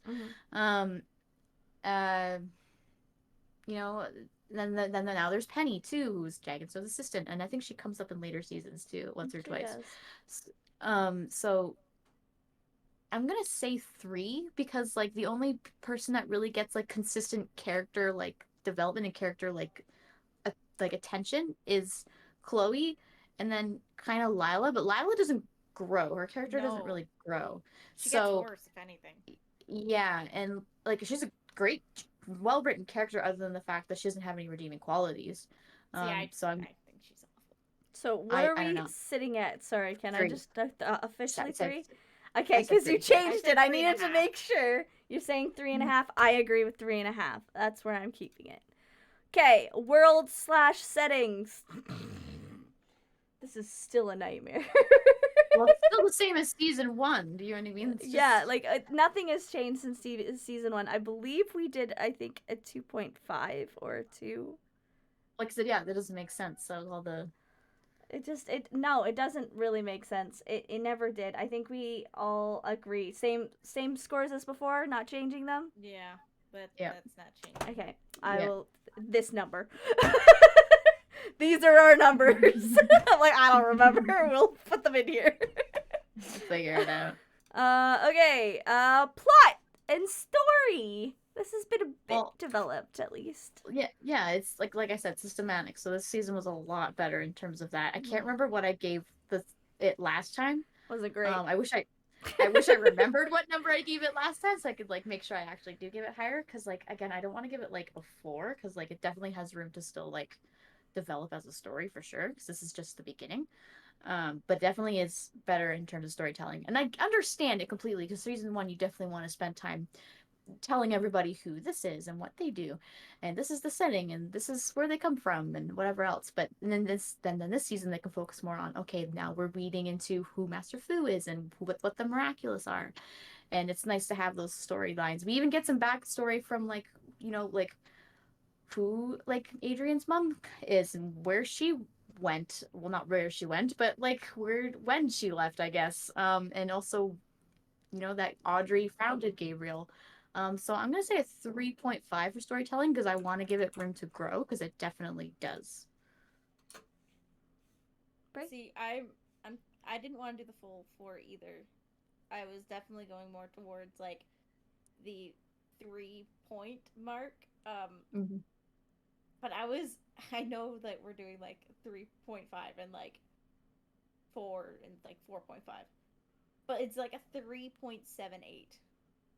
I'm not giving you that. You don't have that as an option. 7.5. So you're saying like- 3.75, correct? Yeah. It's Chapter said 3.78. yeah. I can't do that. 7 or 8. So like 3.70, 3.80. Like It's within 3.75. that. That's what I can give you. okay. I'll take that. I'm gonna agree with Ken, because I'm not gonna make myself edit another fucking star at 3/4. And I'm gonna do 3.5. What the fuck, Bree? You had to be different. You just had to. She's built different. But yes, there has been quite a bit of story development. It actually seemed like most of these episodes were really relevant. It didn't seem like it was just they're there randomly for a lot of them. Obviously, there was a couple. Most seasons have a couple. Yes. Most anime, most anything else has a couple. But like it actually felt like it was starting to develop into an actual story. Obviously, there's still room for a lot more improvement. So yeah, I'm gonna stick with the 3.5. It can get better. It's not great. It can get better. And now we're on to animation. What did we give it last time? It wasn't great. Well, what was it? Do you know? I think they were 2.5s from all of us. Well, Because I'm really not willing to go above like I think. 3, Oh no, we 3.5. went 3. We all decided 3 by the end of it because of one scene, the umbrella scene. Yeah, the umbrella scene. The umbrella scene raised it up. Budget scene. Yeah, the budget scene. I think that's what we decided to do. I don't was think do we 3. had any budget scenes this season. I No. don't think there was No. anything like that. No. But there was a lot of errors within Mhm. the animation, and I Yeah. kept seeing them over and over again. And if it's one thing I don't like, it's the inconsistency. Mm-hmm. I'd much rather have a lower quality animation that is consistent than one that is usually of higher quality that is not consistent. See, this is why the 3 of us work, is because Bree notices the animation more, Ken notices the quirks and funny shit more, and then I analyze the other shit. I think with the animation too, it's hard. I wish we kind of like could judge the animation differently in different sectors, because the daytime animation I really, really dislike, but I love the nighttime animation. The colors all nicely flow, I find. Everyone's hair looks good, whereas I find the daytime animation, everyone's hair looks really like Crispy? just like Crunchy? just not good. Like they're just, and the lines they draw in their hair, like specifically Cat Noir's hair, it bothers me. Not even Adrian's hair, Cat Noir's hair. The way it's drawn in the daytime, I don't like it that much. In the nighttime, it's a little less noticeable, but the lines they draw in his hair, the hair chunks they do for him, they're like really awkwardly drawn, and they're really noticeable in the daytime, but not in the nighttime animation. I agree. Was this the is this the season? I forget if there's an episode where Sabrina's hair is like really, really bad, or if that's in like the next season. But I can't remember. oh my god. But their hair looks crispy and crunchy. Like it. Yeah. Yeah, I kind of agree. In all colors honesty, are mixing well. with me, I don't think I definitely wouldn't give it a higher score than what we give it. But honestly, I'm kind of leaning towards giving it a worse score. Because we didn't get that good episode. We didn't have one episode that was extremely good. And with where we are in animation, it like we're already on a second season and it hasn't gotten better. Mm-hmm. And that is an issue. Like, I get that it's meant as a kid's show, but like, yes, as you said, Bree, there's a lot of inconsistencies with this show. And it's not okay. Not at this point. Like, we're in second season. We know there's going to be more seasons of this. It's become popular enough to give you guys another season. You guys need to start putting some more work in the animation. Mm-hmm. And the fact that we have gone now 2 seasons without that development is not acceptable at this point. Like, there was a bit of development in between season 1 and season 2 animation-wise. But it's the fact that either someone on their team had a bit of a different art style, which could very well just be the case. They had 2 Or, like, separate art shading. teams. That's Yeah. why. It wasn't, they need to make sure that blend, like, merges a bit better in the future. And it's just, it's one of the most noticeable things for me, and I literally won't watch animes or shows based off their animation. Yeah. So, like, I can't. I hate how inconsistent it is, but it is better than 1, so I'll give it that. Okay. Like, but the highest I'm willing to go is a 3. Yeah. 3 is, I think, where I'm sticking. Because we at least had that episode, that single episode that kind of gave it that little bit of an oomph to get it up from the 2.5 we were all leaning towards. But now that we don't have that, they're, aside from the fact that they are slowly, very freaking slowly, sadly, working on it, is the only reason I'm giving it a 3 this time. Ken?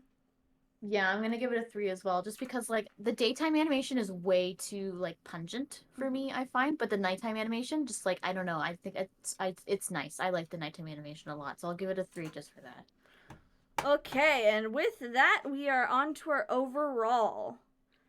So, based on our scores, and based on everything we have said, I don't think our overall went up very much, if at all. Let's be honest here. Mine is, I'm gonna give it a 3.5, which I think is actually a 0.5 higher than last seasons. So you get a little bit more. Not much, just a little bit. Because yeah, I think that's where I'll stick it, is a 3.5 for me. There was development. It wasn't a lot of development. We did get a lot more in the story development of it, if you will. No world development whatsoever, because it's already a nightmare to begin with, and I don't think that's changing anytime soon. Like, and then yes, there's certain things that like we really want to see change, and we know, like, yes, some of in aspect to the fact that we do know that there's more coming. We do know what's kind of going on in the next seasons, because some of us have watched it, or at this point all of us have watched it, but like so we understand that there's more coming. We do understand that there is more progression into it, but really it's not as good as we would like it to be for a second season of this show. Yeah, I'm also gonna give it a 3.5 just based off the numbers that I gave it. Kind of going off of what you said, take a look at a show like The Owl House or season 1. Their animation is just like, it's 2D, okay? And their storytelling in season 1 was kind of episodic, just like the first season of Miraculous was. And then season 2 was very systematic, just like season 2 of Miraculous was. But they do such a good job of the storytelling that people are obsessed with that fucking show. Whereas Miraculous was just kind of like, you know what I mean? Like, you can make a really, really high energy and really good impact with your second season if you know what you are doing. And it feels like they kind of knew what they were doing, but they're like, they don't want to take that full leap because they want to make more money. So they want to take their time and create as much seasons as possible. So they're not like taking their story and going with it. They're dragging out for as long as possible. I think they're dragging it out way too slowly.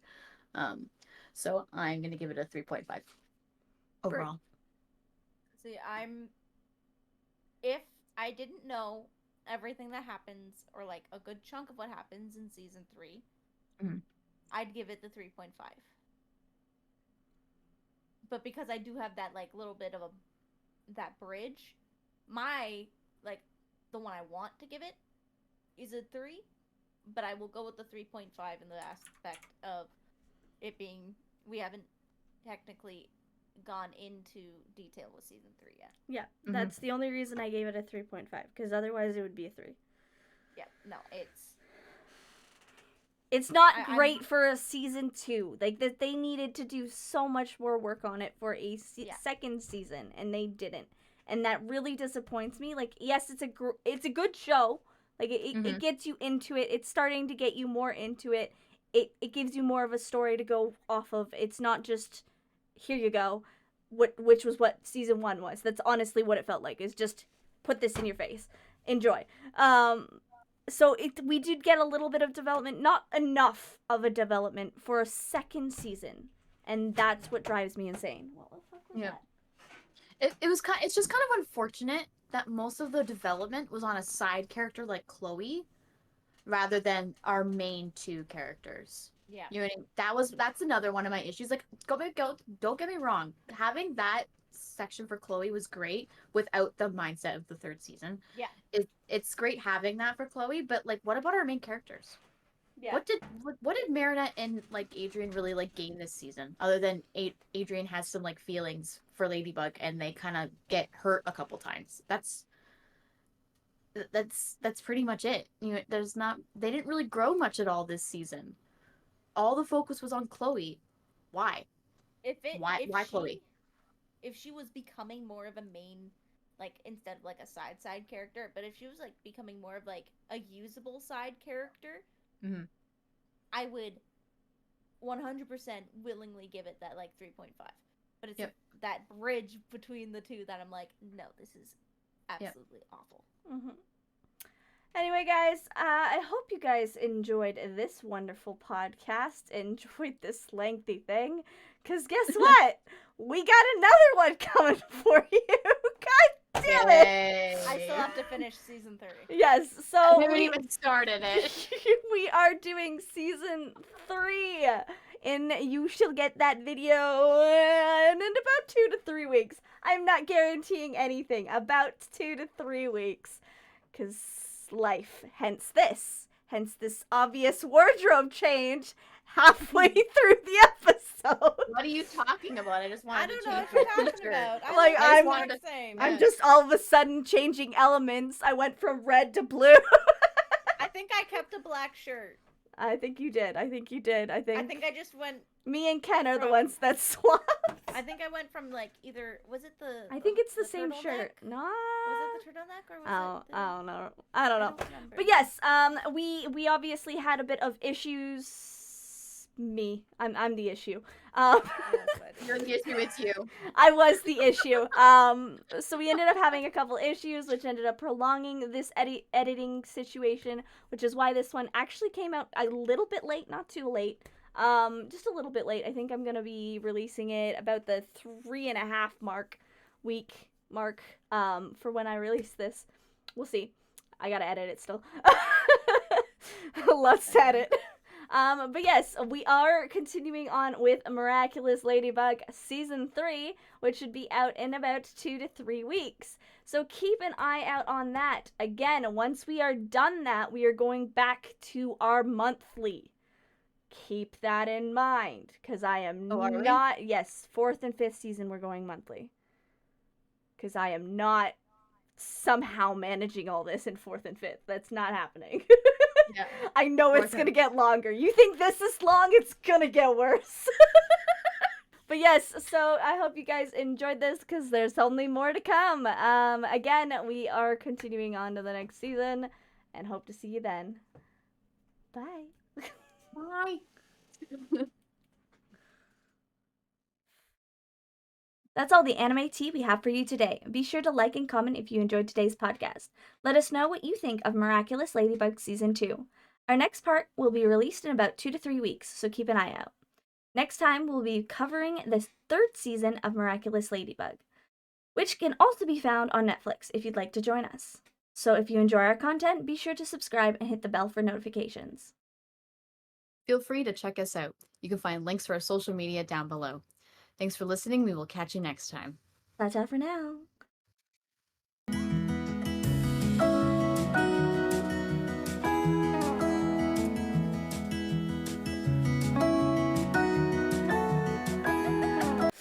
I'd like to point out the fact that I was tricked into this for season 3.